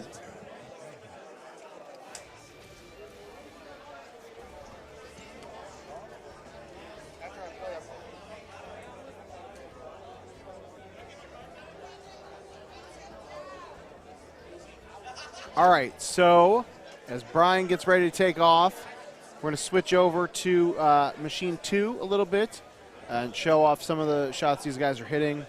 We're going to look for another new tag team partner for myself. So now, you know, it's 5:45. It's actually not as late as I would have expected for us to reach the fourth and eventually the fifth course here. But we're taking a look at Mouth, and these guys are right past the turn. Oh, Mouth. Mouth has some really good thumb shots. He doesn't hit them often, but when he does, they're usually pretty close. It's in the hole. Golfer 2 with an attempt at eagle. Golfer 3 with a look at eagle. Yeah, let's go ahead and do that. I'm going to pull up Power Events website here. Get a look at some of the scores. We just started talking about the qualifier, and as some of those course scores get finalized, taking a little bit longer than expected just because of the power issues we had. So Buddy D's, and I actually don't know who that is. I don't think I've had the pleasure of meeting him yet, but he's been around a while. Looks like he has not been to a tournament in a really long time, but he 30 under with 45,000 great shot points on the dot. All right, with me, I got Chris Longino. Good to hear your voice. See you again, my friend. Thanks for jumping up here. Absolutely. Kicking off the Golden Tee year here in the Florida Open, the 11th playing of the Florida Open. 138 players in the main event. You can't go wrong starting off the new year of the National Golden Tee Tour with that. I mean, the weather is beautiful. A lot of good games going on here all weekend long. Really interested to see how these guys finish off on Oakwood, but Coral Ridge really, I think, will make or break a lot of people. Absolutely. Let's talk about the players here real quick as we are on the second stream machine, Machine 2. For everybody here at Sidelines, that's the numbered machine they're playing on. We have one of my guys, Josh McDaniel. We'll call him an up-and-comer. Basically relatively new to the game of Golden Tee, 2 years in, and starting to make a little bit of noise. He's big into the home edition game.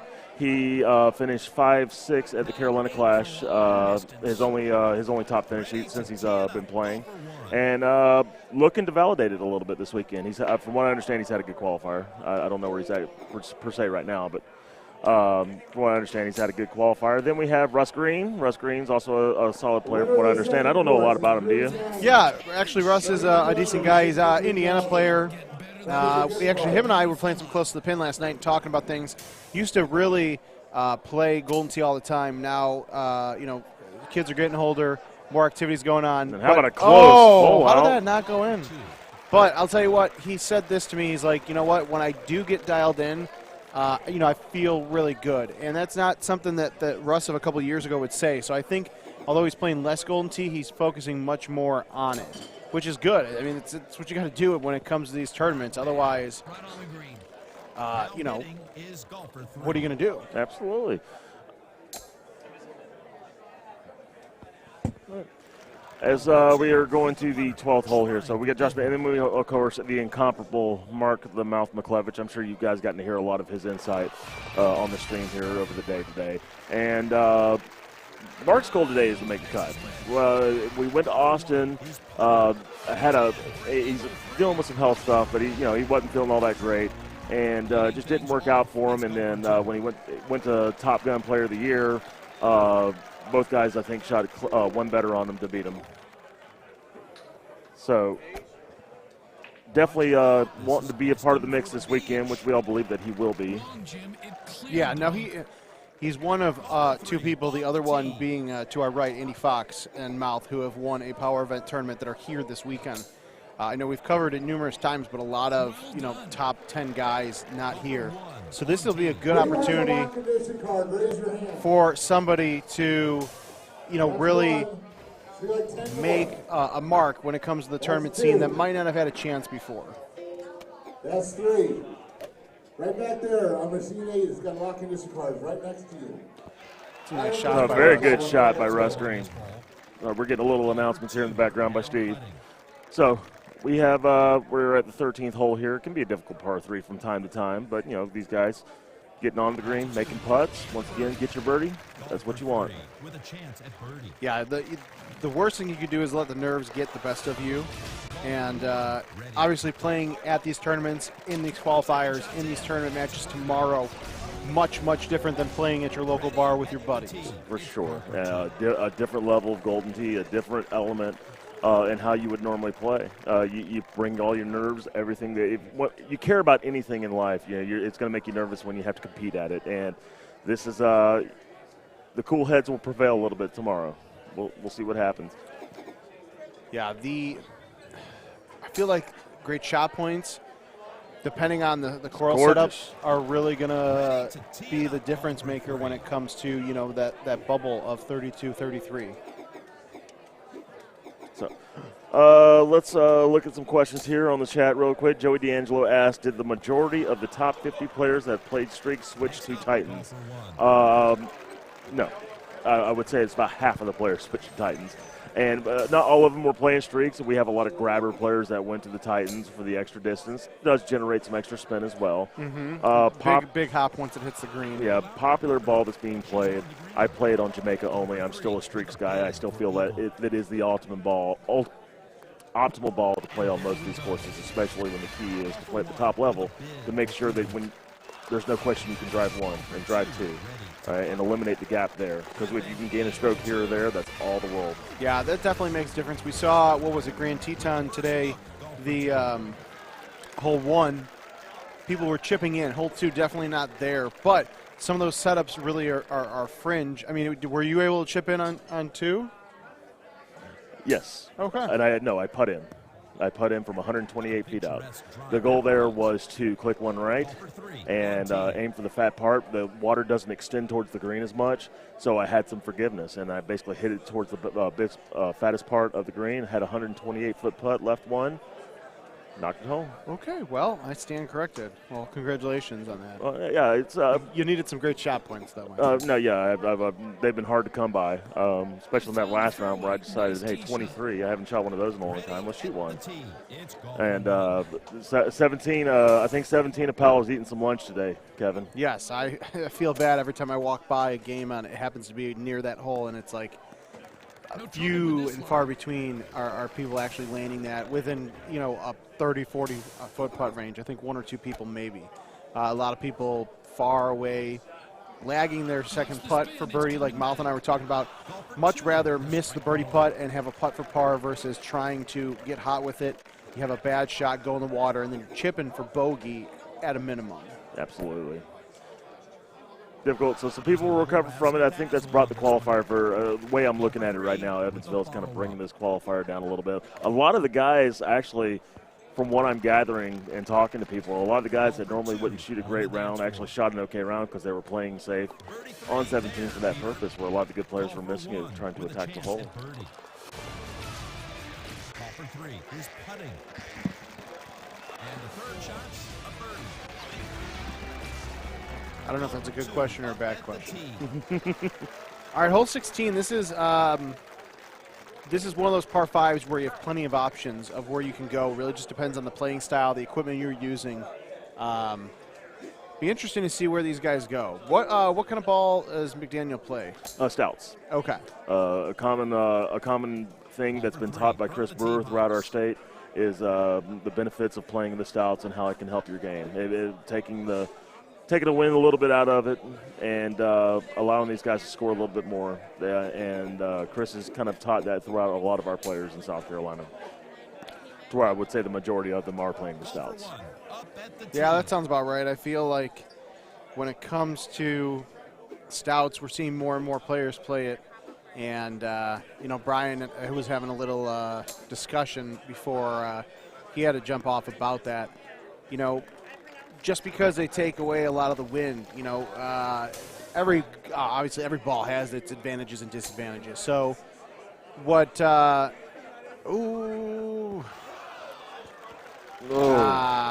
that was bad. Not a lot of green to work with from time to time on that hole. Yeah, it's a bad break for Russ there. Yeah. And this is Mouth just attacking holes. Not a lot of thought when it comes to him. He knows the shot to hit. He has so much repetition in this game to where shots like that are almost natural. He's played that shot probably 50 to 100 times, that exact shot. Oh, I'm sure. This is a bad break. Yeah, Josh is ended up in the deep grass. This is a take your medicine kind of shot. Don't go crazy. Doing the smart thing.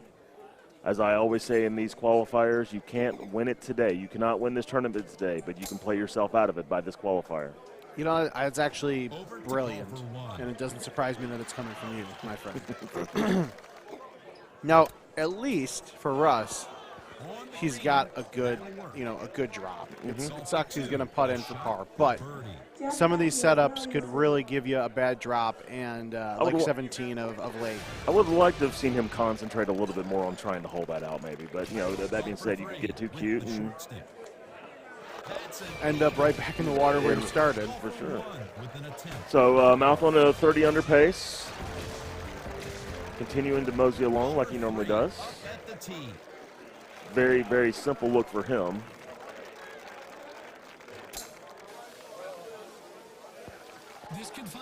And a very safe shot. Yeah, you can tell in his face. I mean, he's never happy with any of the shots he hits until it drops in the cup. But I was a little nervous at first with that. So while I have just a few holes left, my match is on my game's on 14 right now. But I do would like to inquire about the recent 35 under from Mark McClevich. Can we talk about that? Might be the greatest game of Golden Tee that's ever been played. You know, it's tough. Actually, Kinsler and Mouth were having a good discussion about it on Twitter a few weeks ago when that happened. So basically, Mouth shot a 35 under. It was an invitational contest. The first time he saw that setup, what was like a 6.5 better or something? 6.5 better. Yeah, actually, we'll once he jumps back on here, we'll talk to him about it because it's tough. I mean, you're talking about two different eras. You're talking about when Kinsler hit his 35 on Kangaroo, there was backspin and roll, no gold tees, and not to downplay Mouth's significance, but there's more options now, and I feel like that's where a lot of conversations I've had. People have said, well, Kinsler probably had the more difficult. Yeah, the only argument I have with that is you can answer this question to me. On a given hole, how many tee boxes are there? Right now, on this year's Golden Tee, is there like 7, maybe 8, or I mean? Well, I'm with the dynamic tee boxes. Really, the tee boxes could be anywhere. Okay, where in Kinsler's time, 3 tee boxes. They were those exact tee boxes every single time. And so you had that to work with. There wasn't nearly as many variables as when it comes concerning that. You need 6 hole outs instead of driving 3 greens and having the fortune of something setting up like what Ken's had. And this is not to discount Greg. No, this is actually a really valid conversation when it comes to. I mean, they're really good counterpoints, honestly. And I don't know if you caught it really quick to interrupt, but Mouth actually, he had release on it, which I think was planned, but he overhit that. Yeah. So he is going to have he better lag that into the fatter part of the green to be safe and take his birdie because the up 10, which turns into a down 10, and that 13-mile-hour wind, which is now going to blow out. He doesn't have super spin. He does not have room to play here. Yeah. This is a very take-your-medicine kind of shot. Nothing to get really cute with. Oh, for a second it looked like it read down 16, but that was just the glare. I was like, no. Wow, Now, the other option of this is what he might do is maybe try to hit it into the hill a little bit and then try to basically hit it into the hill and then bounce up onto the green. I wish somebody would just shake him and say, don't do it. Just lay up. And he's looking at this right now. I think he's just kind of humoring the idea, but he knows what the smart play is. Maybe a 3-stroke swing for him, which would be normally an eagle, or a 2-stroke swing. 2 putts to get in. Thank God it's at 97. Oh, left it high. Wow. Disappointed he is. He wanted the 30. He'll take the 28, which is still a valid score for this round. Golfer 2 prepares to putt. That's in the hole in 2 shots. Yeah, that could have ended up a lot worse for him. Golfer 3 with the putter. This will call. Golfer 1 on the green. So Russ will take a 24. Yeah, rough break for him. Yeah, and that's not a score you want at this time. Josh, I think, finished 26 or 27, and he's still in the mix for the qualifier right now. Understanding that if you don't make the cut here, well, we got some pretty big stakes to play for, the biggest stakes that's ever been played at a purple bracket here at the Florida Open, or any purple bracket we're going to have this year, Kevin. Yep. We're playing for larger stakes than we've ever played for. Purple bracket champions. Yeah, this the purple bracket champions from Florida, Wisconsin, and Missouri will get a World Championship qualifying pass. So we've done this before with the Player of the Year tournament for the Top Gun and or the Little Gun, but much different stakes when it's every tournament is going to get a World Championship pass. And we're getting over here to the machine now. We're machine 4. We'll take our another look at the day where we have Seth Standifer, Brian Bernhardt, and Jen Klomperans. Seth Standifer, Brian Bernhardt, no stranger to the top 4 scene, including the 2018 fourth place finish for Seth Standifer, the 2017 third place finish for at the World Championship for Brian Bernhardt. And a former champion, maybe not on our National Golden Tee Tour, but he is a former champion of the old tournaments that old player-run tournaments that we used to have. The original PCC champion. Yep, 2004. Bad putt there. Looks like you hit it out left and it just didn't break. Mm-hmm. That's tough for him, but so. It's still early on. I don't think Brian is on the fringe at all. So now there will be. They're playing Lake Powell. They're playing Coral now, which is they're on their last course. They're about done for the day here at 6 o'clock on Saturday here, and we're gonna get to this hole right here, which can really aggravate some people. Not sure how you're hoping to put it over there and maybe get yourself a little fortunate. A lot of people are going to try to ride the bunker onto the green. It does skip on when you carry momentum. A lot of people still playing the 8.5. So Coral Vista, Kevin, a little conversation about this. I told Bernsey earlier, I happen to believe that this is one of the most unique designs for us in the live era. So where the obstacles are very much in your face. Wow, and that's dry. I have no idea what just happened. Oh, my goodness. Brian better count his lucky stars because I have no idea what just happened there. And now, well, no, the key to this shot right now, I mean, you're looking at jail. He's staring, 5 trees in the face right now. Well, I don't think no, he's got a chance to get on the green. There's some gaps. The biggest thing is that I think he hit the water and it just didn't. It didn't register it as water. It just dropped. Yeah. Well, there's a strip of sand. Did you see that? There's a strip of sand, but there's no. I mean, it just seemed like he bounced and it just went. But Brian's going to walk away with par here, but he's not going to be disappointed because that could have been a lot worse. Yeah. So with Coral Ridge, it's a remaster course from Golden Tee 97 and. No tees, no balls, no custom clubs, nothing back in the 3D golf era, no backspin button. So the way Jim Z, you can see this over the years, you take a look at Coral Ridge and then you take a look at, Castleshire from Golden Tee 4 that comes out next month in March, or some of the other like Rattlesnake, etc.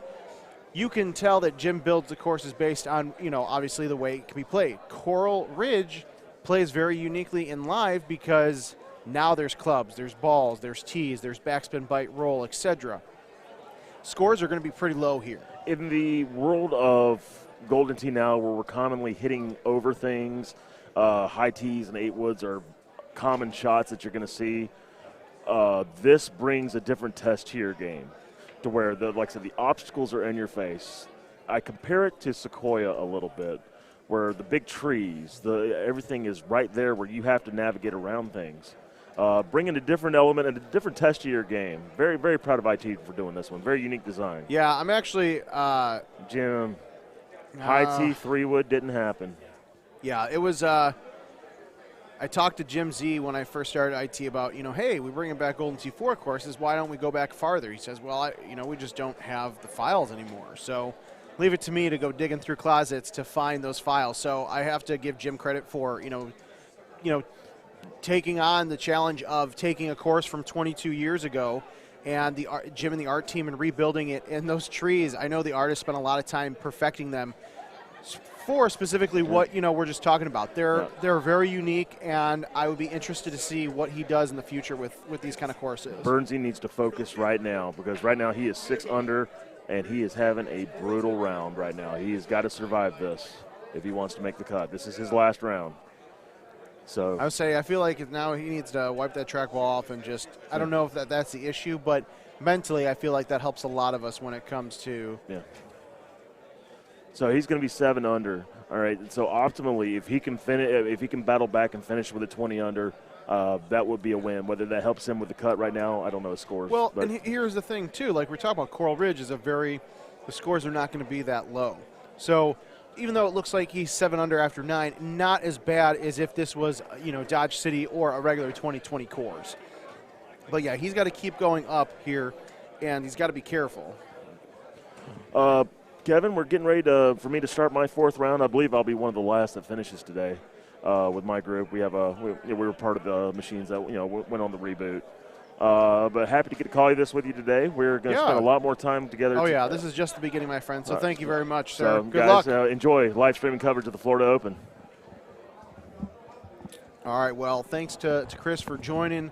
Be interesting to see how Coral Ridge plays out for for him and the rest of the group here as we wind things a little bit down. Really surprised. I mean, 24 machines. It's a lot of machines, but 138 people, and this is moving much quicker, even with a power issue that we had earlier in the day. So kudos to Power Events for helping get this thing moving and smoothly. We started at 11 o'clock this morning with getting players registered and set up, so that definitely made a difference. But we're still trying to find out about the doubles tournament. With this many people, it does get pretty crazy, and I don't think we can be at the bar until 5 a.m. playing doubles. So we will we'll find out more information about that as we get it. And again, Coral Ridge, very straightforward course, not a lot of trickery here. Like Gino said, you just got to watch out for those tall trees.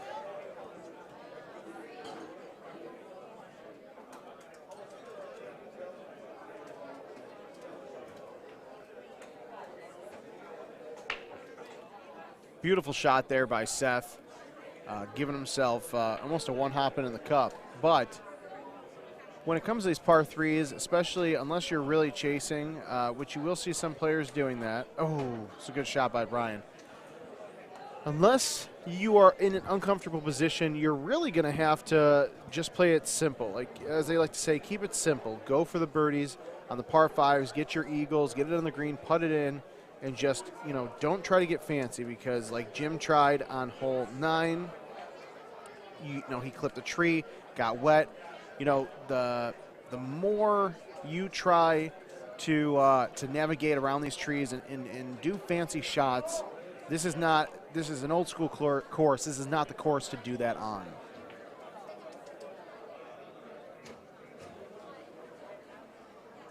Now, I really do like this setup, though, that 9-mile-an-hour wind and where these guys are driving it towards the edge of the fairway. You're going to give them almost a little bit of I would call it the wind to start blowing a hair to the left, kind of like right there with the end of Jim's shot, but this will be good. I expect Seth to thumb this. I'd be really shocked if he didn't.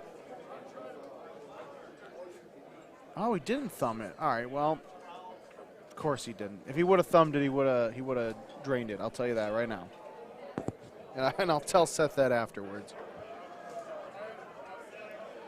Make sure you guys, if you haven't done so already, whether you're watching us on Facebook Live, YouTube, Mixer, or Twitch, make sure that you're following us on those social media platforms, other platforms as well.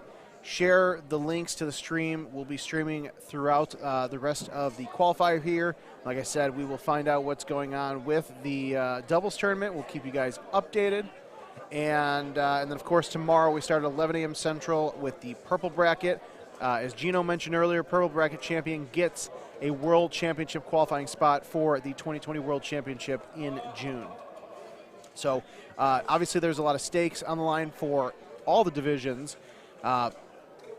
top of the line money for the gold division, and then the World Championship pass for the silver bracket. So definitely stakes are high no matter what bracket these guys end up in at the end of this.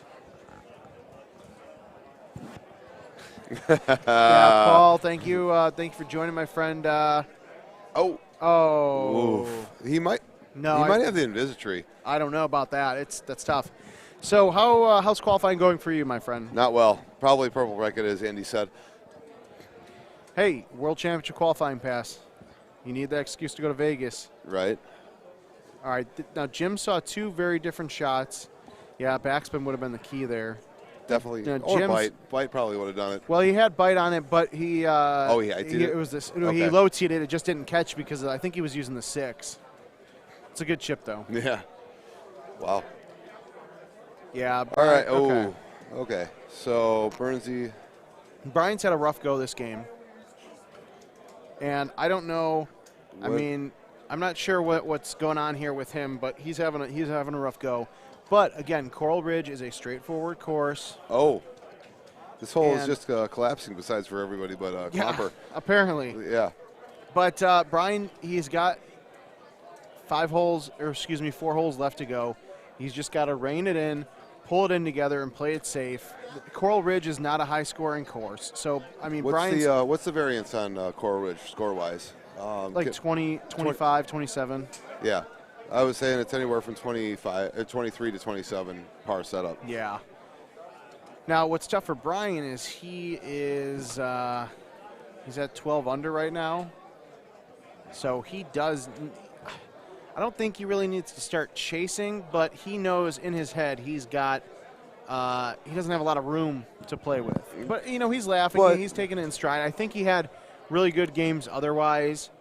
So it looks like they haven't announced it yet, but it looks like the results are final for Dodge City.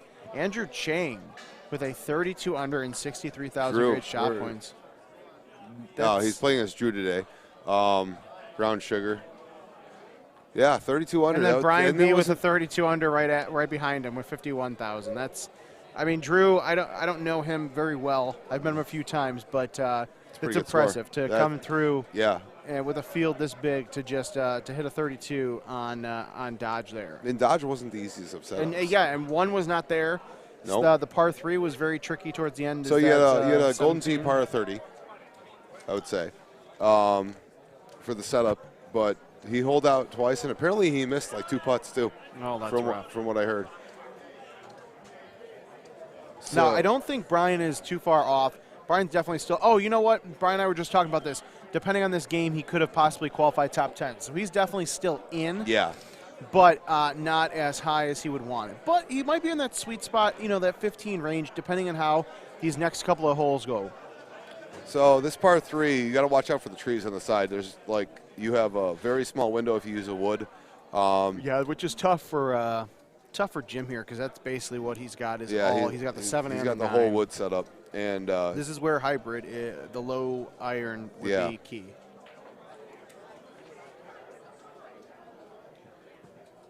Well, he played it good. He got it through the little aisle right there up there. Yeah, he didn't have a lot of room to work with, but you see Seth, he's got a 4 iron, which is not a common club. No.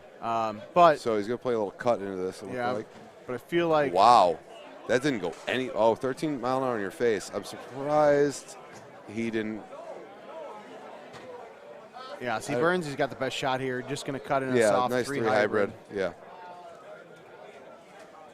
Oh, it's good. Yeah. Oh. No. Stopped a little quick. That bite in your face, it's going to give you a little extra bite than you more or less expecting because you got to hit it a little harder. So, Seth here, I would be using a 9 iron here to just to barely pop it up over that ridge and let it run.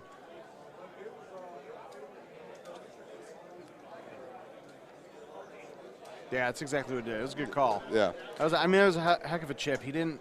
The interesting thing about this hole and a lot of the Coral Ridge par 3s, it's not a deep bunker. It's kind of like a soft rolling bunker. So, if you land it and it's not the end of the world.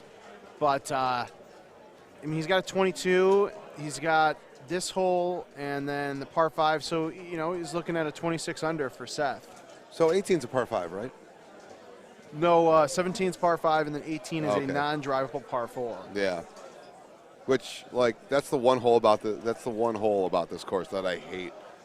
It's 18. It's a basic up and down par 4. Right. You know, but Now, I was told by a birdie up front that they were shown a shot by you for one of these holes that is normally non-drivable.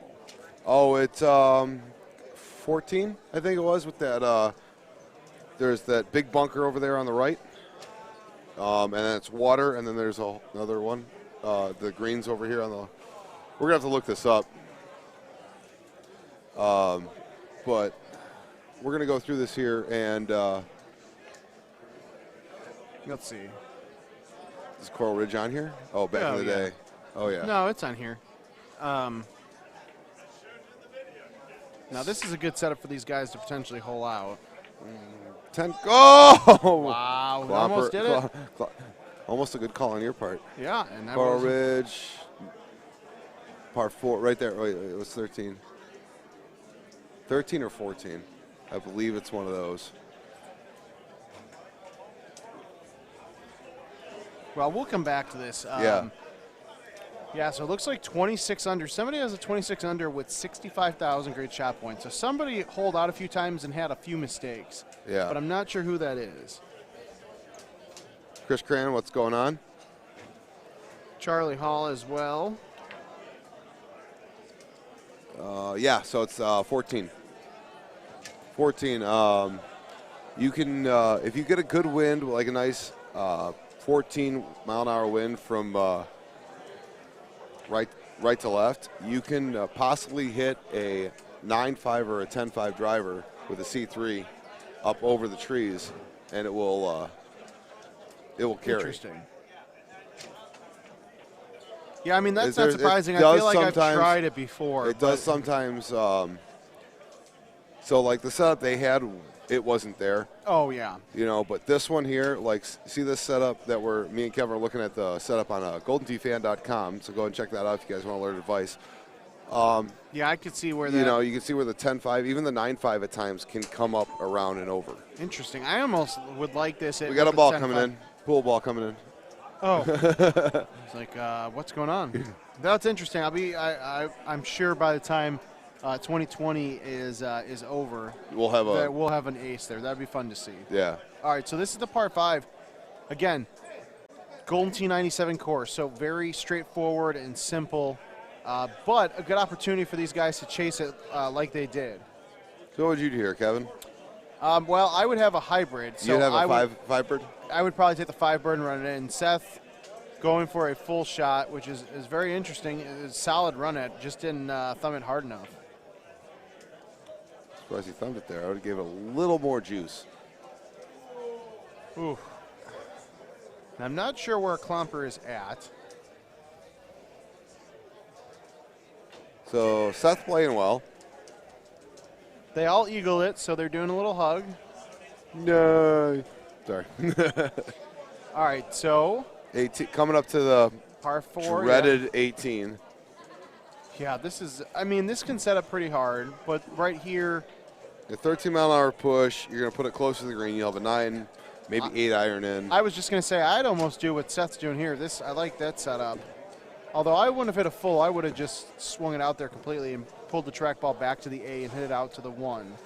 So Brian B's going to go kind of where Seth is, but a little closer. So it's looking like he'll have an 8 iron to 9 iron in. See with Jim here being, he doesn't have an 8 iron. Now, So- with Seth, he's got partial spin, so he should be okay here. Now, Burnsy, I know, has super spin, so that might be the way he's playing it. Yeah, that's right. Burnsy didn't change his clubs after changing the balls. I don't know why Jim is doing bite here, though. You got a down 9. You'd be much better off with backspin.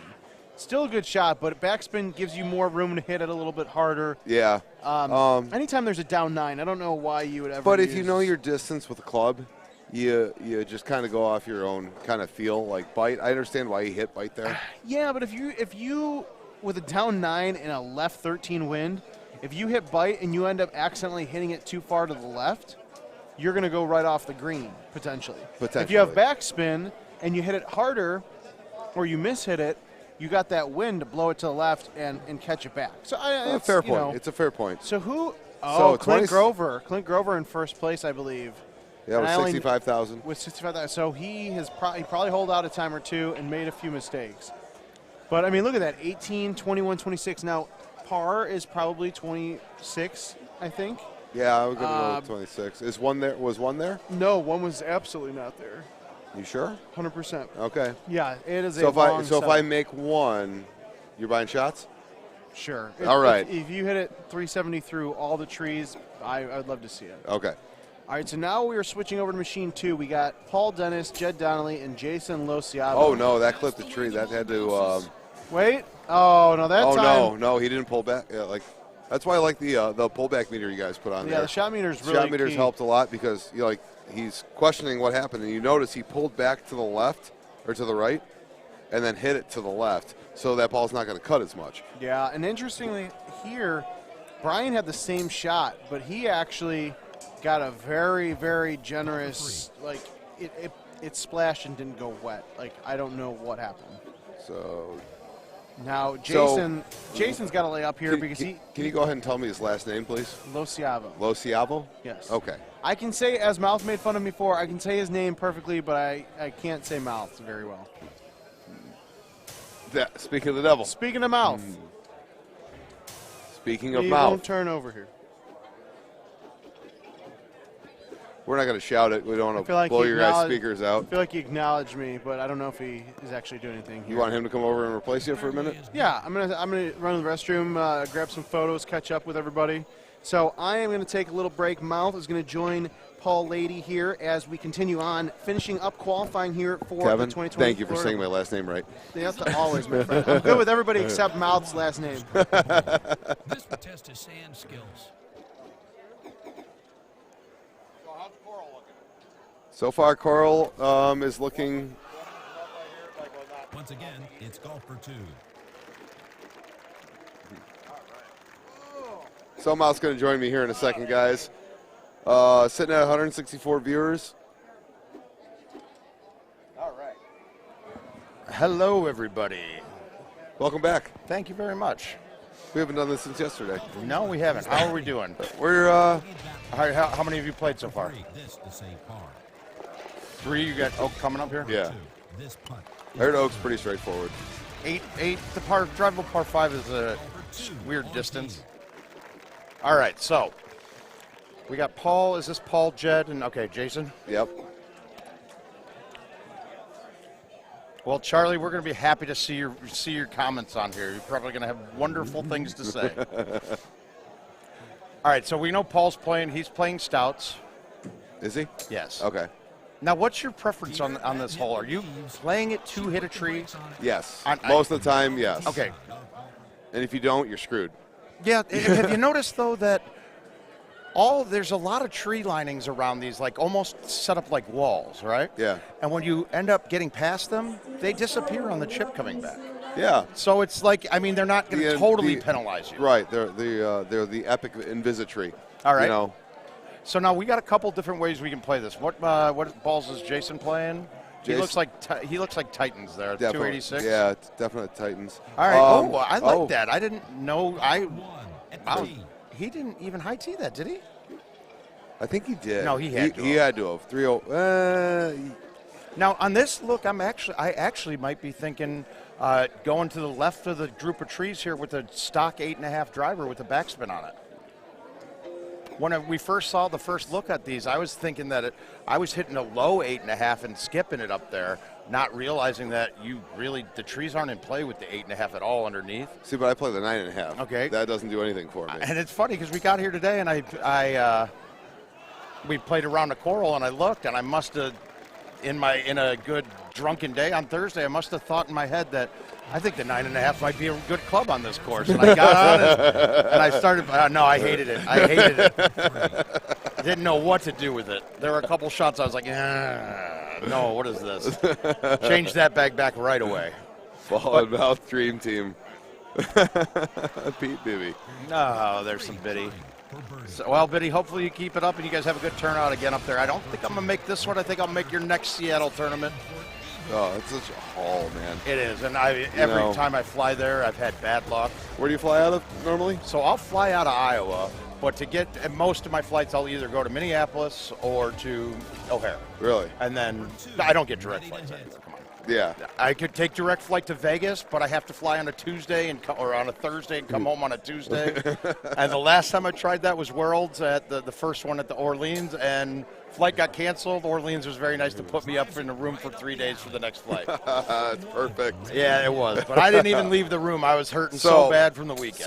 So I was seeing a shot. I think Mr. Kin showed me. If you go 2 clicks over, there's a line through the trees right Absolutely. over here. Yep. My 8.5 driver goes with no tee. Like a regular medium tee? Medium tee. There's a gap. The gap, if you're looking at it on a decent-sized TV, it's literally about the size of a quarter. Now, the good thing about it, though, I've probably hit it trying to go through the gap, maybe 2 out of 10. Yeah. But none of the times that I missed it put me in a really bad place. I mean, there was always something there, but I was always able to get up and down and save birdie. I mean, that's one of the 3 ways to go here. You got the A1 around the left if the wind's right. And you got the C3 around the right. Right. Are you hitting C3 with the 3-wood or with the 10.5? 10.5. I was close. I forgot what the setup was when we were warming up before qualifier earlier. I did the 9.5. Up and around and over, and didn't clip any trees and put it right up there. This course is it's a blind crapshoot. Yeah, it is. It is, because it's not that we're trying to. It's not even that you're trying to miss trees. It's that we're trying to miss trees while using high tee A1s. Yeah. And you can't, when you're out 350 yards away, you can't pick the spot that you're aiming for that easily. No. So it's a crapshoot. It might be my least favorite thing about this course is that 2 people hit almost identical shots, and it's not a skill to make it. It's a luck to make it. Right. What I have to say I hate about this course, as me and Kevin were talking about earlier, is 18. 18. It's just straight up and down. All right. Okay, and this is why I came back to realize why I decided to put the 9.5 in. Because Danny Boy posted that he had gotten to the green on 18, going straight at it. Yeah. Right? With streaks. Well, I got it too with Titans with an 8.5 straight. Okay. The problem with mine was the time it got on, the pin was up top. When you get it to that green, you're at the very bottom, and there was an unmakeable putt. So there's not a real advantage to it because the times you would use it is so But rare. you got to remember, Danny Boy uses streaks. No, I know. And then you got to remember Titans are almost the same distance. 3 yards, give or take. It carries a little farther, but it's very similar. Okay. The 10.5 is really short even with a big outwind. The 8.5, if you don't hit it dead perfect, it's a little low, so you hit the edge coming in. So I was like, maybe the 9.5 would be perfect happy medium between the 2. I never even got to try it because the rest of the course I wanted to never touch that driver again. So that was out the window. But we did find, I want to say, it might be this, not this one, the next. There's a par 4 that will be coming up. Yeah, I drove here. it. I drove that one. It's 14. Me and Kevin Lindsay were just talking about it before you got on. But I realized today when we were warming up that the 8.5 high tee clears it going straight. Does it? It doesn't look like it should ever even be close. No, it shouldn't. No, and I was always hitting. It's like that hole on Winding Pines where if you hit that 8.5 or that par 5, that second shot was 8.5, you clip the trees. Par 5 on Winding Pines, clipping trees.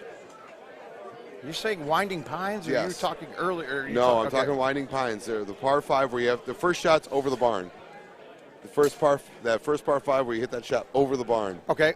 Okay, and then your second shot you could sometimes cut it around. Yeah, it was always like 130 yards, right? No.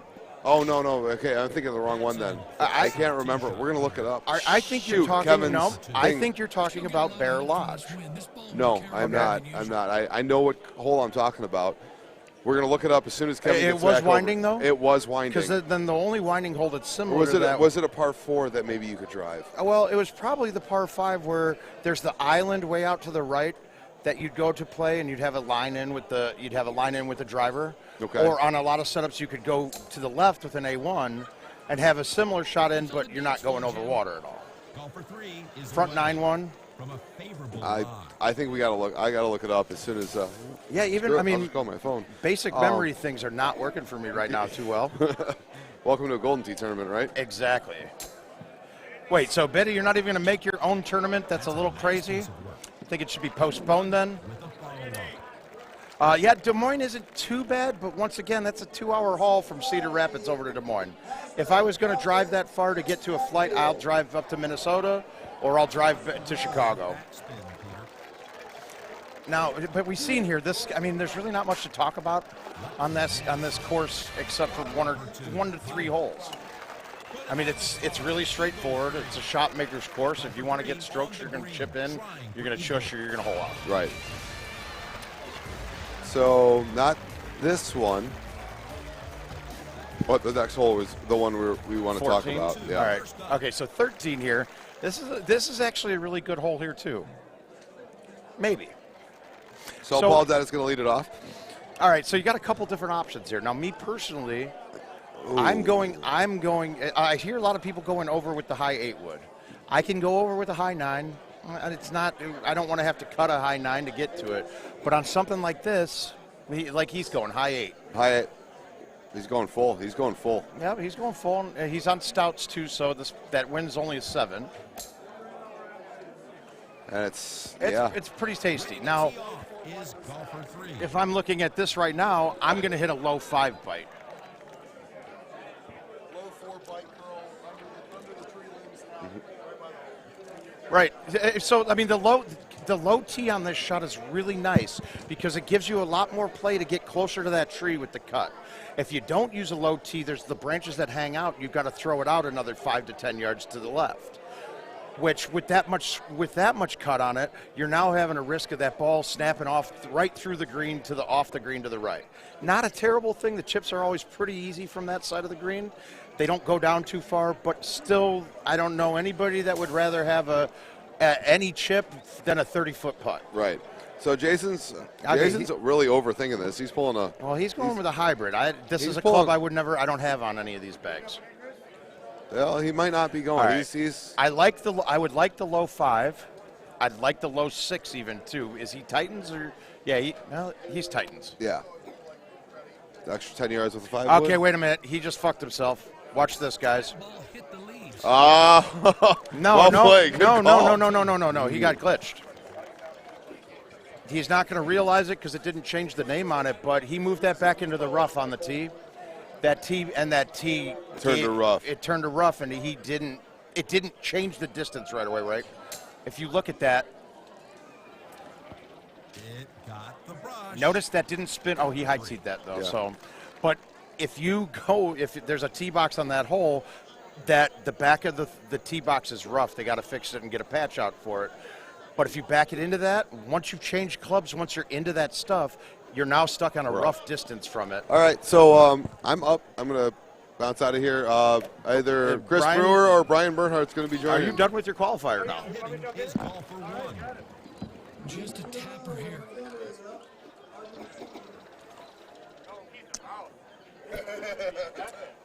All right, so I mean, really on this course, guys, this is a great time if you got any general questions specific about this course.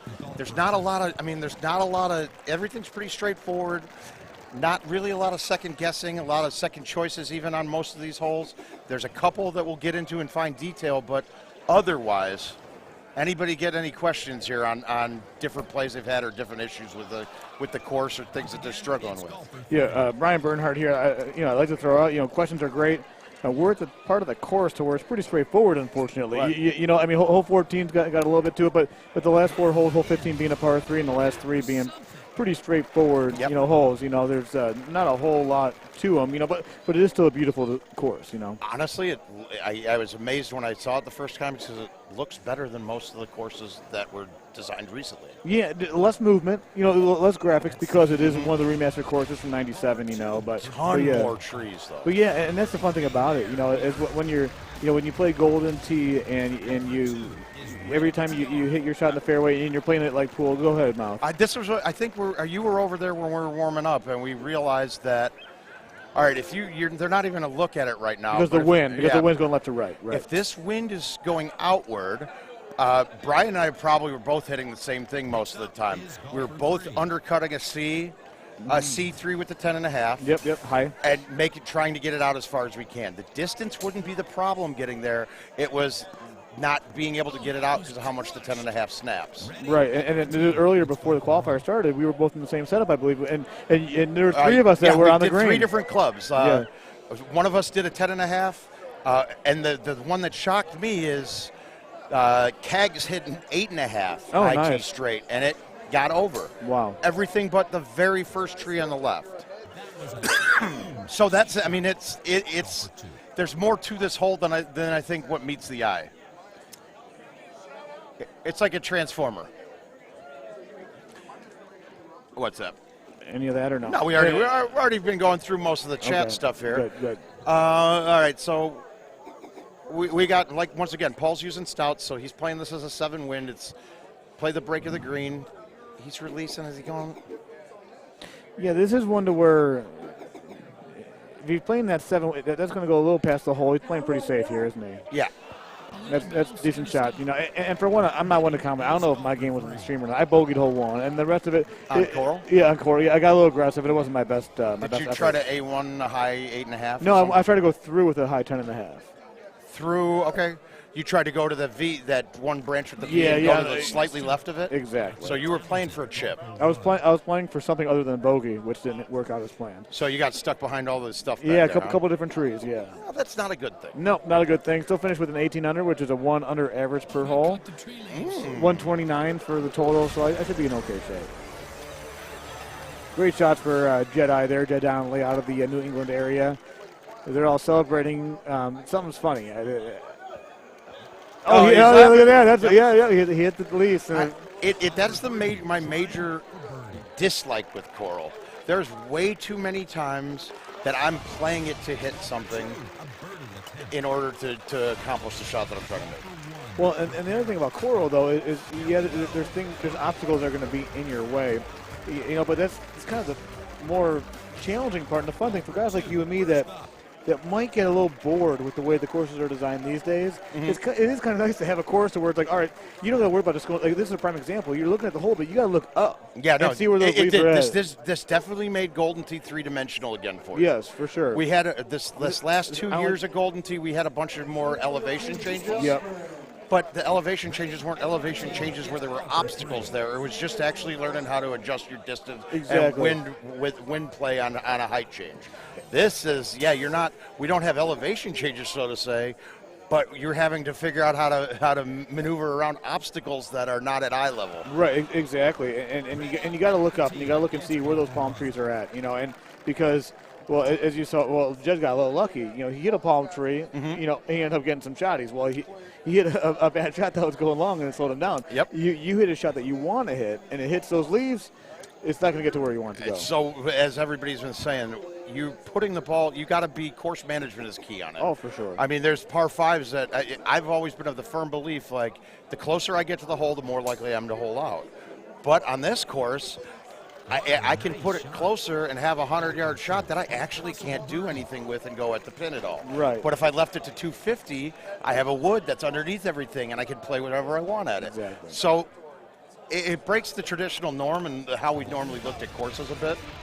And it's weird that breaking the norm is from a course from 1998. Yeah, we're breaking the norm by going back. But something like that. But the one thing that's interesting though is me being a full-time player and seeing how many people are playing these games. You know, it's gotten a lot less play. Right? It's super less play. I don't believe they're going to be able to add any tee boxes to this course. I think they add the tee boxes to the other courses when they make those changes.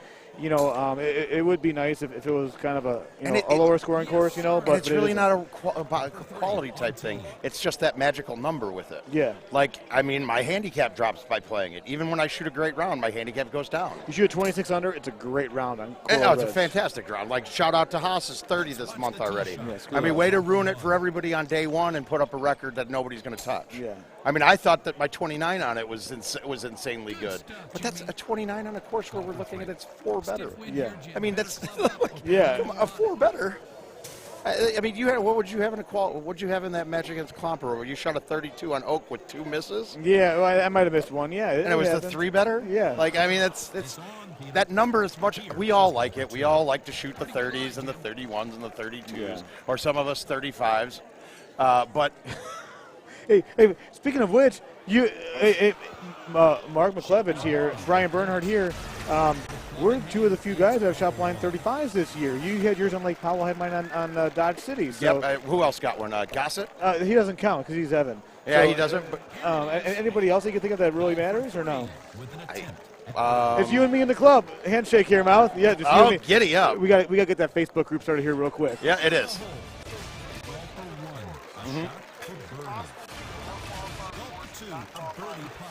Absolutely, it's happened before.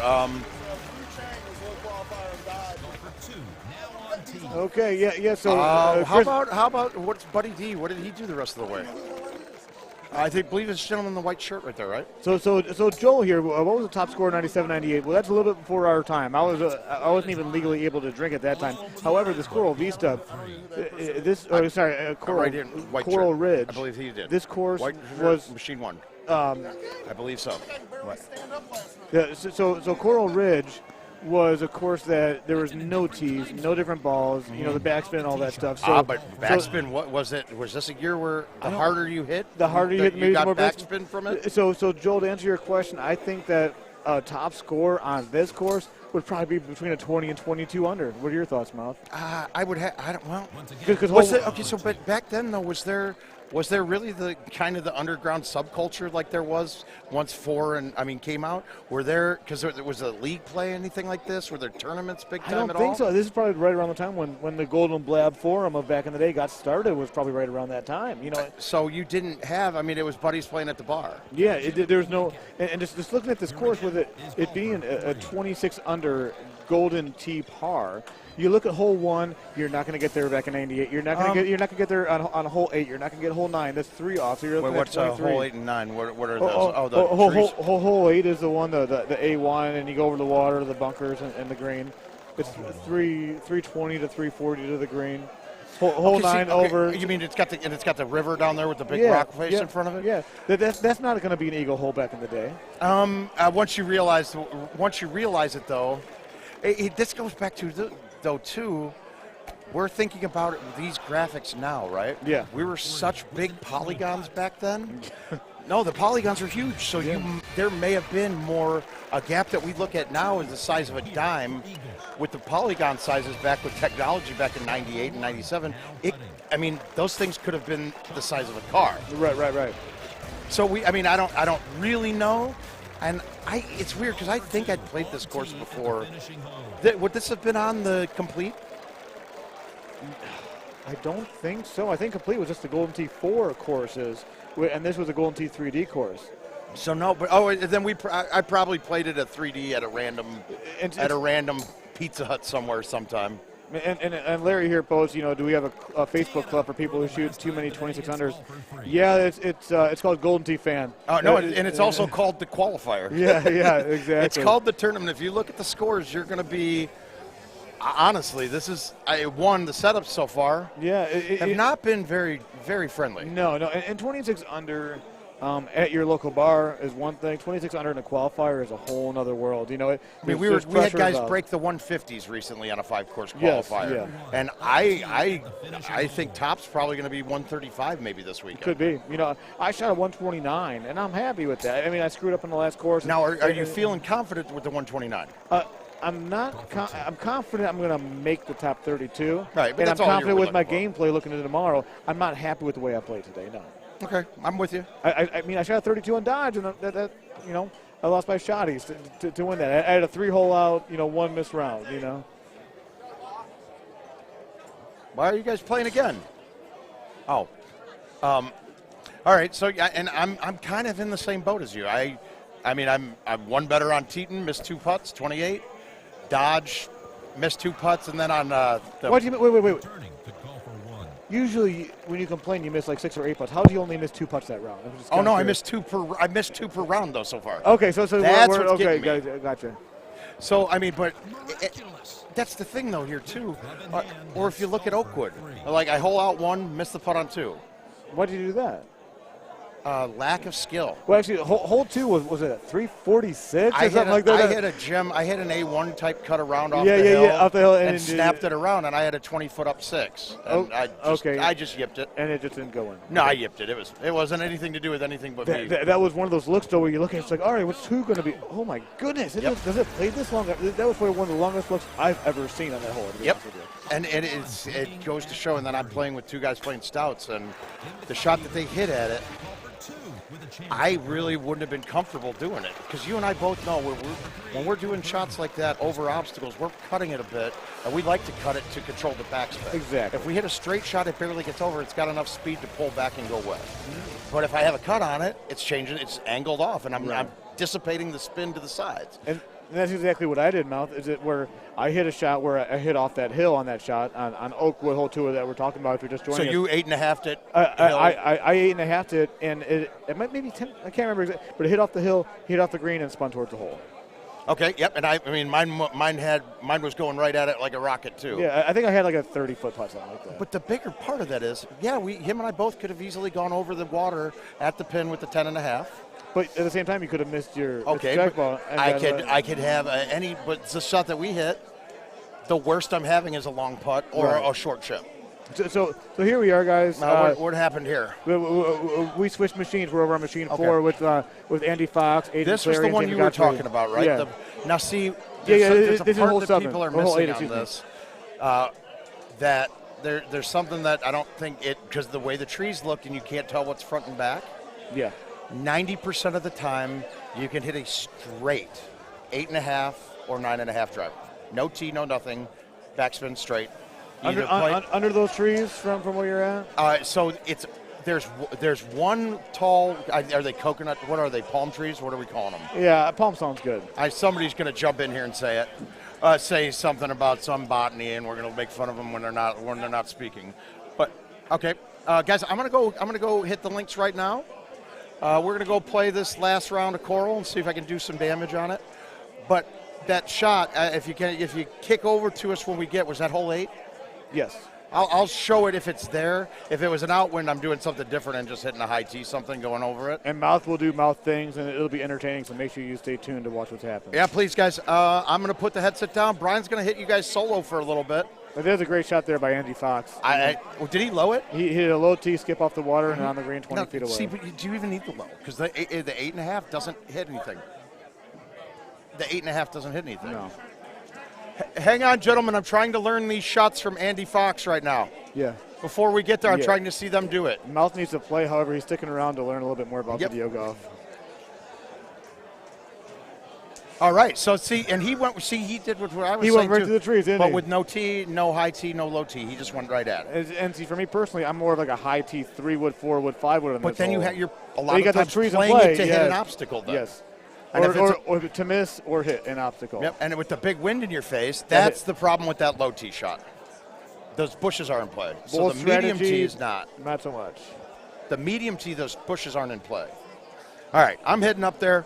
We're going to get somebody else on this microphone here for you shortly, but Brian's very capable hands will take care of you guys got it, hey, thank and you, walk Mouth. you through it. Good luck the rest of the way. Shoot a 125, will you? I'm already there. So here we are through the front 9 of the beautiful Coral Ridge that me and Mouth have been talking about, moving from machine 2 to machine 4. You got Andy Fox fishing it up, Aiden Clary, Jamie Godfrey. We're here in beautiful St. Cloud, Florida. The sun is set. It is dark outside. I'll be honest, I have no idea what the temperature is because I've been stuck inside this beautiful venue all day long, and it's a great place to be. Andy Fox playing up this hole right here, actually, depending on the tee box, the wind, and whatnot, it can be drivable. There are some secrets to it. Make sure you watch all the streams, and maybe you'll see what some of the shots that are being made are doing. But yeah, so Coral Ridge here, there's a whole lot of golf being played. There are no open machines, 24 machines here for the 136, 138 players. We're starting to dwindle down a little bit towards the qualifier, and we're approaching 7 o'clock Eastern Standard Time here, which it's a long day. But however, we had a little hiccup with the power surge. Nice shot by Andy there going after the hole, but we had the power surge earlier.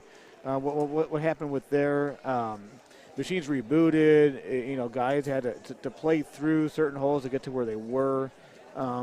No problem since then. It's been a good 4 or 5 hours since we've had any issues. Things are kind of smooth sailing right now, and we're getting really close to that part, so we're going to have ourselves that 32-man bracket. Personally, hopefully I'm in there, and I'm guessing I'll be right around 20th. I didn't finish as strong as I would have liked, but hey, such is life. I'm human, made a few mistakes. I shot minus 129.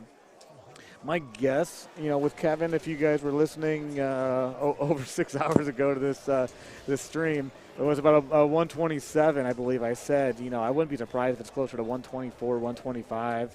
My 129 with whatever shotties I had, I'll probably end up around 18th place, which I'll take. But here we are in hole 11. It's a par 3, left 6 slope, 11 wind in the face going about 7 o'clock. And Andy's going to shoot out to the right a little bit with backspin and, kind of play real conservative.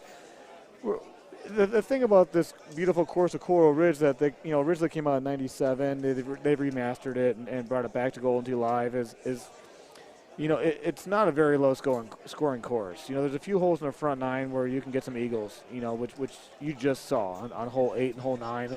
Hole 1, if you were watching when I was playing, I got a nice bogey on that one, but that's one that you can also get an eagle on. But once you get to the back 9, there's really not a whole lot of holes that you can gain strokes on. Some new players might think it's kind of boring, because you can't get that 30 under. But play this course. This is one of those courses that helped to make Golden Tee what it is today. Smaller greens, more obstacles. And now they're designing courses to help players, score a little lower and get those 30 unders. And that's great now. But sometimes there's nothing wrong with accomplishing a 25 under on a difficult course like Coral Ridge that we're watching right now. So Corey, I see that you're wondering what the cut number is looking like. I honestly have no idea. I'll check out here in probably about 5 or 10 minutes, see if I can get a good look at where things are at. Personally, I would say, we're looking right around that 124 like I was just talking about. It wouldn't surprise me if a 123 or 122 kind of snuck in there, to be honest with you. And Larry, the No World Championship from 2010 to 2016, great question. Andy Haas will go down in the history of Golden Tee Golf as the only person to hold the championship for like 8 years because he won it in 2008 and then didn't have to give up his title up until 2016 when actually I think I had the opportunity of knocking him out of that tournament thanks to a missed chip on Pine Coast by Andy. But yeah, they're Incredible Technologies made decisions that are, they make them for whatever reason they do, and at that time it wasn't part of the plan. Don Pescioni, who has since retired and had a great vision for the game, it brought the World Championships back to Vegas in 2016 and ended up being good. And the great thing is, Don's not retired. He's probably got his feet up. Who knows if he's watching or not, hanging out with his dog Joe. He might be in Canada, might be in Chicago. Who knows? But he's enjoying life, and he knows he left the game in a great place. For Adam Kramer and Kevin Lindsay and the rest of the marketing team and the esports team to bring this great game of video golf and keep those World Championships going over at the beautiful Orleans Casino in Las Vegas.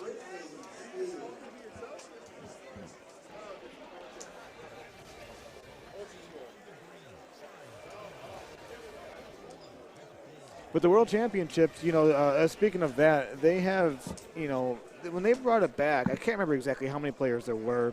It might have been around 64 or so, then 72 or whatnot. But this year, stay tuned. There's going to be a huge announcement from Incredible Technologies here in the next month. I don't have an exact date, but they're going to be giving away a huge Golden Tee Mobile News. But the Golden Tee World Championships now have 88 spots available. I don't know what I don't know the details. I know that there's going to be 60 spots available through the commercial edition. The commercial edition being the machine that's located in bars and restaurants across the country. The home events, the home edition is going to have a certain amount of spots available. They're going to give away some spots through Money Shot, the Golden Ticket. There's probably at least 2 or 3 spots available through there. maybe some daily contests. But yeah, make sure that you follow Golden Tee on Facebook, and just to kind of get a good idea of what opportunities you might have to qualify for the World Championships. The World Championships are going to be in Las Vegas, June 12th through June 14th. Beautiful Las Vegas. The Orleans Casino has been a great venue for the previous 2 years. Looking forward to this third year. A couple things I'd like to add. Me personally, I've really enjoyed the convenience of so many amenities in that casino. You have the food that you need, whether it be Fuddruckers or Subway or TGI Fridays. You want a good steak or some good Oriental food. I mean, it's all there in that same building. Great table games. It's just a wonderful venue. And then the showroom, which seats over 800 people, is right off the beaten path there, and that's where we play the World Championships. Aiden Clary there, missing a putt, 40-footer or so, right 6 it looked like. It looks like an easy putt, but sometimes it just doesn't go as planned. So here's Andy. He's going to think about this a little bit. Wipe the trackball down. He knows he's got not the easiest chip. He wants this eagle. The John Gruden of Golden Tee Faces is going to attempt for eagle here. Eddie Godfrey, one of the best players at Golden Tee, is going to be joining me here in a second, out of Texas. Ooh, and I heard from a birdie that said that Andy Fox picked this young man of Eddie Godfrey from Texas. He decided to fly in bright and early Saturday morning. He'll go home on Monday. The man's on a mission at home with his family, but he's able to find some time to play some Golden Tee golf. So that's so I'd right. like to. So here's Eddie G joining us in here on hole 13 of Coral Ridge. How's it going, everybody? Luckily, there wasn't any snowstorms in Austin, and I was able to make my flight early Saturday morning. Otherwise, guess I probably would have had to play later, or maybe not at all. Right. I mean, whether it be a snowstorm in Texas or tornadoes on the East Coast, if anybody's tuning in from the East Coast here, we're thinking about you guys. We know there was some high winds and tornadoes out in your area, so be safe and hunker down in your basement and make sure you're tuned into the stream here of Golden Tee to kind of keep you occupied during these tough times. But yeah, this is one of those holes that's kind of fun. Depending on the wind, depending on the tee, you might be able to get to the green sometimes. Unfortunately, this one is not set up to be drivable. Usually when there's a wind blowing out, either if it's kind of 2 o'clock to 10 o'clock range. If anybody has a 9.5 driver, you can take it right over the trees and go right at it. I know there's also a 10.5 290 driver. You could do a type of C3 shot at it and kind of hope it turns and gets up there. But the problem is there's trees. The tree by the green there is brutal. Jim Zielinski, why did you put that darn tree right there? I mean, come on, man. And those leaves are the worst too, because when you hit one of those leaves, it just drops straight down. It isn't like some of the other brush in the game where it powers through. It touches it and you're dead. It goes straight down. Especially with this setup here with this 14 headwind, you hit one of those leaves, it's going to hit the leaf and it's going to start dropping, and that wind's going to push it further away from where you were trying to go. And if it's in your face, like you said, it'll push it back in the water because it'll catch the tree. Then I go in. Oh, that's a nice try there by Jamie Godfrey. Cousin. Or no?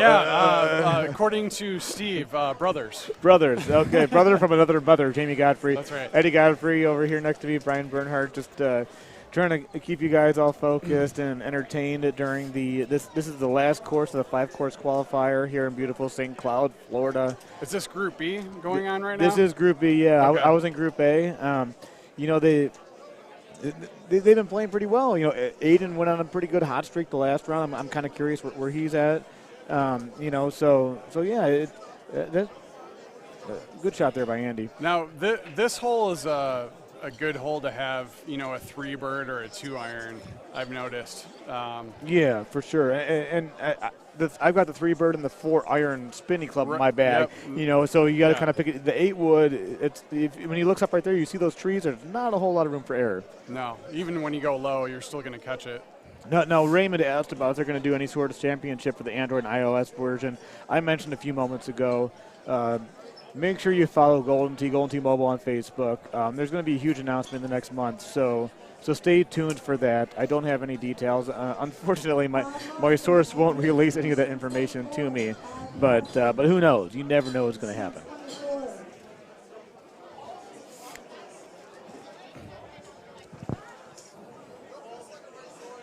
So I've been paying attention to the scores. Is Fox still shooting lights out like Fox always does? Yeah, or? like par. I'm not sure. I believe par was 25 on this course. 1 wasn't there, 10 wasn't there. Yeah, 8 and 9 were not easy, man. No, 8 and 9 were really tough. I shot an 18 under and I bogeyed hole 1, and I was kind of happy with my 18 under. Knowing that par for the course is probably going to be closer to about a 22 for this one. I mean, I guess if you got really lucky, going through on 1, like going through the trees there, but I did not try it because I was kind of chasing. I had a bad round on Powell. So why'd you do that? Yeah, 16 and 17. I just got really 16 and 17 on Powell. Yeah, I got stupid on, and I was chasing after that. So come on, man. So Eddie, you've been playing in tournaments for a long time now, and you're one of those guys that knows that when you make those mistakes, you get that reset. Yeah. And for those that are watching from home, when you come to these tournaments, and I've spoken about this before. For those that have listened to the stream, we've all played. Not all of us, but a lot of the top players have played tens of thousands of games over the last decade plus, and we've come to several, dozen tournaments over that same decade. And the thing is that it helps you be successful. It's not just you playing all those games and knowing the courses and memorizing, certain shots. It's having your head in the game, and you got to be strong. You have to have that confidence because if you don't, it just goes downhill quick. Yeah, it'll turn on you real fast. Focus is everything. You cannot let a bad hole get to you, and sometimes it does, and it happens to all of us. Unfortunately, I ended you're up, human. Yeah, we're human. I bogeyed. I want to say I bogeyed Lake Powell 16, and then I go into 17, and it was a really tough. 17 setup. was tough with that pin tuck left, the 14 out wind to like 2 or 3 o'clock, and having to cut around. It wasn't. Instead of doing the smart thing, like knowing that I blew up on the last hole, like I should at least take a par. Because I knew how tough it was. Yeah. But what did you do on 17 of that setup? On 17, I tried to cut a 4-wood into it, and I just didn't hit it hard enough. Did you catch the cliff then and go wet? Yeah, hit the cliff and went wet. Okay. And then I chipped and missed a putt. So you got a double? Would that be a double bogey or yeah, bogey? It was a double. Oh. So luckily 18 is not the worst look, so you probably got eagle on 18 to kind of give you a little tiny bit of momentum going into your next course.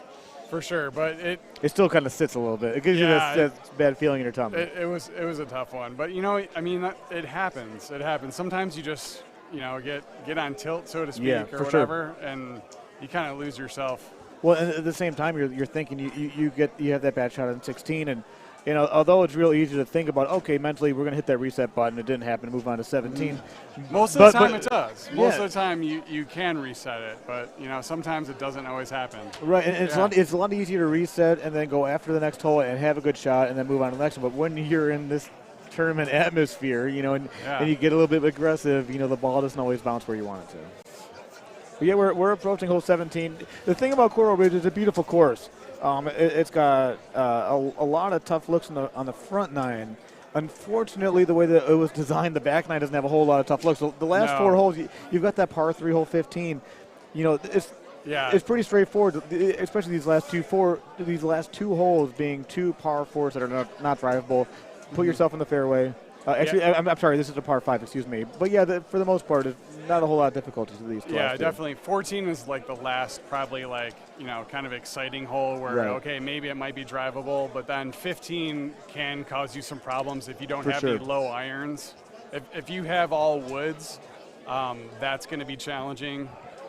You can still low tee them all, but it's much easier to have low irons on some of these par 3s on this course. But like you said, the last 3 holes after that, 16, 17, 18, it's it's going to be interesting in match play because you can hold these holes out. Oh, for sure. Yeah, because there's a lot of you can green. get, you can get real close, and you're not like no one's really going to screw them up, but you can actually get some strokes back by holing out.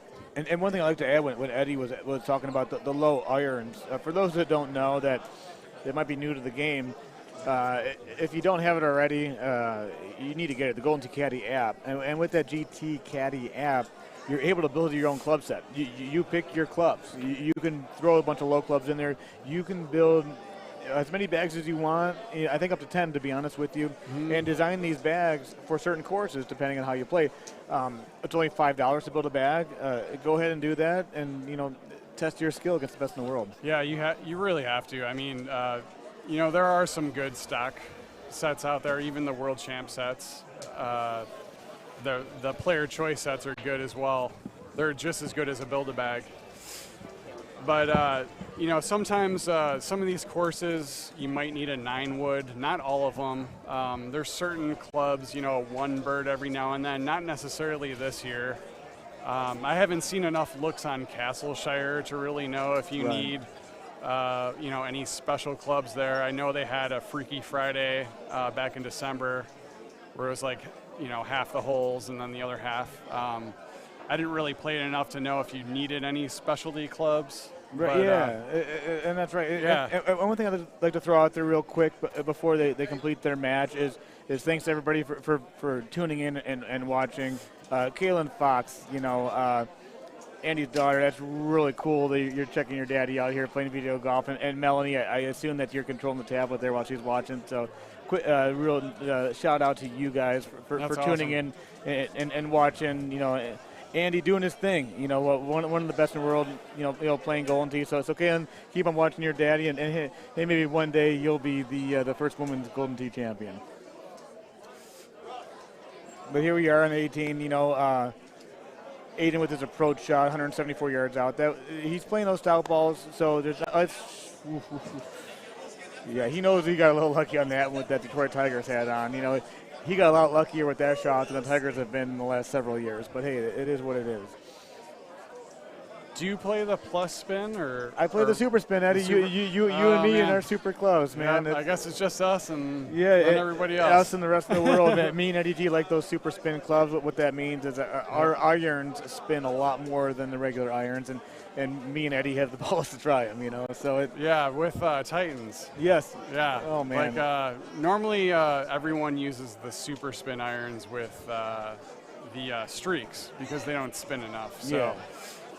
But you and me, the Titans, they spin enough already. We just like them spinning a little bit more. Yeah. They're fun. It gives you a little bit more options if you know how to handle it. But it's not for everybody, that's for sure. That is for sure, because you got to make sure you look at that wind, you look at the green, see how it's sloped, and use a lot of bite. Yeah. That's for sure. Yeah, use a lot of bite, like Eddie said. In particular, hole 9 of Grand Teton. Yep. One of those holes I got the four spinny club, and you want to make sure you're a good 15, 20 yards past the hole before when it lands. And look at those scores. You got 2 23s and a 21, and you know what? It might not look good. That's not bad at all. It is just about a par for the course. No, it is. Coral Ridge. It's a 25 setup and a tough 25 because 8 and 9 weren't the best. And that look, you're seeing Andy Fox, talking to the guys. We're going to move over to the other machine that's got Russell Green and Mark McClevich and somebody else. But to go back real quick to the other view, it gives you a good idea of what that room looks like. And believe it or not, in that room, there it is again. Look at those machines. Look at the people.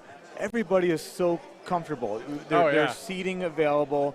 No one's really bumping into each other. It's such a huge venue here. I believe there's 16 machines in this immediate room. There's some other machines on the other wall. We've got 22 machines in this area. 2 machines are located in the other part of the bar, but it's such a huge venue. Yeah, this is one of the best for sure.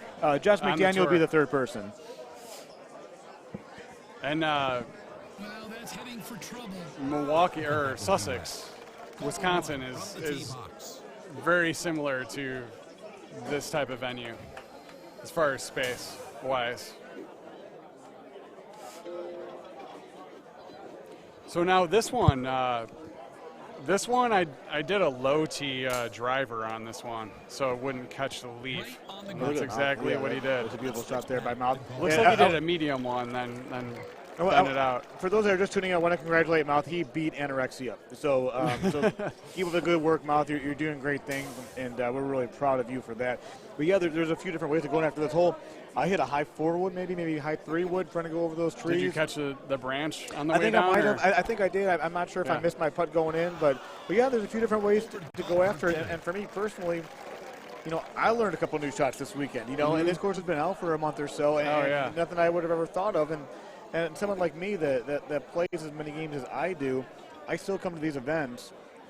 Which if you haven't been to one, you need to, and you learn stuff, and then you can bring that stuff back home, and you succeed from it. Yeah, you definitely do. And even the next hole, there's a whole bunch of shots on the next hole, but unfortunately, hole 10 was playing about 460, I want to say, so nothing really was in play. It was all the way in the back. But there's a couple ways you can go at the next hole. And Eddie G's talking about that. And if you're bored and you're on YouTube and you want to follow some Golden Tee players, that's right. Eddie G's got a shot from this hole where you can go right through the trees and get in the green. Yeah, you can. Not today, unfortunately, with that 460 yards to the green. Not on that look. There's a hook around, to the left. There's a high 290 hook around to the right when you're closer. But there's trees in play on both. Well, really, there's trees in play on all 3 shots, so you can't get away from it.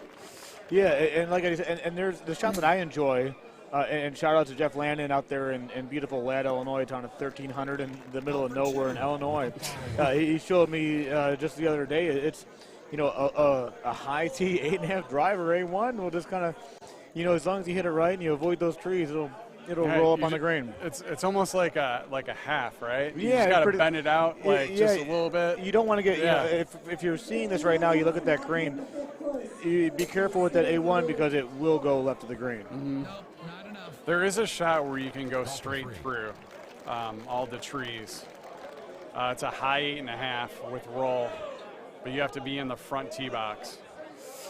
So make sure next time you are at your club or your bar or wherever you play, in your bedroom or your office space. That's all I'm going to say. You have to figure it out after that. Figure it out. Follow Eddie G on YouTube and take a look at his shot that he made, put on the green on this hole. But that's the one thing that's fun about the way they design these courses, that it's not just greens and fairways sometimes. Sometimes you got to look at it and think, okay, what other means can I use to get to the hole in this? Right, and to be honest with you, like when you're trying stuff, like putting spin on the ball matters. Like if you have a little bit of room for error, like okay, like it might be no spin, it might be roll, it might be backspin. Like those all give you different trajectories to where it might go through based on either one of them.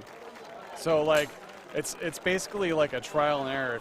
If you feel like you can find some kind of hole that's there, like as much as all the games that we play, you're always looking for an advantage. You want to have an advantage because getting one up, as opposed to everybody else, is a huge advantage. Money in the bank. Yeah, it is.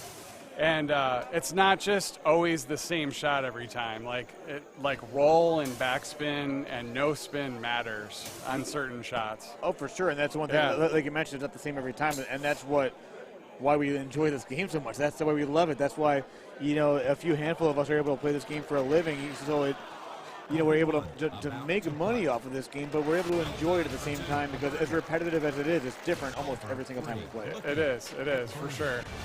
I'm looking forward to new tee boxes pretty soon. Oh man, I'm looking forward. We got one more course coming up, so not just yet. Beginning of March, I believe. I think look forward to that. Right before the Wisconsin tournament. That'll be perfect. Yeah, good timing for that. We're approaching the part of Coral Ridge here. Oh, look at Mouth with that nice little drive there, 404 yards. So was it 14 or no? 13 was a little tricky. You had a big outwind, and you had to. Did you end up hooking it around the trees? I believe I ended up a little Doing bit like on the high side, and I had a chip that I missed. Okay, for yeah. birdie. I can't remember exactly. Because this is pretty straightforward, but the next hole was like a big outwind, and the pin was playing back right. I'm curious about that. Josh is not a fan of that shot. He whiffed that a little bit. But yeah, for those of you that are just tuning in, you got Russell Green, the mouth, Josh McDaniel. Russell Green out of Indiana, the mouth out of Iowa is where he's currently residing, and Josh McDaniel out of the Carolina area. Thanks for tuning in. We're in the 5th course of a 5-course qualifier here in beautiful St. Cloud, Florida at Sidelines Bar. If you're in the area, come by. There's games that'll be open soon. There's going to be hopefully a doubles tournament later on this evening. And they don't close till 2 o'clock in the morning. Even better. Yeah. So if you're in the area and you don't got a whole lot going, hole in the mouth. Well, you burned that one in. Yeah, that's what we call in the hole. For the mouth. Yeah, come on, mouth, smile for us. But that's the thing. He did beat anorexia, though, so that's beat important. But sometimes you just don't need to smile. You kind of get in that game mode, and hopefully, shots like that, go through with you the rest of the match, or not the match, but the rest of the qualifier. But we got the next hole that you were talking about. Yeah, 13. so this one I tried a low 6 and curved it in. I just didn't cut it enough, and I ended up on the back towards the pin, and I had a chip at it. So you can actually get a 2-iron medium. If anybody has a 2-iron, it gets over that leaf right there on the left that's hanging about middle high every time. You can take a medium 2 and clear that branch on the left right there. So spoiler alert, if anyone has a 2-iron. And you'll see some other people that are building bags with like the 1 hybrid or the 0 hybrid to have that low club just for shots like this. I prefer to tee my 8-wood high and gamble a little bit with that tree limit hangs over. More times than not, it ends up being on the green. Now there is another look where you can go around to the right over the water, and there's a little hole, like a little gap in the trees. Where of course there is, Eddie. Yeah, well, I'm good for that. I'll find it. There's a low 5-wood shot that you can shoot through the gap, but unfortunately they need to move right to know what I'm talking about. So, and they probably won't do that in the qualifier. No, that's something you want to try at home. Yeah, they won't be doing that. If the box was there, you'd be able to see what I'm talking about. But it's closer to the water. It's more right. So Russell's on the green there. He's going to have probably, 65 feet from there, right 5 maybe. Not the easiest putt. The one thing about the greens on this new course is, I'm not sure about what your thoughts are, Ed, but they seem to play a little bit differently than the other greens. It could just be me or not, but they seem to play a little different. 69 feet away, so I was off by a few feet. But right 6 down 1, this is not an easy putt. It had an option. It could roll over if there it is, a little bit right. But he knew it. He knew going into that if he made that putt, that was going to be a lucky eagle for that. Mm-hmm. Do you feel like they break more than normal? Something about them that just play differently. Now, I don't know if it's because of the way the remastered courses are, transferred over to the live play format, but just something about the way the greens are. They don't play the same. So, more of the story is if you're playing these new courses at your local bar or at home, get close to the hole. Don't worry about those green slopes. You know what's funny is remember like when we used to deal with different types of slopes on the greens, right? Like that didn't make any sense, like based on where it was. Where you were, Bella Toscana would be one of those courses to where if there might be a spot in the green where there's no slope, and next thing you know, there's a 10 slope. Yeah, there's I'm almost like I'm surprised there isn't any of that. To be honest with you, they must have flattened it out and made it all the same. They must have fixed it. Because I feel like almost every course had that early on. Maybe not these so much because I only played the old ones like this, so many times. So Eddie, when when did you start playing exactly? This is before your time, isn't it? You're a Gold D4 guy, correct? Or did you play this course back in the day? Well, actually, I started playing GT 99. Okay, so you missed it by a year or two, I yeah, believe. but the same graphics I was used to. Okay. So when I first started, and then back then you could, you could just change the game. You had to switch like the chipsets in the game. Okay. Yep. So like on the motherboard, so you had to switch like 16 pieces to switch it to like 98 or like 97. How far we've come with the USB flash drive to update your machine. Like look at it now. Like you had to, and it was so funny because like if you bent one of those pins, you were done. Like it wouldn't load up at all. So. Yeah, no, that's how far I've gone back with the game. So you've been there a couple years before me, because I didn't start playing until about 2000. Pine Meadow was my first course playing. Coral Ridge being just a couple years before then. The next course that's going to come out here in March 1 that we were talking about earlier, I can't recall. What's the name of it? Castleshire. Yeah, and that's a 2002 GT4 course. I remember that course. Jeff Sutyak, if you're watching or listening, sorry I beat you on that course back at the OTOs in Hoffman Estates at that tournament. You make sure to let me know about that, and I'm going to make sure to let you know about that as well. But yeah, that goes back to, like Eddie said, 2002. That's going to be a fun course. It's going to be a lower scoring course. There's going to be some more bunkers, some more eagles, So there's some elevation changes for sure on a few holes. And you're going to want to make sure that you keep your ball close to the middle of the green, because the way some of those greens are sloped, I remember when they threw some of the holes in the events mode and whatnot. Yeah, they're brutal. They're all sloped to the water. Yep. Yeah, exactly. it touches the fringe and you're dead. Yeah, like half the holes at least, if not more. And the greens, and the one thing that you'll notice, if you've been watching, these guys qualify and the guys before them, the greens are smaller.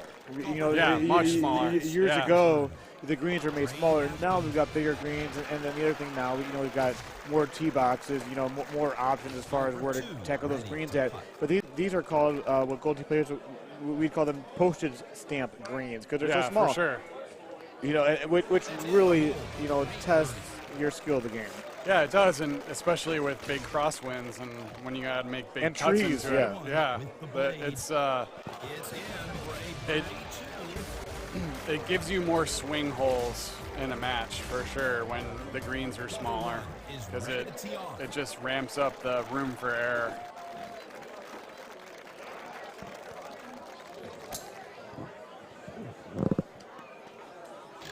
On tee now, it's ball for two.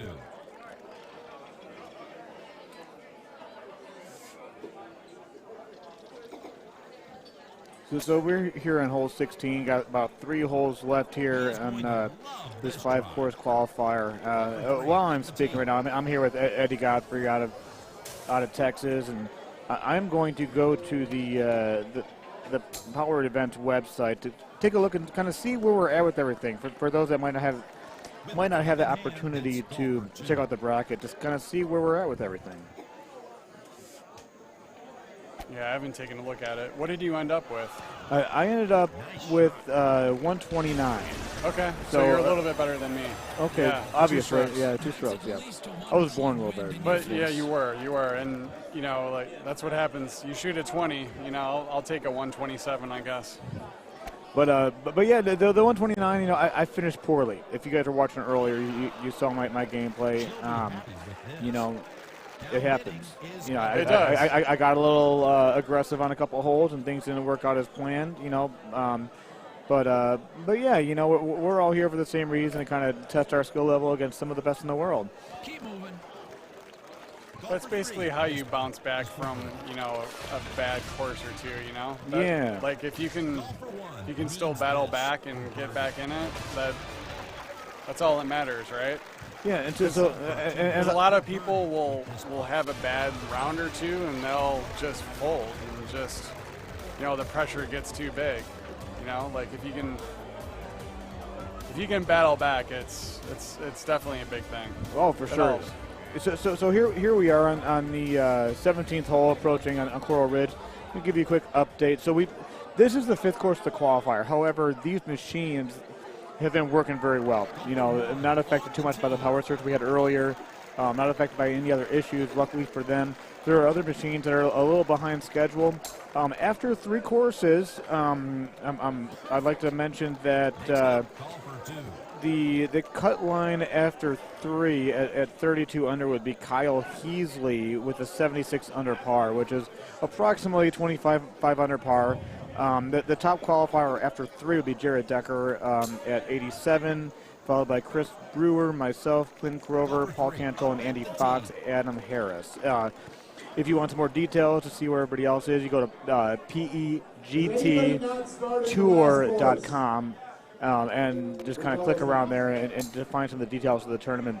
Now, that number's going to change. You know, I think if you shoot about one, don't raise your hand. Don't mind Steve Sobel talking in the background. We're at the point of the tournament to where machines are going to start opening up, and so what his goal is to try to make sure that the machines that are open, he's filling those spots with people that may be behind schedule. Now the problem is, Eddie, and let me know your thoughts about this after I mention it. If you're playing on a machine, are you a bowler by any chance or no? I am. Okay. Yeah. So when you're bowling and you're bowling on a pair of lanes and you got an issue with one of the lanes, what they're going to do is they're going to move you to another pair. And what happens is when you move to the other pair, the shot's different. It's almost like whether it be the second game, the third game. I mean, if it's 5 frames in your first game, you know, no big deal. It'll take you a few frames to figure it out. But now here we are at the Goldie tournament. If you're qualifying on a certain machine and then all of a sudden say, you know what? If you guys want to finish a little quicker, you know, we can move you to this other one. You've qualified. You've played 3 or 4 games on a machine. You know the texture of the control deck. You know how the trackball rolls, and you go to a different one.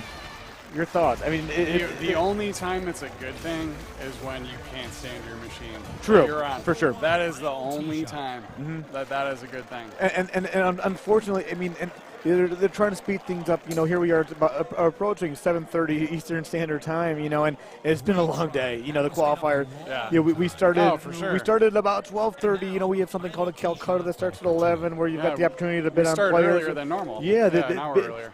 Because the game has grown so much, and we're getting 130 plus players every tournament.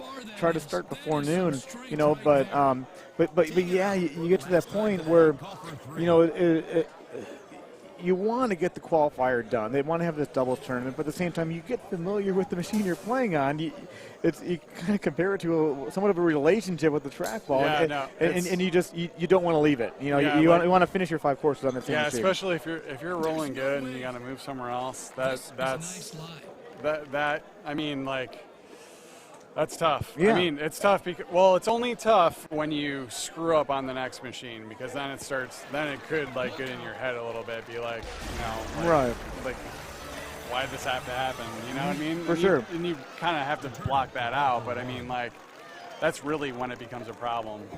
And there was a machine earlier, you know, that had some video card issues, you know, and for those that don't know some of the insides of these machines, like, oh, look at that. Hold out for the mouth ending with a 25 under, and that's how you do that. That's how you shoot par. Not only do you beat anorexia, but you hold out the end the qualifier. Way to go, the mouth. That's too funny. But one of these things, so you see these Golden Tee machines in bars and restaurants, these cabinets. Inside is a computer. It's just a computer with a motherboard, a video card, a hard drive. Who would have thought? You All know, that space. There's an I/O board. I/O stands for the in and out for the most part. And it's just, it's pretty basic stuff. But these, the mouth wants me to mention how let everybody know how good he is. But yeah, what happens with these machines is, you know, just like at home or your phone, you know, your phone starts acting slow, you got to reboot it. Your computer starts moving slow, you got to reboot it. These machines have computers inside of them. They don't always act as, you know, you would like them to. You got to reboot them. You might need to replace a part or two. And those are things that happen. When you've got 24 machines at a location, these machines are moved over from St. Louis. They're in a nice big trailer that was recently purchased by Power Vending, and they're bouncing around and whatnot. You know, they got to there's some things that might get unhooked, and you got to make sure everything's plugged in correctly, functioning properly. Unfortunately, sometimes you got to wait till someone smacks the trackball a little bit, and and something gets unplugged. But for the most part, things are going pretty smooth so far. And if you look at your screen there, you see a few different screenshots. Not sure what machine he is on. Oh, he's on machine 4. That's Mike Payne, I believe. Yeah. Okay, great. And this is the beautiful thing about what they've done here. Is in previous tournaments, you might have one screen, one machine hooked up yeah, to the this is real nice. Here we are, and you're seeing two. And so with these videos, you've got on the top part, you've got the live feed of the actual player playing. And on the bottom part, you actually see the gameplay of the game being played. And the guys in the bottom left there, they're on hole, is that 6? Yeah. I believe on Coral Ridge, like I mentioned before, the Coral Ridge. So, and they're starting to move things around because I was Group A on Machine 4. Right. Andy Fox was Group B. So these gentlemen, here they are. They've been moved to this machine to help speed up the qualifier. I can personally speak on behalf of that machine. It's a good machine, good track pop. So I don't know what the situation was before, but they're in good hands with this machine. Hopefully they can finish off strong. A shout out to the beard that Dylan Widner's sporting right there in the top right corner. Props to him for that. But you look at those lifetime stats. I'm not sure exactly who that is. I believe that would be Russell Green's stats. Okay, yeah. A guy that's been playing for several years. How about that? A couple thousand hole ones, a couple thousand double eagles. You say rounds 172,000. What's that? How many rounds? Rounds played. But offhand, do you know how many rounds you played, Eddie? Are you over 100,000 yet or no? I'm really close. I just passed the 90,000 mark, and I don't know if I should be happy or sad about that. Yeah, what's funny is I guess if you added they don't add CTP and God, money shot. Who knows what that could have been? Well, CTP actually. Hello, friends. But yeah, if you don't really count that, yeah, I think I'm pushing almost 100. You said you just went over 100? I just went over about 90,000. So 90, okay. Yeah. And whether I'm proud of it or not, it's a part of my life. And the one thing that Eddie mentions, as far as it doesn't come close to the pin, yeah, it's also a good thing it doesn't count money shot. But anyways, the other thing it doesn't count is the Golden Tee 4 games. Those are rounds played effective November 2004 when Golden Tee Live first came out, beta version. I think it was available to the public February 2005. And that was the Golden Tee Live platform, Yeah, and we had that for a good 2 years almost, I want to say. It was over a year and a half of 2005, and that's it's the one trivia question. If you ever want to stump your buddy and check his old school knowledge, is ask him what the 2006 Golden Tee Live courses were. Yeah, exactly. Because you know what the answer is? There weren't any 2006 Golden Tee Live courses. That's right.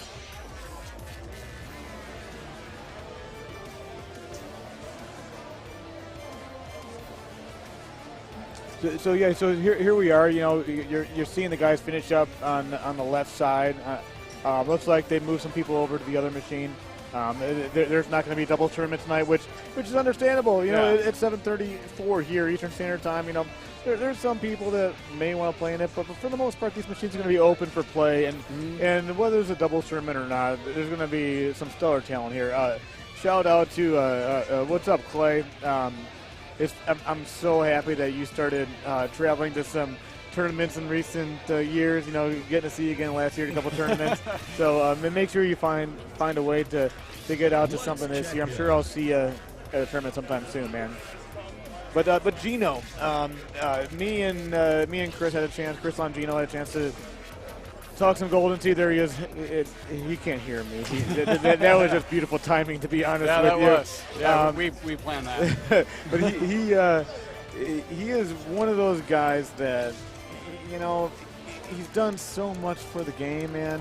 And no one, he's starting to get a little bit more notice, helping out the Muse guys out of South Carolina, bringing a tournament out there. He does so much for the for the game, but he doesn't want anything for it. He's just one of those guys. He's just happy to help it grow. Yeah, for sure. By far, he does. Did you get a chance to go out there last year? Or? Yeah.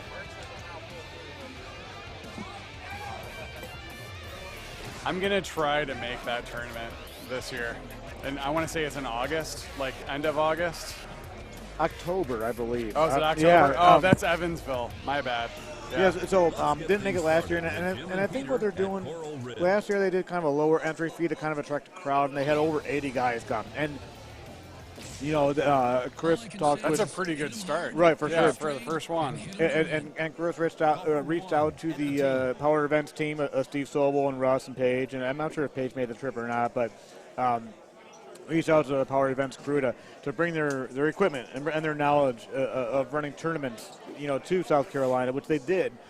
The timing couldn't be more better, I'm not sure who's listening in the Virginia area. I'm going to take this time to give a shout out to Hefe, to Jeff Allums, for 17 amazing years of Golden Tee Golf tournament in Richmond, Virginia.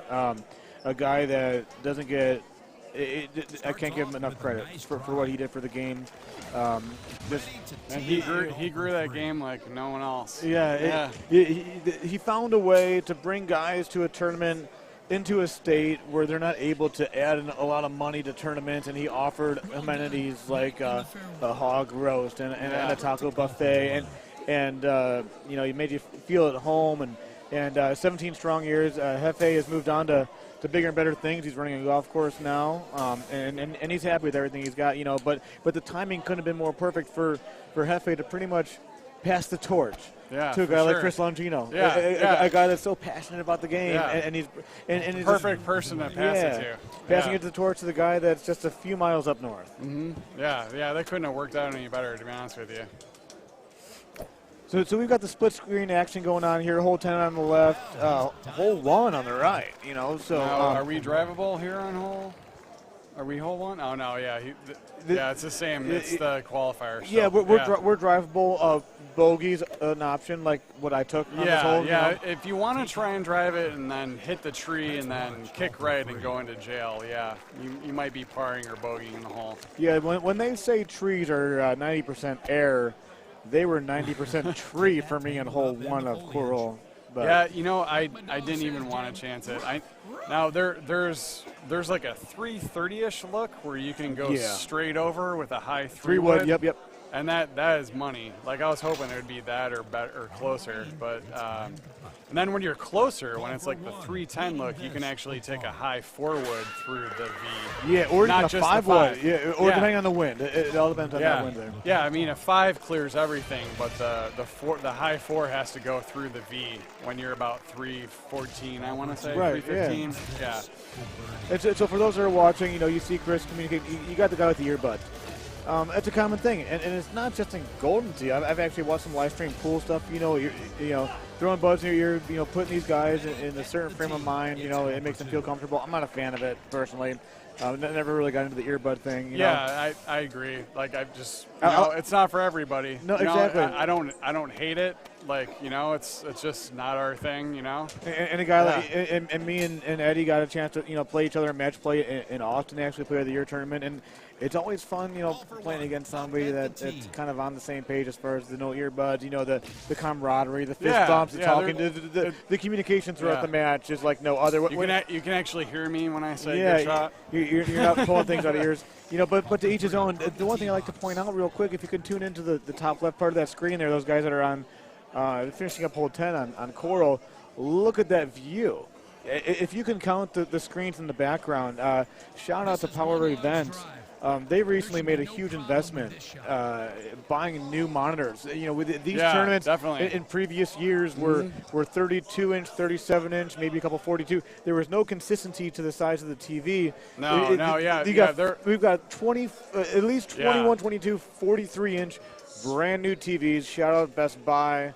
Thank you for your deal, or whatever. I think it was $169 a pop, but it's nice to have consistency. I've got to tell you, it makes a world of difference. Yeah, it sure does. It doesn't sound like a whole lot, but when you're used to a certain TV and then you've got to jump to a smaller one, like especially when we're talking about like shots where you got to hit through like certain gaps, and you're on a smaller TV, that just makes that gap smaller, and it makes it harder to see.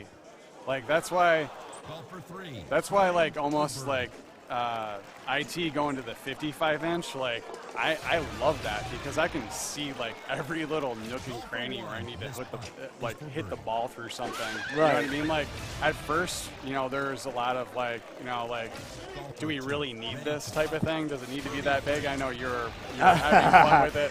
But I mean, like it's grown on me, like, and it's better. Like it actually helps your game more. You can see more things. Everything's bigger. You know where to hit over things. Right, and I can both agree and disagree with you on that. The 55-inch TV, I think it's a beautiful thing, and I know bigger is better. There is too big. Yeah, there is too big. Yeah. And I run a small route, of coin op machines and bars and restaurants, and I understand that bigger is better. And the 55-inch screen, there's a place for it. For sure. There's some locations to where the 55-inch just won't work because it takes up too much space. But firsthand, I've been known, and for those that are still listening that know me personally, that know my thoughts on the big screen TV and the battles I had with Don Pescioni. I had all these thoughts where, this is too big, and then I got to the World Championships. And then you start playing on them, and it's really not much bigger than the 42, 40. What it take, it's not that bad. A couple games, and then. Oh, nice try there over there for Vin Diesel. But yeah, you get used to it pretty quick. Things are stretched out a little bit, and you just it's. I made a big deal out of it. I've since spoken to Don. I understand it. I personally prefer about a 43-inch TV. I'm happy with it, but I do understand the logistics behind having a really large TV. Yeah, I would say 43 at the smallest at this point. So Inferno Sports, you post there. You got a 65-inch in your shop. Just kind of curious about the spacing, because the one thing that we've noticed is when you have the 55-inch screen TV and you've got the pedestal, or excuse me, the stands that are provided by IT, it almost seems like you need another 2 feet or so, to actually have a good perspective of the game. 65 inches, that's big, man. Do you have a stand, or do you have your pedestal positioned a little further away? Hi, Kins. How you doing, my friend? We miss you and hope to see you sometime down the road.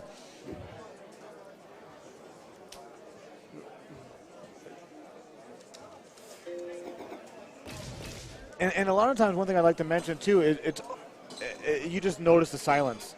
There's no jukebox in this location. I think actually the jukebox might be in the other room. Yeah, it is in the other room. So there's pros and cons to that. Yeah, we all like to jive a little bit, and I'll go back to talking about how, hey, the guy's got his earbuds, he's got his music. So it is what it is. But here we are. There's copyright stuff that goes on. Right. So the lack of music makes things a lot easier for the esports team that IT brings. That's for sure. So there's Gino playing over there on the par 3, hole 4.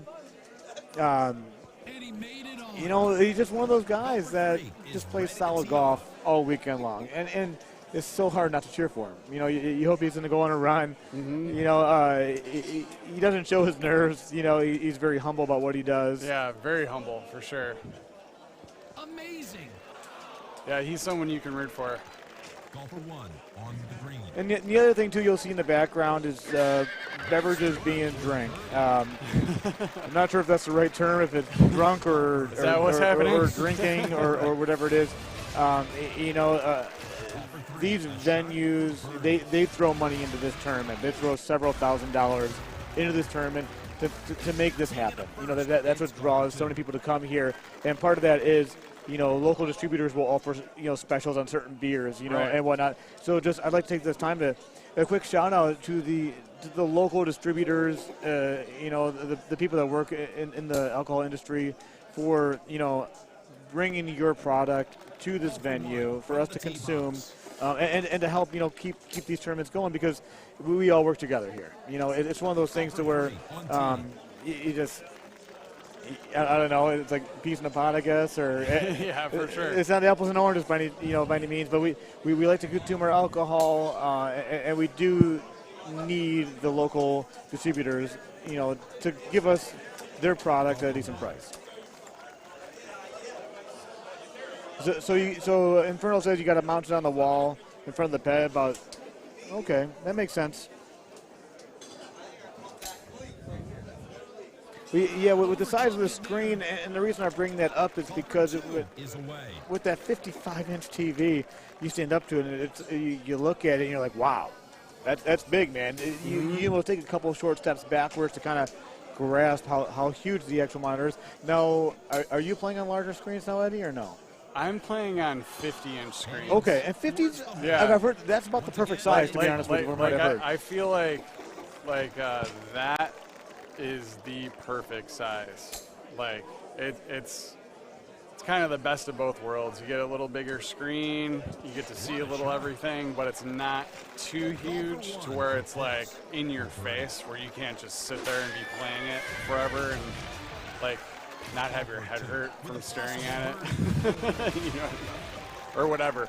But you know what I mean? Like, you can't just sit there and, you know, play like a huge screen TV all day long. Right. You know what I mean? Like, there has to be some kind of balance there. But yeah, like, I was playing on a 43, and then there's a local bar that I play at with some of the guys around Austin once a week, and they had 3 brand new machines and 50-inch screens, and I was like, wow, that's a really good size. So I decided to change where I was playing at, and it made a world of difference. It's not for everybody, though. I mean, it's personal preference, but it just depends. It really depends on your gameplay. I mean, if you're not playing a ton of games, you can have a huge screen. It's not going to matter. But if you're sitting there playing, you know, like 5 hours a day or more, you're not going to want something that's too massive because you're only standing like 4 feet away from it.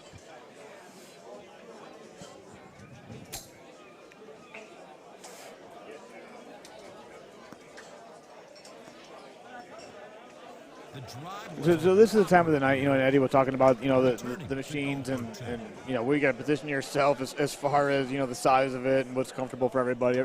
To each his own. You know, we've got this quad screen. You know, thanks for the shout out, Jason. Yeah, this quad cam's pretty cool. We're sitting here kind of watching the same thing that you are. You know, it's just it's awesome what they can do. Going forward, who knows what else is going to be in store, you know, but I think, you know, because of the size of mobile devices and tablets and computer screens, I think this is perfect. You know what I mean? Like, if you were to throw 6 on there, there might be a little. I mean, yeah, for sure. You know, but yeah, this is really neat for us to sit here and kind of enjoy a couple different, you know, rounds of Golden Golf going on at the same time. It might do it. Ball for 2, trying for birdie. So we still have some qualifying rounds going on here. So Inferno, your suggestion, my thoughts on some of the better players of like a practice area that's online. Kind of curious if you could elaborate a little bit more on the question. Just feel free to post something, and we'll do the best we can to answer it. To Matt, why is it difficult to putt through fringe? Why do you get really weird ball pass on it? You know what, man? That's a great question, because the way the fringe plays, it's not level like the green is, you know, and so when you're putting out of it, yeah, you know, if you're in the fringe and you're 20 feet away, Eddie, and it just says up 1, you know, you're still looking at that fringe like, man, which way is it going to kick? Is it going to kick left or right? Just the way the fringe plays, if you can kind of picture something that's not flat and you try to set something on it. The biggest thing is how deep are you in the fringe? Yeah. That's really the question, because if you're just, I mean, obviously if you're just barely in it, it's going to play like the green anyway. Well, for the most part. Unless it's like if it's the same level. Right. Yeah, but if it's the same level and you're back further in the fringe, you're gonna almost have to play it like 1 or 2 clicks more of a break. Right. Because you're gonna have to hit it harder, which means you're gonna have to hit it out more, and it's gonna slow down through the fringe. And that's where the chipping comes into play. And I see they say something about that with Inferno with the 6, 8, or 5 hybrid. That's what you want to do, because instead of worrying about how is that putt going to be affected when you putt out that fringe, you take your low iron, and then what you do is you get rid of that variable of how is it going to play through the fringe. You take your low iron, whether, you know, me personally, I'm a 6-iron chipper. I'm not sure about you, Eddie. Yeah, you know, 6, but for sure. but you take your low iron, and it also depends. You know, there's sometimes you might roll off the front, and maybe an 8 or a 9 iron is actually the club that you want to use because of where you're at. But what it does is when you're chipping instead of putting, the break, what it does is it helps eliminate some of that break. So if you're looking at a pin and you see a left 2 or 3, for example, you take your 6 or 7 or 8 iron and you're chipping, that left 2 or 3 is like a straight shot, you know, and you just chip it right in there and you eliminate that break. Obviously, if the pin's further away, then you got to play the break of the green a little bit, you know, but for the most part, those irons really help out. Which now, there's different ways you can play the break. You could cut into it, or you could, you know, angle it out. Right. I mean, there's different ways. I mean, everyone has different chipping styles when you got to play it out. I mean, how do you normally do it when you got to play a little break? Yeah, when I got to play a little break, me personally, I try to eliminate whatever I can. You know, I'll take that 6 iron and try to eliminate it. And you ask Inferno, you know, what is the best way to learn the pace for them? You know, we'll get to that in a second, but it's the one thing. And if you can't burn right at it, are you cutting it and hitting it straight? Yeah, I try to eliminate as much of the break as possible, and sometimes you'll see guys that might hit more of like a 9 iron pitching wedge, gap wedge, lob wedge, and when you hit those clubs, when you hit those clubs and you're chipping and you're off the green, what you're doing is you're putting the ball in the air longer, which means that you're adding the variable of the wind. The wind, yeah. You know, and so the wind's going to grab it, you know, and so. Now you can also play the wind on it. Exactly. Too, yes. Where you know, like, okay, well, this is perfectly offset. I've got wind going this way to the right, and the green's a little to the left. So all I need to do is chip it straight, and it'll offset each other. Exactly, and that's kind of what you want to do. Yeah. Yeah. So there's times where that comes into play. And chipping is something that, you know, it's nothing for us top players to really brag about. The reason that we're good at it is because we've been off the green a lot more times than everybody else. We played a lot more games than everybody else. You know, it's just one of those things where you just kind of you put yourself in certain situations and then you get used to them and you succeed.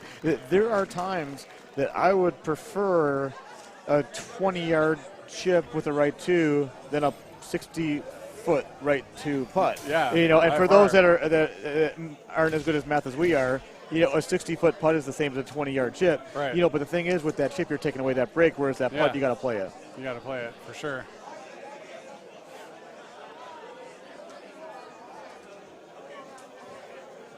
But yeah, here we are, Sideline Sports Bar, St. Cloud, Florida, just outside of Orlando. Mickey has not made an appearance yet. I don't think he will. However, it is great. One thing it'd be great to mention here, and this is the first time I've noticed this. There was a picture thrown out on Facebook. I'm not sure if you're going to or not, but they really need to share it because there are so many of these Golden Tee players that have brought their significant others here, Eddie. There's going to be 12 to 15 women here that are cheering their better halves on, and it's a great thing for the game. And I'm gonna throw it out there. I'm gonna make my prediction that by this time next year, there will be a 16-person women tournament at this event because this game is growing, and these women are playing this game at home with their husbands. These homeowners have these machines. I was having a conversation. I don't know his last name, Marcus. I'm sorry, man. You know, we met yesterday. You're in the Florida area. Me and your wife were talking. She's from Minnesota, and we had a great conversation about what balls to use, whether it be Freaks or Titans, and it was great. You know, it's like talking sports. You know, whether you're having a conversation with Jackie Lasciavo, whatever your name is, Jackie, we love you.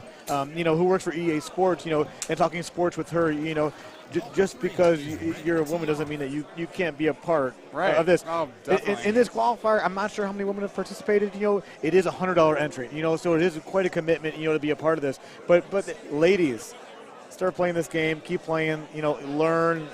There's going to be an avenue for you to succeed at this game down the road. Yeah, I mean, look what happens when the tournament growth just keeps going up and up. You know, I mean.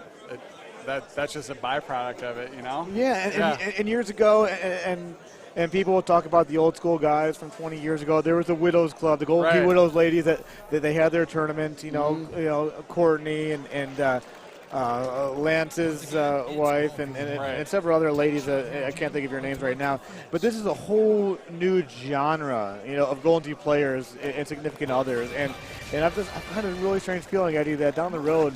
Am I going to see your wife at one of these, or what? I wouldn't hold your breath, but you know what, Allison, kids, if you're listening, I love you, I miss you, and hope to see you one of these events down the road. Hey, mine might be in World, so okay. Maybe I'll be growing the game that way. Now, what if they did? We're going to throw this out there, and the great thing is we can do this right now because the powers that be at IT don't have their headphones on, so we're free rolling right now. What if they had a women's event at the World Championships? They could totally do that. I mean, there's enough time to do that. Why not? Yeah. Well, why the hell not? You got have that this, whole Friday there. You got this whole Friday, Yeah. and he put his headset on, so we got to be careful what we say right now. But what if we just go ahead and, you've got your 88 qualifiers into this World Championships. Let's give 8 ladies a chance at some money. Throw $1,000. And you have 8 women that play in a single elimination Golden Tee tournament, and just give it to them. I mean, they're throwing $1,000 into 6 tournaments this year for power vending. What's another grand, Eddie? Right. I mean, come on now. It's just money. I Make agree, it rain, I IT. agree. Make it rain. That would be actually really fun to watch, to be honest with you. I think there would be a good crowd for that. Yeah, and Matt Hyde, husband, wife, or husband, girl. Yeah, you know what? Yeah. That is a wonderful idea. We're making progress. We're growing the game right here. We're growing the game. We're all about gender equality here, and obviously, I mean, Golden Tee is it's an e-sport dominated by males. Really. For sure. However, because of social media, because of the home editions and all these other things, there are so many more women that are starting to join in here. Yeah, for sure. And if you were able to be here and to see the people, and if you look, I don't know what you can see in the top left screen, but you see the ladies walking by. There's a very diverse crowd here, whether it be male, female, culture-wise, whatnot. Such a great community and a whole lot of people representing Golden Tee Golf this weekend.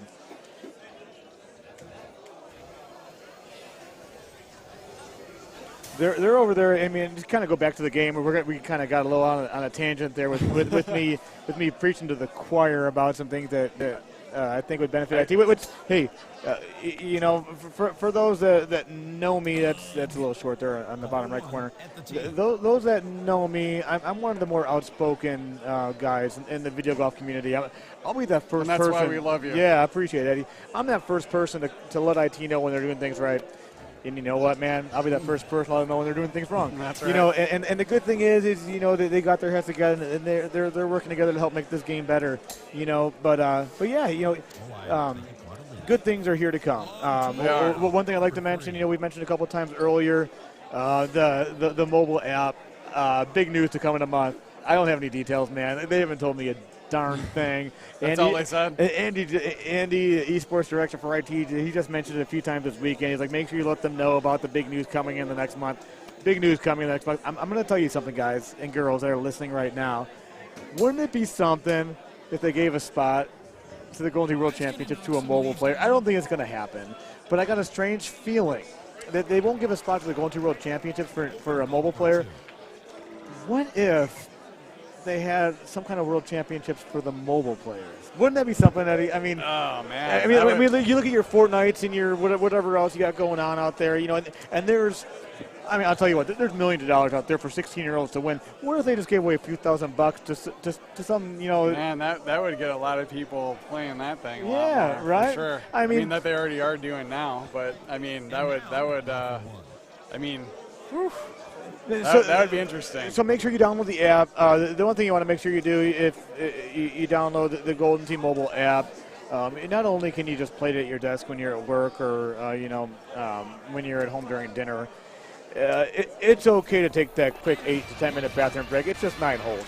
Go use the restroom. Sit down. That's right. Take your quick break. Play a quick 9 holes in the Golden Tee mobile app. Then get back to work. We won't tell. So here we are on hole 9. We're going full screen on just this one machine because the other machine is currently not being used. Got the thumbs up from Gino. He's happy. He's just happy to be here. He's just a happy guy. Good dude. Does a lot of things for the community. Great family man. I always enjoy my conversations with Gino and the time I get to spend with him to talk about Golden Tee. Yeah, Gino's a good guy for sure. He's definitely I couldn't be more happy that he's got that tournament going on now. Yeah, he worked real hard towards it. Yeah, you know? I mean, he put a lot into that, and it couldn't happen to a better person. I'm just glad everything's working out well with it.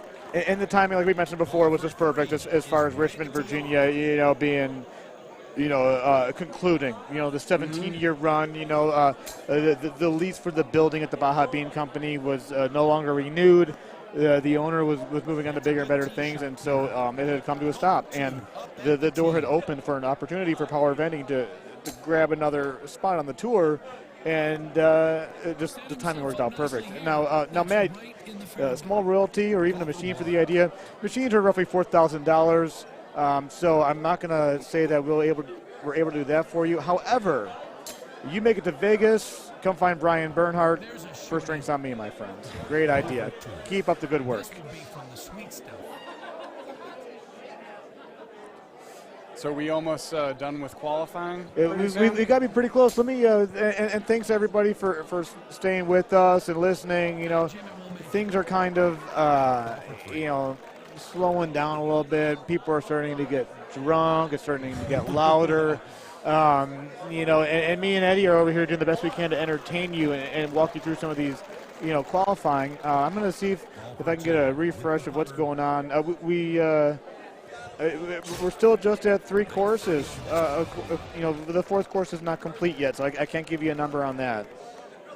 But yeah, there's looking around the room, I see a lot of games being played on Coral Ridge. So my guess is there might be 1 or 2 machines that are kind of straggling along on the middle course just because of maybe some hardware issues that happened earlier. So we should have a pretty good number on where we're at after 4 shortly. And then, make sure you visit the Power Events Golden Tee website, which is, www. For those that are on the internet for the first time, all websites start with that www. Spoiler alert. Yes, PEGTtour.com. So PEGTTOUR.com. It's look at the page.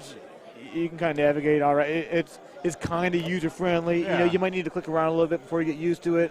While you're on there, you can see what events are going on the rest of the year. You can look up players that have played. Yep. I think they've had several hundred players play. I'm going to click on the players link right now. Oh, do they have? Yeah. And the total amount. And right now, if you click on the players link, you've got over 980. There's 987 different players. So what that means is by the time this tournament is over and they tabulate all the stats and whatnot, I'm going to go out on a limb, and I'm going to say there's 13 new players with this tournament. I think you said there's 27 new players. So what that means is over the 10 to 12 years that Power Vending has been running these tournaments, we're going to have over 1,000 unique players at tournaments, which is awesome. From all over the country. And not just the country. Quick shout out to some of the fellows up north that have come. I know James Bradwell, I'm not sure if he's listening or not, but he's a Canadian player that has found some time, to get down to some of these tournaments in the States. But yeah, keep on coming to these tournaments. The little things like this, moving from the 987 to over 1,000, that's what helps the game grow. Helps the prize pool get higher. We've got 130 some odd players down here, and these are tournaments that had 60, 70, 80 players in years past. Yeah, for a long time. Yeah. And then last year, all of a sudden, boom. I guess it's one of those things to where you got to give credit where credit is due. Yeah. I don't know what Josh Pick does at IT. I know he's the guy for the homeowners or whatnot. But machines are selling like hotcakes. And these homeowners are buying these machines, and they're coming to the tournament. Yep. They're able to play the game at home, learn the game, and excel because they're not at their local establishment. And I'd be real curious to look at the numbers on, as far as a very nice shot there, by the way, by Vin Diesel. The percentage of the players here that have a machine at home, I would say about 15%. I wouldn't be surprised. Can you imagine if we had YouTube when we first started playing this? Oh, my goodness. Just to see all the stuff? Right. Oh, my gosh. I probably would have given up by now because there'd be too many good players out there. Oh, man. Yeah, that's a huge bonus, too. I mean, because Because then they get to see that it's not just like this, these fake scores. They can see that this is actually happening. I mean, there's always those. They go in. Man, a little bit right in the hole. Nice drive, Rube. Great job. But to add, Eddie, what you're saying, the fake scores and for you at home, when you walk up to your machine and you play a game, and this is one thing that I hope that they make some modifications to down the road. When you see that high score on that course, more times than not, you're going to see the name Giuseppe. Yep. He is one of the best players in the world. He got second in the world 2 years in a row. He's the best daily player in the world. And when I say daily play in the world, he excels at repetition play because the daily contest is on repetition. And what happens is when these daily scores are, he shoots a 35 under in a course, it ends up showing that on the machine. No one shot a 35 under on all year. Yeah. So when you walk up to the machine and you see a 35 under, unless your name is Mouth McClevich on Lake Powell, or Brian Bernhardt on Dodge City with the 35. but when you walk up to these machines and you see a 35 under, just keep in mind that person had multiple looks at the same setup on a daily contest. Don't get discouraged. Hopefully, it's one of those things that several players have talked about down the road. It's like eliminate that score from being shown on the machine to discourage players from shooting well. So it's not a robot. They have to find a way to do that. For sure. So a guy like JoJo, one of the best in the game, one of the best repetition players, he's playing whether it be 5 or 30, and he's seeing the same setup in a daily contest. That score is recorded. It shows up on the high score leaderboard. I mean, I've run into people where it's like, so-and-so's, Giuseppe's got this for the monthly. How do you even shoot that? No. How many, you've heard that question. Right. Yeah, right. I mean, I know I have a few times from the local players. And you have to explain yourself. Yeah, you have to explain it. Well, if you see the same shot 100 times, not 100 times, but 20 times, but yeah. It wasn't, a blind look, but it's still impressive nonetheless, And one thing to piggyback on Eddie there with the blind look, what that means is when we're playing games and we're playing in the 50-man contest, the 18-hole prize play or even, because the glory play, you can join more than once. So the 50-person, prize play contest is called a blind look. And what that means is you're seeing the look one time and one time only. That's the only time you're going to see it.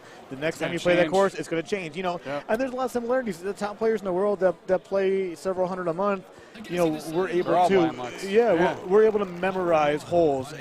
But the beautiful thing about this game is we walk up but when we're ready to shoot our next shot in the hole, the wind's different, the tee box is different, the pin's different every single time. And that's not to discount what Giuseppe's doing, because it's ridiculous. Like, just because it's not blind doesn't mean it's not awesome. Yeah, no, exactly, Eddie. And we got a couple missed putts there that shows that right six green. There's nothing easy about these green slopes or whatnot. But yeah, JoJo, one of the best players in Golden Tee.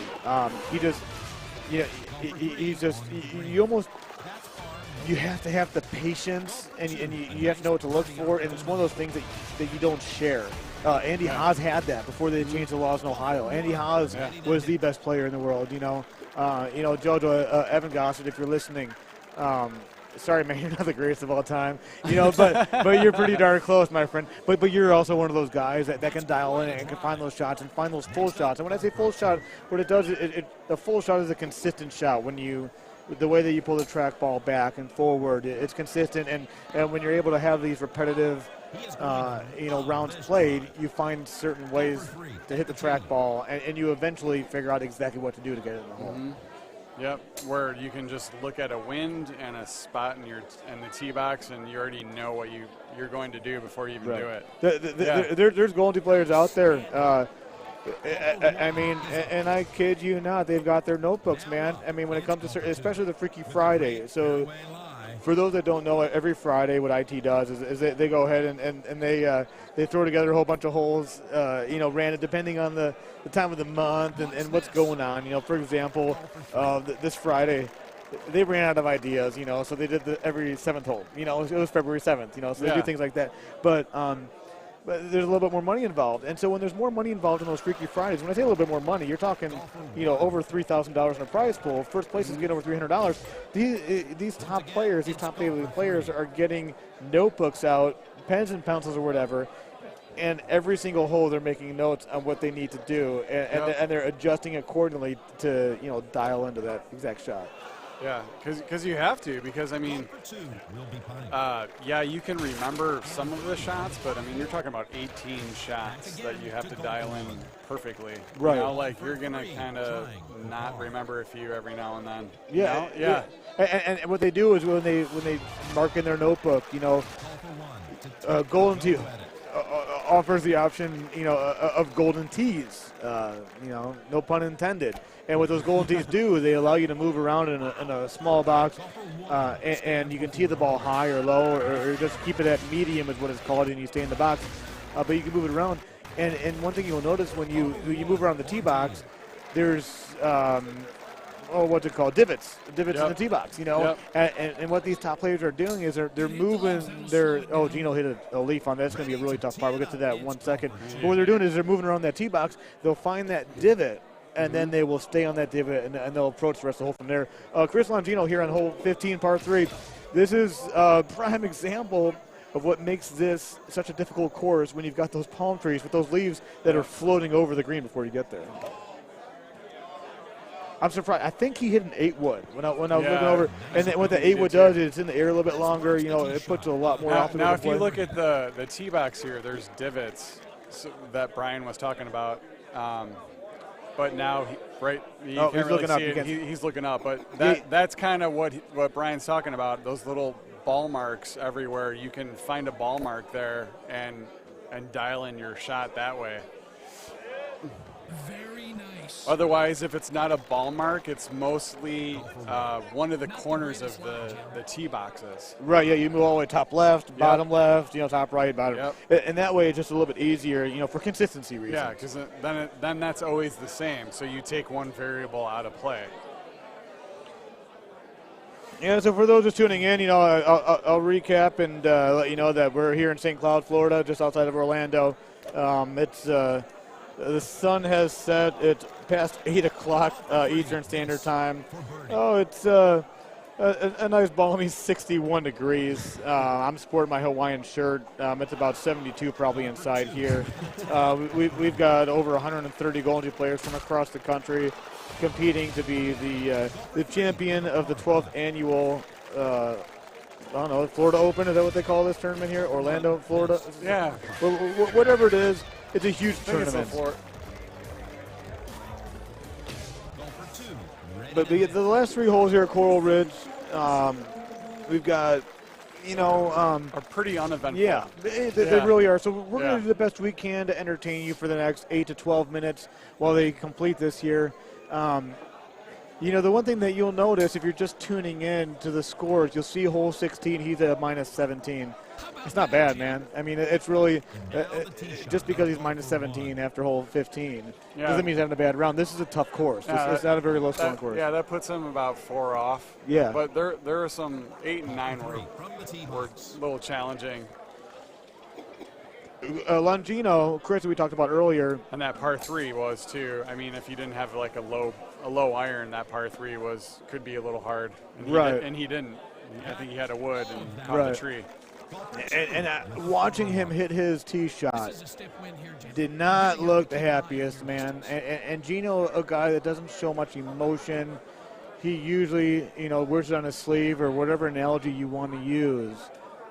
He showed right there the frustration. I didn't see if he parred or if he bogeyed the last hole, but you could just see the frustration of the drive on hole 16 here. And you look at his face, and hopefully he can shake it off a little bit. And just relax, and just, enjoy the game that we all love. I just told him to try to shake it off a little bit. He gave me a funny look like he's never seen me before. But yeah, I'm looking at the Power Vending website, PEGTtour.com. You can navigate through there. You click on tournaments. Then you go over to the St. Cloud, the first link. Updated. I still got the 3 tournament. There's the 3 courses, So not sure. We must have a couple machines that are still playing the 4th qualifying course of was it Oakwood, I believe? Oh yeah, I guess there are. With a possible birdie. But yeah, things are starting to things are starting to thin out a little bit, if you will. You know, we get to the point of the evening where the qualifier's over. You know, guys have been on their feet all day. A handful have probably been drinking heavily. It's time to have dinner. They should stay here. The menu is great. But, you know, there's traditions of some people, you know, leaving, going somewhere else, whatever it is. But I'm looking across the room. It's starting to thin out a little bit. Machines are going to be open for play here shortly. There's going to be no double tournament, unfortunately. But that's mainly because, when you got 130-plus players in a tournament, it's just not. You're going to be playing all night. Yeah, if we have that doubles tournament, there's going to be a lot of people that are going to get involved. Power vending, what they do is just amazing. They just sit back there. They handle all the money. They handle the brackets. They do everything, all the behind-the-scenes stuff that nobody really recognizes to get these tournaments running smooth. And to ask them to run another little tournament on top of that, it's like, you know what? You all just go ahead and take a break. You know, Steve and Paige. Steve pretty much runs the brackets. Paige helps out with that. Paige does a lot of the money stuff. Russ is one of the guys that doesn't get noticed. He's a tech guy. He's the guy that, trackball doesn't work, computer breaks, video. Russ is running around doing all that stuff, you know. So they work together as one of the best teams. I don't know what other teams there are in the coin op industry.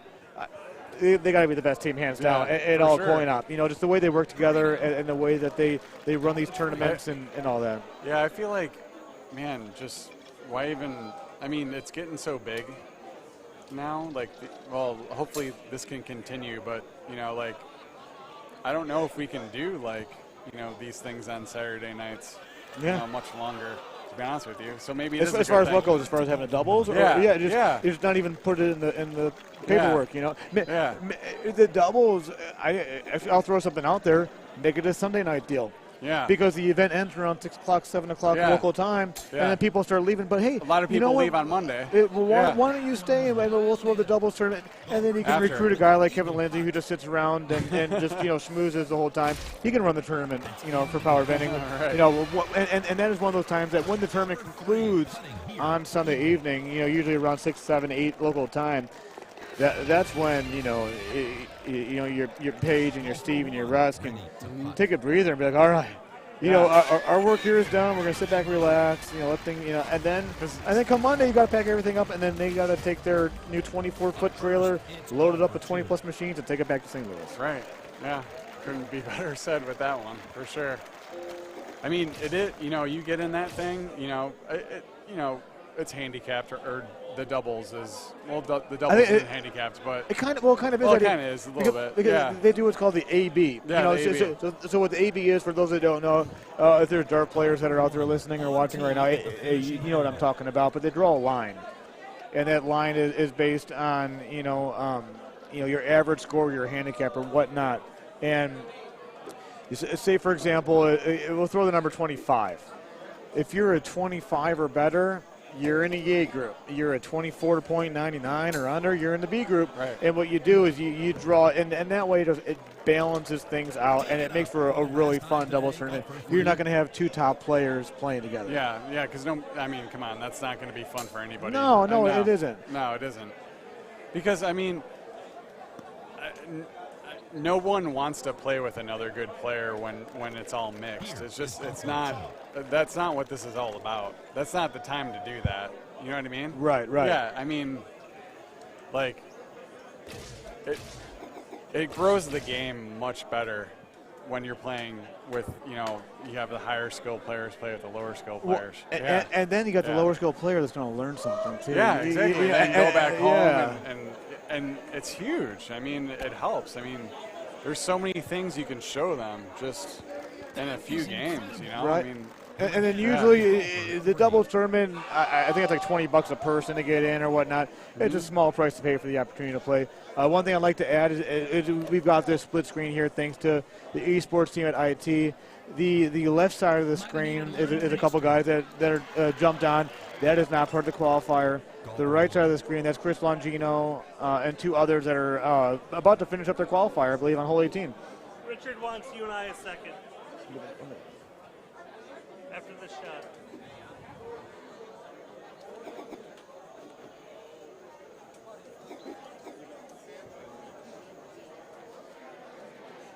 I'd like to take this moment to thank everybody for being with us. Definitely. For I don't know how long you've been on. If you've been with us for 8 hours. Hey, it's been fun, man. Yeah, Eddie, it's been fun. If you've been with us for 8 hours, I mean, I'll be honest with you.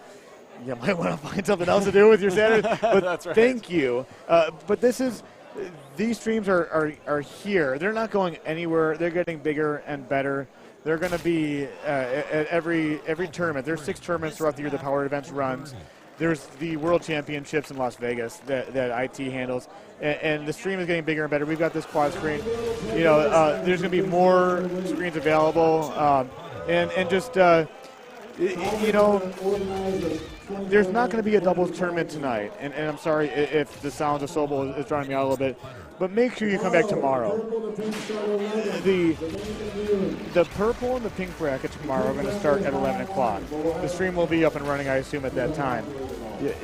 Just because it's the purple bracket and you've got the 33 through 96, bracket going on, there's going to be some good players playing in that bracket. There's going to be some really good matches. The main bracket's going to start at noon. You're obviously going to have some really good matches in that. And tomorrow's going to be a long day. You're going to see some great Golden Tee. So if you're joining, us for the first time, today watching this qualifier, it's more of a relaxed atmosphere. It is. You saw guys making mistakes. You saw guys having fun. Tomorrow, if you've never watched match play, it's a whole different story. I really advise you to tune in. If you've never seen it, you got to check it out for sure. Yeah, you got match. And if you play the game, you got to tune into it because you're going to see a lot of things that you didn't know were possible. Right, and just seeing the level of play in the heat of the moment. You're going to get to a certain point of the bracket when you're going to have 2 of the top 5 or 10 players in the world playing each other to move on in the bracket. Mm-hmm. Someone's going to win, someone's going to lose, but just to watch them and to see how they approach every single shot is going to be a learning moment for those at home. Yeah, it's very calculated and it's not rush all the time. Depending on who's playing, I guess, right? Right, yeah, and I wish I can give you an update on the brackets. All I can tell you is to check out the website at PEGTtour.com, to kind of keep updated on what's going on. They will have all your information as far as what each player has done in this tournament. They actually have all the information on the last 11 or 12 years of tournament information. So check it out. We appreciate everybody tuning in and watching us on behalf of Incredible Technologies, the esports team.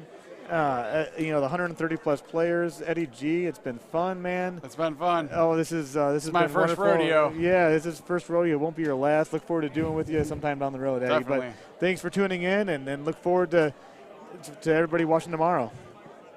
I don't think it's really current. Look at this shit, though.